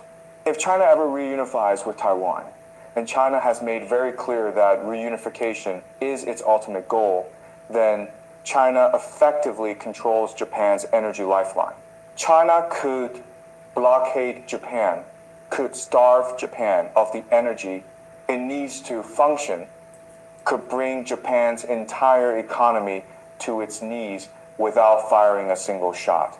So when you look at Japan on paper, what do you see? What oldest population in the world, 30 years of economic stagnation, no natural resources, completely dependent on imported energy, vulnerable to Chinese blockade. That is a nation that looks like it is in serious trouble. And yet, I would invest every single dollar of $1 billion in Japan. Not half in China and half in Japan, all of it in Japan. And I want to explain exactly why. Part 2, what history actually tells us about Japan. So, here is where I need you to stop thinking like an economist and start thinking like a historian.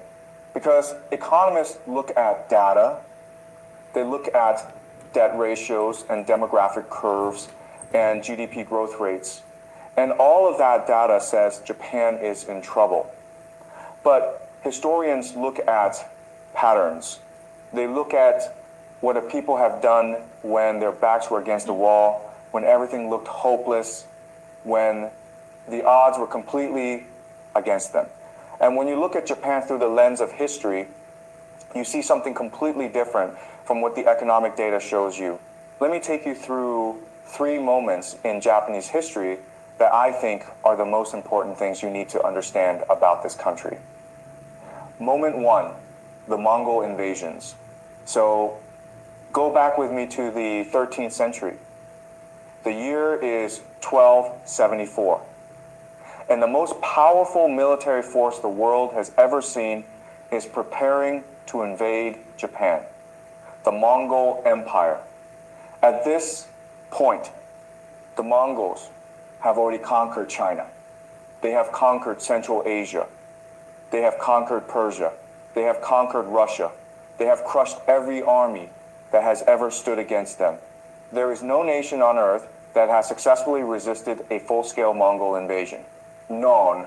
And Japan, at this time, is a small feudal nation divided into different clans and fiefs, fighting among themselves constantly, with no unified national army, no central command, no experience fighting a military force of this scale, and sophistication.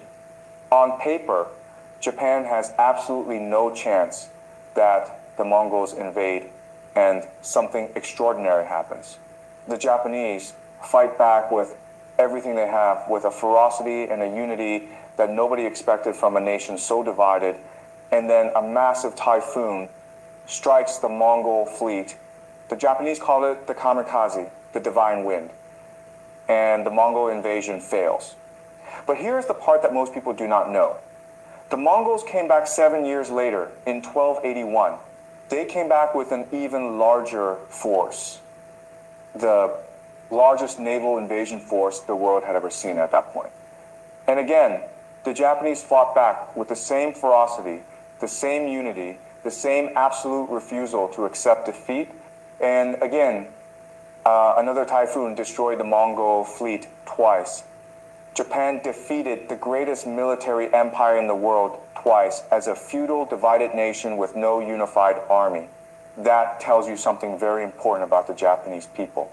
When they face an existential threat, when their survival as a nation is at stake, they come together, they unify. They fight with everything they have, and they find a way to survive.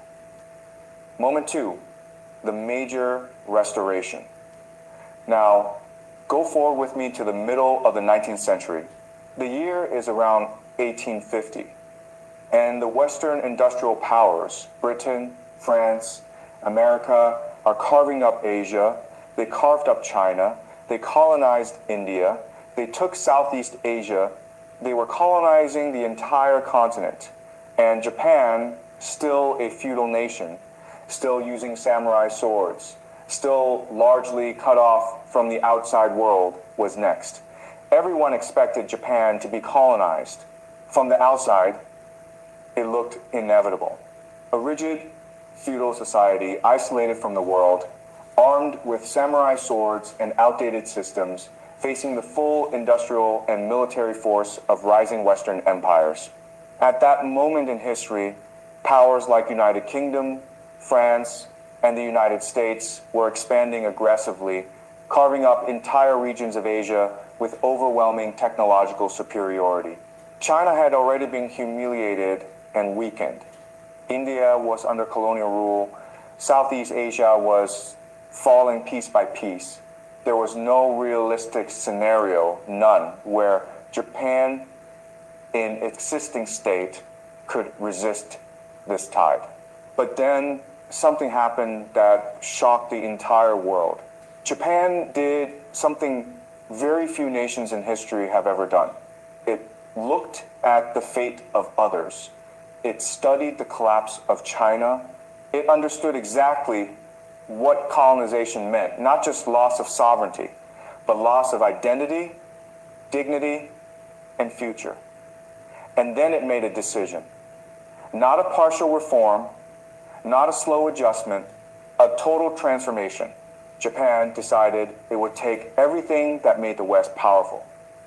Its industrial systems, its scientific knowledge, its military organization, its technological innovation, and master it completely, relentlessly, without hesitation. This was the beginning of the Meiji Restoration, and what followed remains one of the most extraordinary transformations in human history. In just one generation, roughly 20 to 30 years, Japan went from a feudal, inward-looking society to a fully industrialized modern state. It built factories. I like Denham. Ken.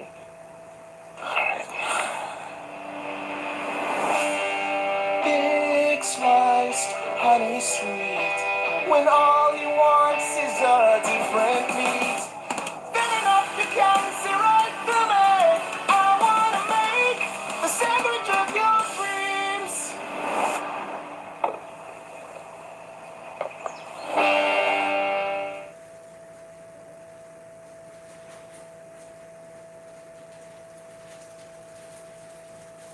Modernized its education system, created advanced financial institutions, and most importantly, constructed a modern army and navy that could compete with the most powerful nations on earth.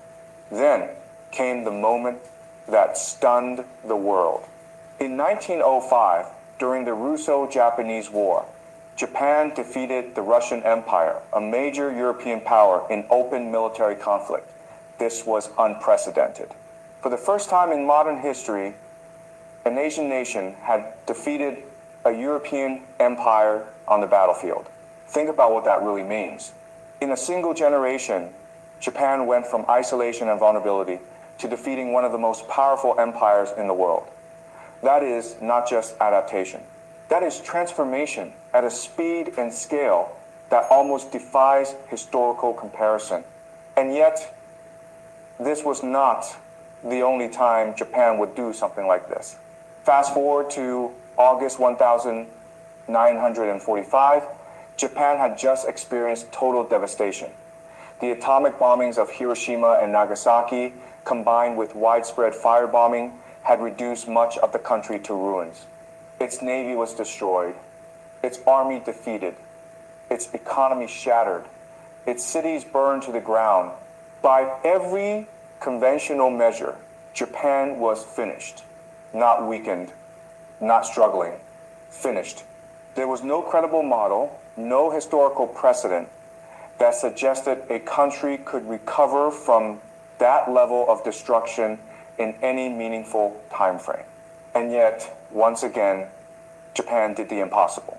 Within just 2 decades, Japan rose to become the world's leading manufacturing power. Its industries dominated global markets.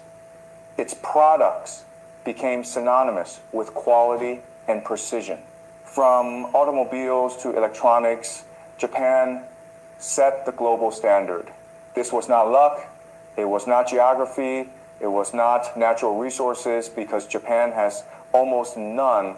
It was something deeper.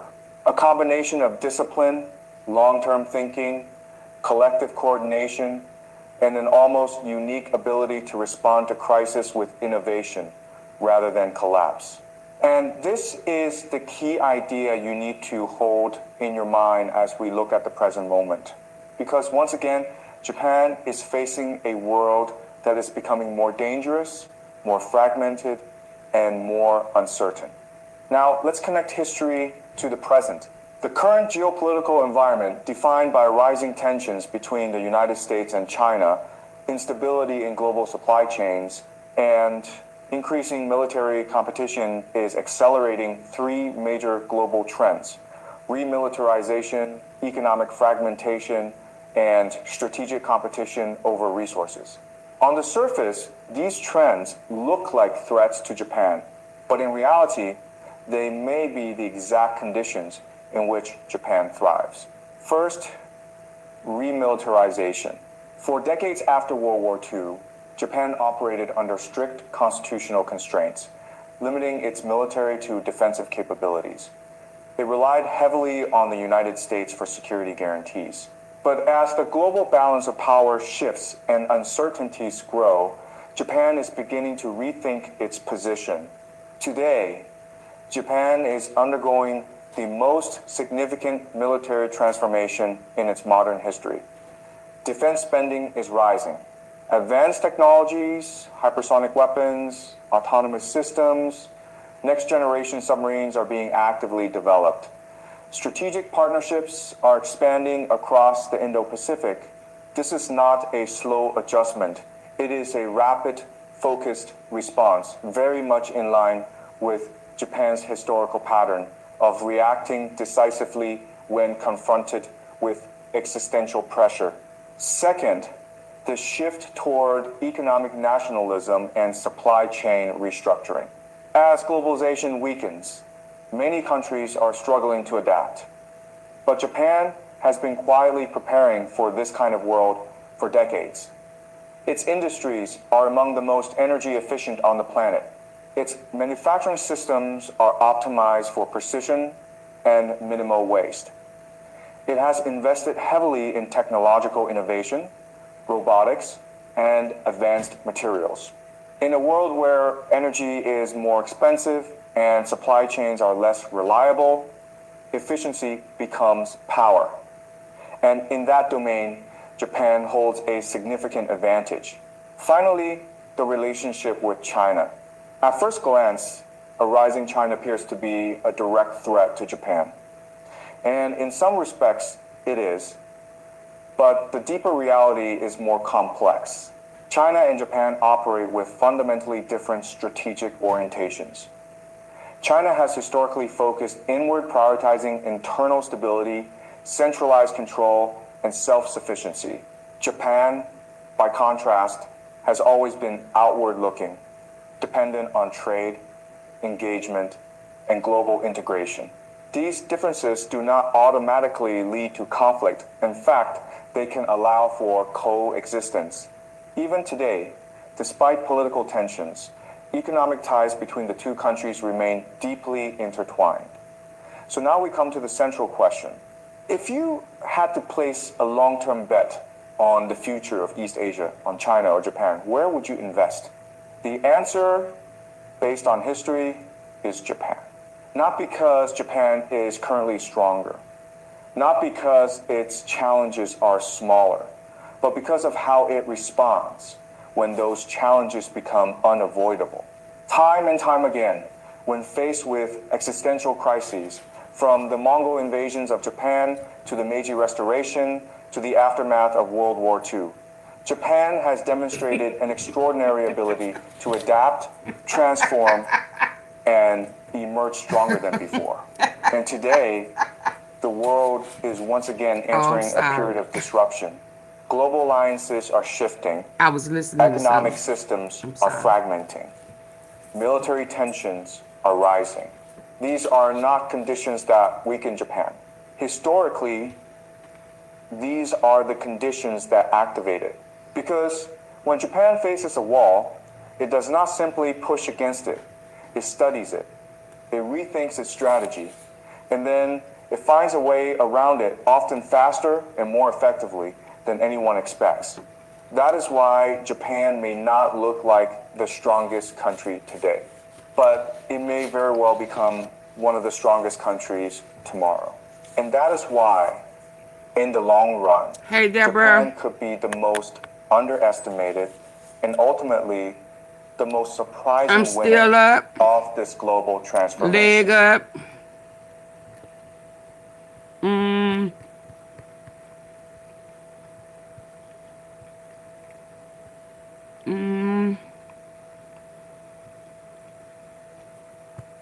Winners and losers.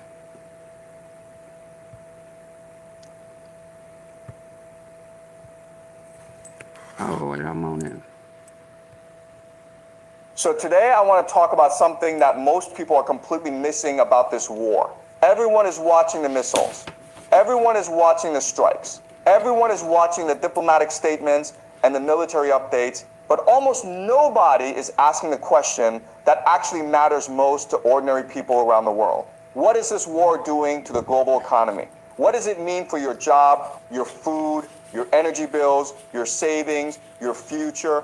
And the answer, when you look at it carefully, is that this war is not just a military conflict between America, Israel, and Iran. It is the trigger for the most significant global economic reorientation in decades. And depending on where you live, depending on which side of this reorientation your country falls on, your life is about to change in ways that most people have not even begun to prepare for. So today I want to walk you through exactly what this war is doing to the global economy. Country by country, region by region, winner by winner, and loser by loser. So let us begin. Part one, the new reality. Cheap energy is gone. So the first thing you need to understand, the foundation of everything else I'm going to tell you today, is this. The entire global economy for the past 40 to 50 years has been built on one single assumption, that cheap energy would always be available, always flowing, always accessible to every nation that needed it. This war is destroying that assumption permanently. And the question is no longer whether this will affect the global economy. The question is which nations will be most devastated by it, and which nations will find a way to survive and even thrive in this new reality. And the answer to that question depends entirely on one thing. How dependent is your country on cheap imported energy? The more dependent, the more devastated. The less dependent, the better positioned. Let me walk you through every major economy in the world with that framework in mind. Part two, Southeast Asia, already running out of fuel right now. So let us start with Southeast Asia, because Southeast Asia is not waiting for the economic impact of this war to arrive. It is already here, right now, today. Thailand and Vietnam are already running out of fuel. You go to the gas station in Bangkok or Ho Chi Minh City right now, and there is simply no fuel available for your motorbike. No fuel.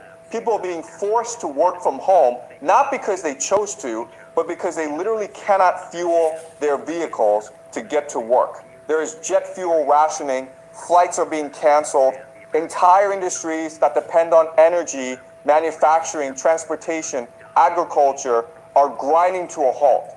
And this is just the beginning. Think about what Southeast Asia actually looks like economically. These are nations, Thailand, Vietnam, Philippines, Indonesia, Malaysia, that have built their entire economic models around manufacturing and exporting goods to the rest of the world. Their factories run on energy. Their supply chains run on energy. Their transport networks run on energy. And now that energy is disappearing. The question is not whether Southeast Asia will be impacted by this war. Every nation on earth will be impacted. The question is, who will be most resilient? Who will be most willing to innovate and adapt to this new reality? Because we are not talking about a short-term disruption. We are talking about a long-term fundamental change to the global economy. Part 3, China, the most vulnerable economy in the world long-term. And now let us talk about China. Because China is the most important economic story of this war. And it is not the story most people expect. On the surface, China looks powerful. It has the world's second largest economy. Its military is growing rapidly. Its global influence is expanding. But underneath that surface, China is facing an economic vulnerability from this war that could be more damaging than anything it has faced in decades. China imports approximately 40% of its total energy needs from the GCC. 40%. That is a massive exposure to exactly the supply chain that this war is destroying. And China's entire economic model, the model that made it wealthy over the past 30 to 40 years, is built on importing cheap energy and exporting manufactured goods. Cheap energy in, manufactured goods out. That is the entire Chinese economic model. And this war is destroying that model. Now, China knew this model could not last forever. For the past 20 years, China has been trying to transition, trying to move toward a consumer-based economy where Chinese citizens buy more goods and services domestically, and toward an innovation-based economy built on technology and artificial intelligence. But here's the problem. That transition has not worked. Chinese consumers are refusing to spend money. They're saving instead. Chinese household savings are running at approximately 4%, meaning Chinese families are holding on to their money rather than spending it into the economy. And the reason is very simple. Chinese people are not optimistic about their economic future. They see what is happening. They see the uncertainty, and they are protecting themselves. And the AI transition has its own fatal problem. Artificial intelligence, the technology China is betting its economic future on, is itself dependent on cheap energy, training AI models, running AI systems, powering the data centers that AI requires. All of it consumes enormous amounts of energy. The very thing that is disappearing. So China finds itself in an extremely difficult position. Its old economic model is being destroyed by the energy crisis. Its new economic model is not working because consumers are not spending. And its technological bet on AI is itself vulnerable to the same energy crisis that is destroying everything else. China is not going to collapse immediately. It still has access to some Iranian oil. It still has strategic reserves. It can weather this crisis in the short term, but in the long term, China is the economy least prepared to adapt to a world of expensive energy. Its entire economic DNA is built around cheap energy, and cheap energy is gone. Part 4, America. Best position, but not without risk. And now let us talk about America.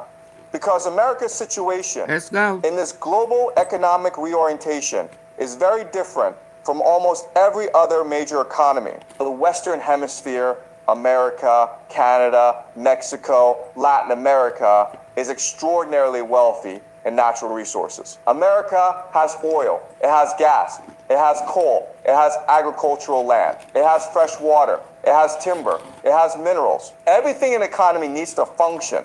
America has within its own hemisphere. The Western Hemisphere is essentially self-sufficient. This is a massive advantage in a world where global supply chains are breaking down and nations are being forced to rely on their own resources. America does not have to import its energy through the Strait of Hormuz. It does not have to depend on the GCC for its economic survival. Regardless of what happens in this war, America will come out doing pretty well, not because of its military power, but because of the sheer wealth and abundance of its own hemisphere, and because of the energy and creativity of the American people. But, and this is important, America is not without risk. America is sitting on $39 trillion in debt. $39 trillion. And the mechanism that allows America to sustain that debt, the petrodollar, is under threat. Remember what the petrodollar is? The GCC sells its oil in US dollars. Every nation that needs Gulf energy has to hold US dollars to buy it. That creates permanent global demand for US dollars. And the GCC recycles its dollar earnings back into American financial markets. This recycling mechanism is what allows America to borrow $39 trillion and keep functioning. The American economy is essentially a Ponzi scheme. It relies on foreign nations continuously buying US dollars and US debt to keep functioning. And if this war destroys the GCC, if the GCC falls under Iranian influence and abandons the petrodollar, America loses the financial mechanism that keeps its entire economic system alive. That is a serious risk. But it is a risk, not a certainty. And America's resource wealth gives it options that most other nations simply do not have. Part 5, Africa, the forgotten victim. And now I want to talk about a region that most geopolitical coverage of this war completely ignores, Africa. Africa is already the most economically vulnerable continent on Earth. Many African nations depend on food and energy imports to sustain their populations. Those imports come through global supply chains, the same global supply chains that this war is destroying. And the worst case scenario for Africa, the scenario that serious economists and food security experts are already warning about, is famine, real famine, not food price increases, not food shortages, famine. Because when global food supply chains break down, when fertilizer becomes unaffordable, when diesel prices make transporting food prohibitively expensive, the nations that suffer most are the ones with the least economic cushion to absorb those shocks. And Africa has the least cushion of any region on Earth. The bombs are falling on Iran, but the hunger could arrive in Africa. And that is something the entire world should be concerned about. Part 6, India and Pakistan, caught in the middle. And let us look at two more nations being significantly impacted. India and Pakistan. India imports approximately 60% of its oil from the GCC. 60%. That is an enormous exposure to the supply disruption this war is causing. And here is what makes India's situation particularly interesting. For the past several years, India has been positioning itself as the world's next great economic power, the nation with the fastest growing large economy on Earth, the country that global businesses are looking to as an alternative manufacturing base, a place to build supply chains without depending entirely on China. That positioning was working. India's economy was growing. Foreign investment was flowing in. But now, with 60% of its energy coming from the GCC, India faces the same energy crisis that is threatening every other Asian economy. The very moment India was ready to step into a larger role in the global economy, the energy that powers that ambition is disappearing. India's economic potential is not destroyed by this, but it is significantly complicated. And how India navigates this energy challenge will determine whether it fulfills its enormous economic potential or whether this war delays that ambition by a decade. Pakistan is in an even more difficult position. Pakistan imports the majority of its oil from the GCC, and Pakistan's economy, already under severe stress before this war, is now facing energy shortages on top of its existing economic problems. For ordinary Pakistani families, the economic impact of this war is arriving at the worst possible time. Part 7, the great global reorientation. So now let us zoom out and look at the biggest picture of all. Because what this war is doing to the global economy goes even deeper than fuel shortages and rising prices. It is triggering the most fundamental reorientation of the global economic order in decades. For the past 40 to 50 years, the global economy has been built on a very simple arrangement. The West consumes, the East produces. Western nations, America, Europe, Australia, import cheap manufactured goods from Asian nations, and Asian nations, China, Japan, South Korea, Vietnam, import cheap energy from the Gulf to power their factories. This arrangement worked beautifully as long as two things remain true: cheap energy from the Gulf and reliable global supply chains connecting East and West. This war is destroying both of those things simultaneously. And here is the crucial insight that most people are completely missing. It is not just the West that is locked into this arrangement. The East is locked into it too. Asian nations have built their entire economic identities around producing and exporting their factories, their infrastructure, their workforce training, their entire economic DNA, built around production and export. And now the cheap energy that powers that production is disappearing. And the global trade routes that carry those exports to Western consumers are being disrupted. This is a massive reorientation for everybody, not just for the West, not just for Asia, for everybody. The nations that survive this reorientation, the nations that thrive in the new economic order emerging from this war, will be the ones that adapt fastest, the ones that find new energy sources, build new That's supply why we gotta chains, stay woke to develop new understand what's economic really models going on. that do not depend on cheap Gulf energy. The nations that fail to adapt, the nations that keep waiting for cheap energy to come back, that keep hoping the old economic order will somehow be restored, those nations will fall behind in ways that will take generations to recover from. Part 8, the GCC, the biggest loser of all. And I want to end with the most surprising economic story of this entire war, the biggest economic loser. You might expect me to say Iran. Iran is being devastated militarily. Its infrastructure is being destroyed. Its economy is collapsing. Surely Iran is the biggest economic loser, but actually no. The biggest economic loser of this war is the GCC, Saudi Arabia, the UAE, Qatar, Kuwait, Bahrain. These are the nations that will suffer most economically from this war, regardless of how it ends. And here is why. The GCC nations, Dubai, Riyadh, Doha, built themselves on a mirage. Think about what the GCC actually is geographically. It is a desert, a vast, hot, waterless desert with almost no agriculture, almost no fresh water, and almost no capacity to sustain a large population on its own. Under normal circumstances, this desert could support a small population living very simply. That is it. But then came the petrodollar and American military protection. And suddenly these desert nations had access to almost unlimited financial resources. They could build desalination plants to create fresh water from the sea. They could build air-conditioned cities in the middle of the desert. They could import millions of workers from South Asia and Southeast Asia. They could build airports and shopping malls and financial centers. They could create the appearance, the very convincing appearance of modern, prosperous, cosmopolitan nations. Dubai became known as the future New York, the financial capital of the Middle East, a safe cosmopolitan tax haven where wealthy people from around the world could live and invest. Billions of dollars flowed in. Millions of wealthy residents arrived. The mirage looked absolutely real. But here is the truth about mirages. They are built on an illusion. And once the illusion is shattered, once the conditions that created it disappear, the mirage evaporates. And you can never, ever rebuild a mirage once it has been seen through. That is what this war is doing to the GCC.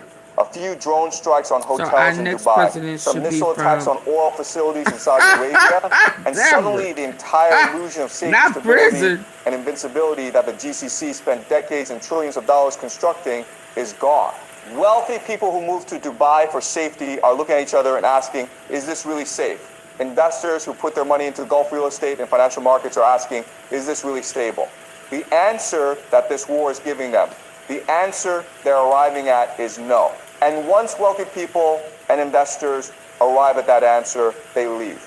And they do not come back. The idea of Dubai as the future New York, as a safe cosmopolitan financial capital that competes with London and Singapore, that idea is gone. The mirage has evaporated. And regardless of how this war ends, regardless of whether a ceasefire is reached tomorrow or in 5 years, the GCC will never fully recover the image and the confidence that this war has destroyed. So let us bring everything together. Southeast Asia is already running out of fuel right now, fuel rationing. Oh, they couldn't, but Israel put him there. Israel, the war that we in right now, can't nobody else supply that has a felony, let alone 34. They had a plan. It was demonic. China, despite its apparent strength, is the economy least prepared to adapt to a world of expensive energy. Its entire economic model is being destroyed. America, with its vast Western Hemisphere resources, is best positioned to survive and adapt. But its $39 trillion debt and petrodollar dependence are serious risks. Africa faces the most humanitarian danger. Food supply chains breaking down could trigger famine in the world's most vulnerable region. India, with 60% of its energy from the GCC, faces a critical energy challenge at exactly the moment it was ready to step into a larger global economic role. Pakistan, already under severe economic stress, is being hit by energy shortages at the worst possible time. Did I hit it? Yeah, I'm sorry. The entire global economic arrangement, where the West consumes and the East produces, is being shattered simultaneously for everyone. And the GCC, the nations that built themselves on the mirage of petrodollar wealth and American military protection, are the biggest economic losers of this war, regardless of how it ends. This war is not just a military conflict, it is the trigger for the most fundamental restructuring of the global economy in generations. The cheap energy world is ending. The global free trade world is fracturing. The American military protection world is fading. And in its place, a new world is emerging. A world where the nations that have their own resources, their own energy, their own food, their own supply chains, those nations survive and thrive. And the nations that depended on cheap imported everything, those nations face a very painful adjustment. The question is not whether this reorientation is coming. It is already here. The question is whether your nation and whether you personally are ready for it. Subscribe for more analysis of this conflict. Okay, I got one more, I promise, and then I'm going to sleep. But when I start breaking hidden laws that doom every empire, okay, let me stick to the program and let me mark that for watch later.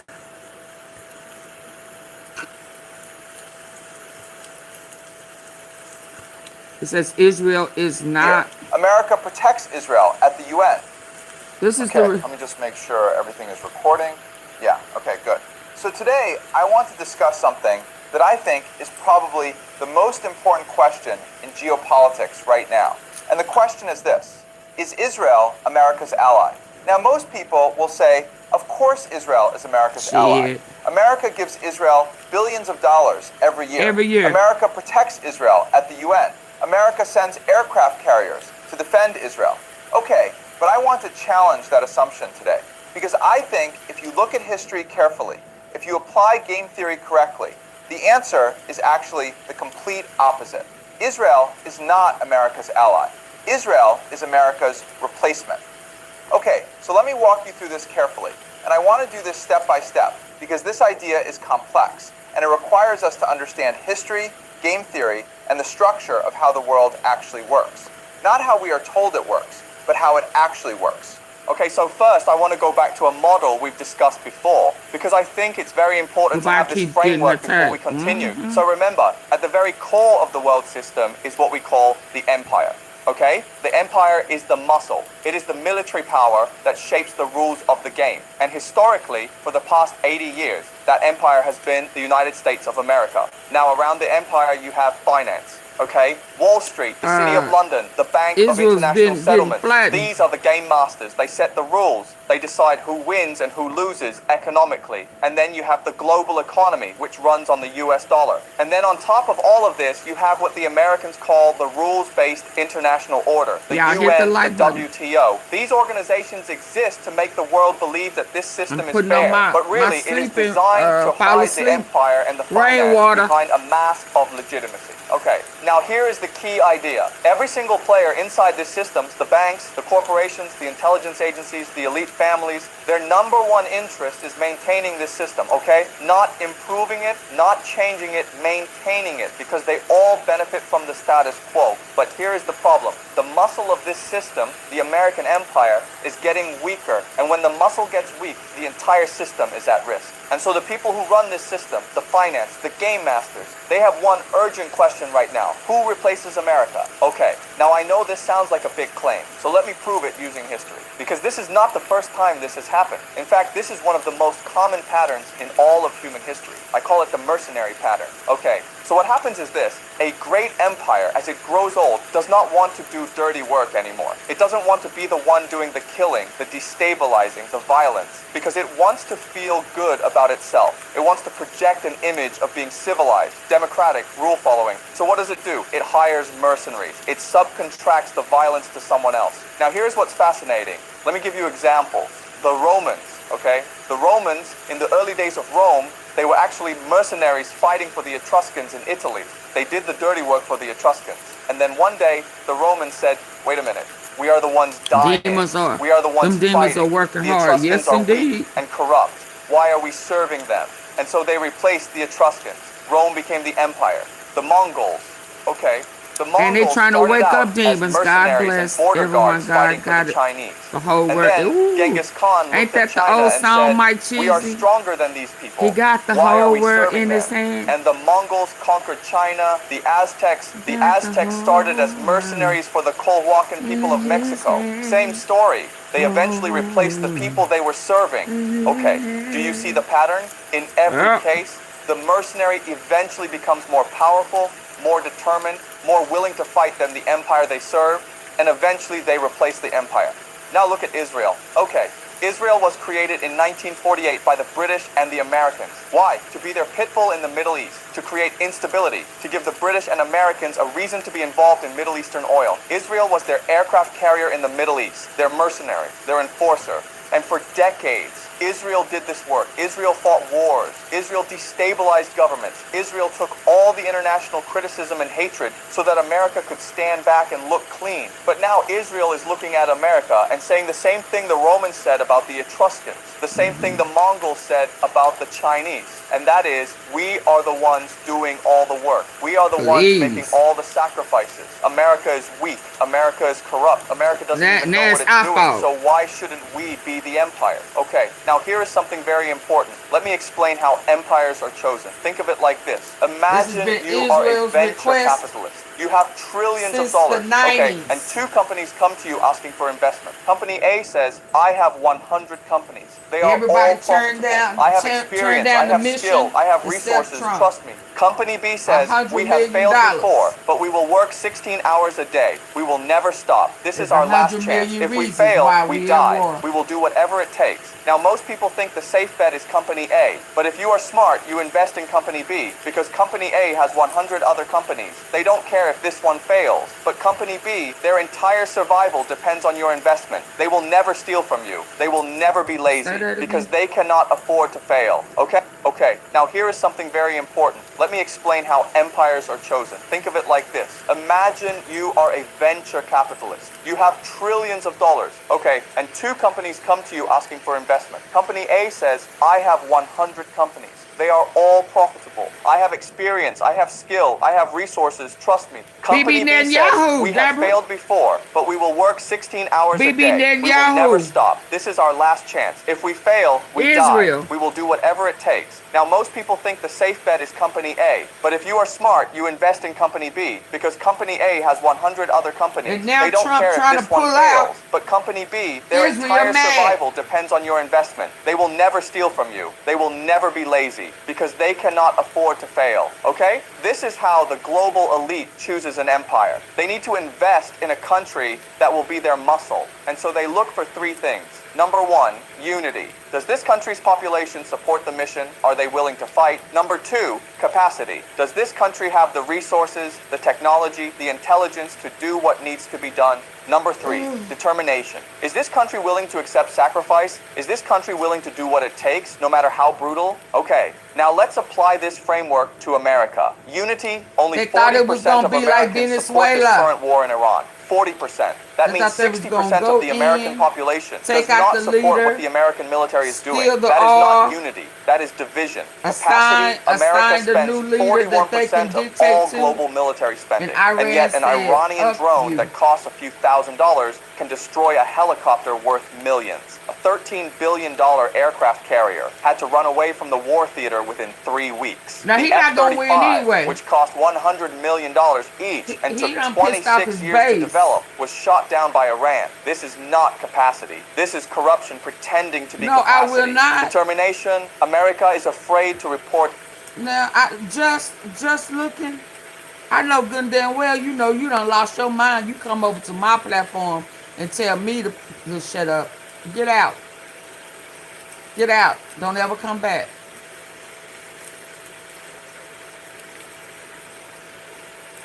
Are you crazy?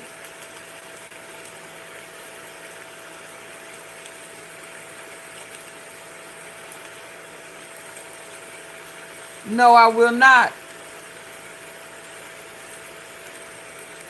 Go do your research yourself and find him. But I'm going to talk on my platform when I'm good and ready to. And I'm going to interact with my T-sippers in the comment section. And if you have a problem with that, get out. Get out. You don't run shit over here. You don't support my platform. You haven't even hit the fucking like button. You haven't sent no jewels. You haven't sent a super chat or a super sticker. You haven't sent a cash app. So you shut up. Now how about that?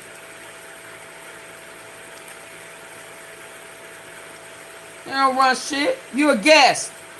Wait till I stop talking. But don't ask me or tell me to do shit. I shut this motherfucker down. You done lost your mind. Y'all too damn entitled for me.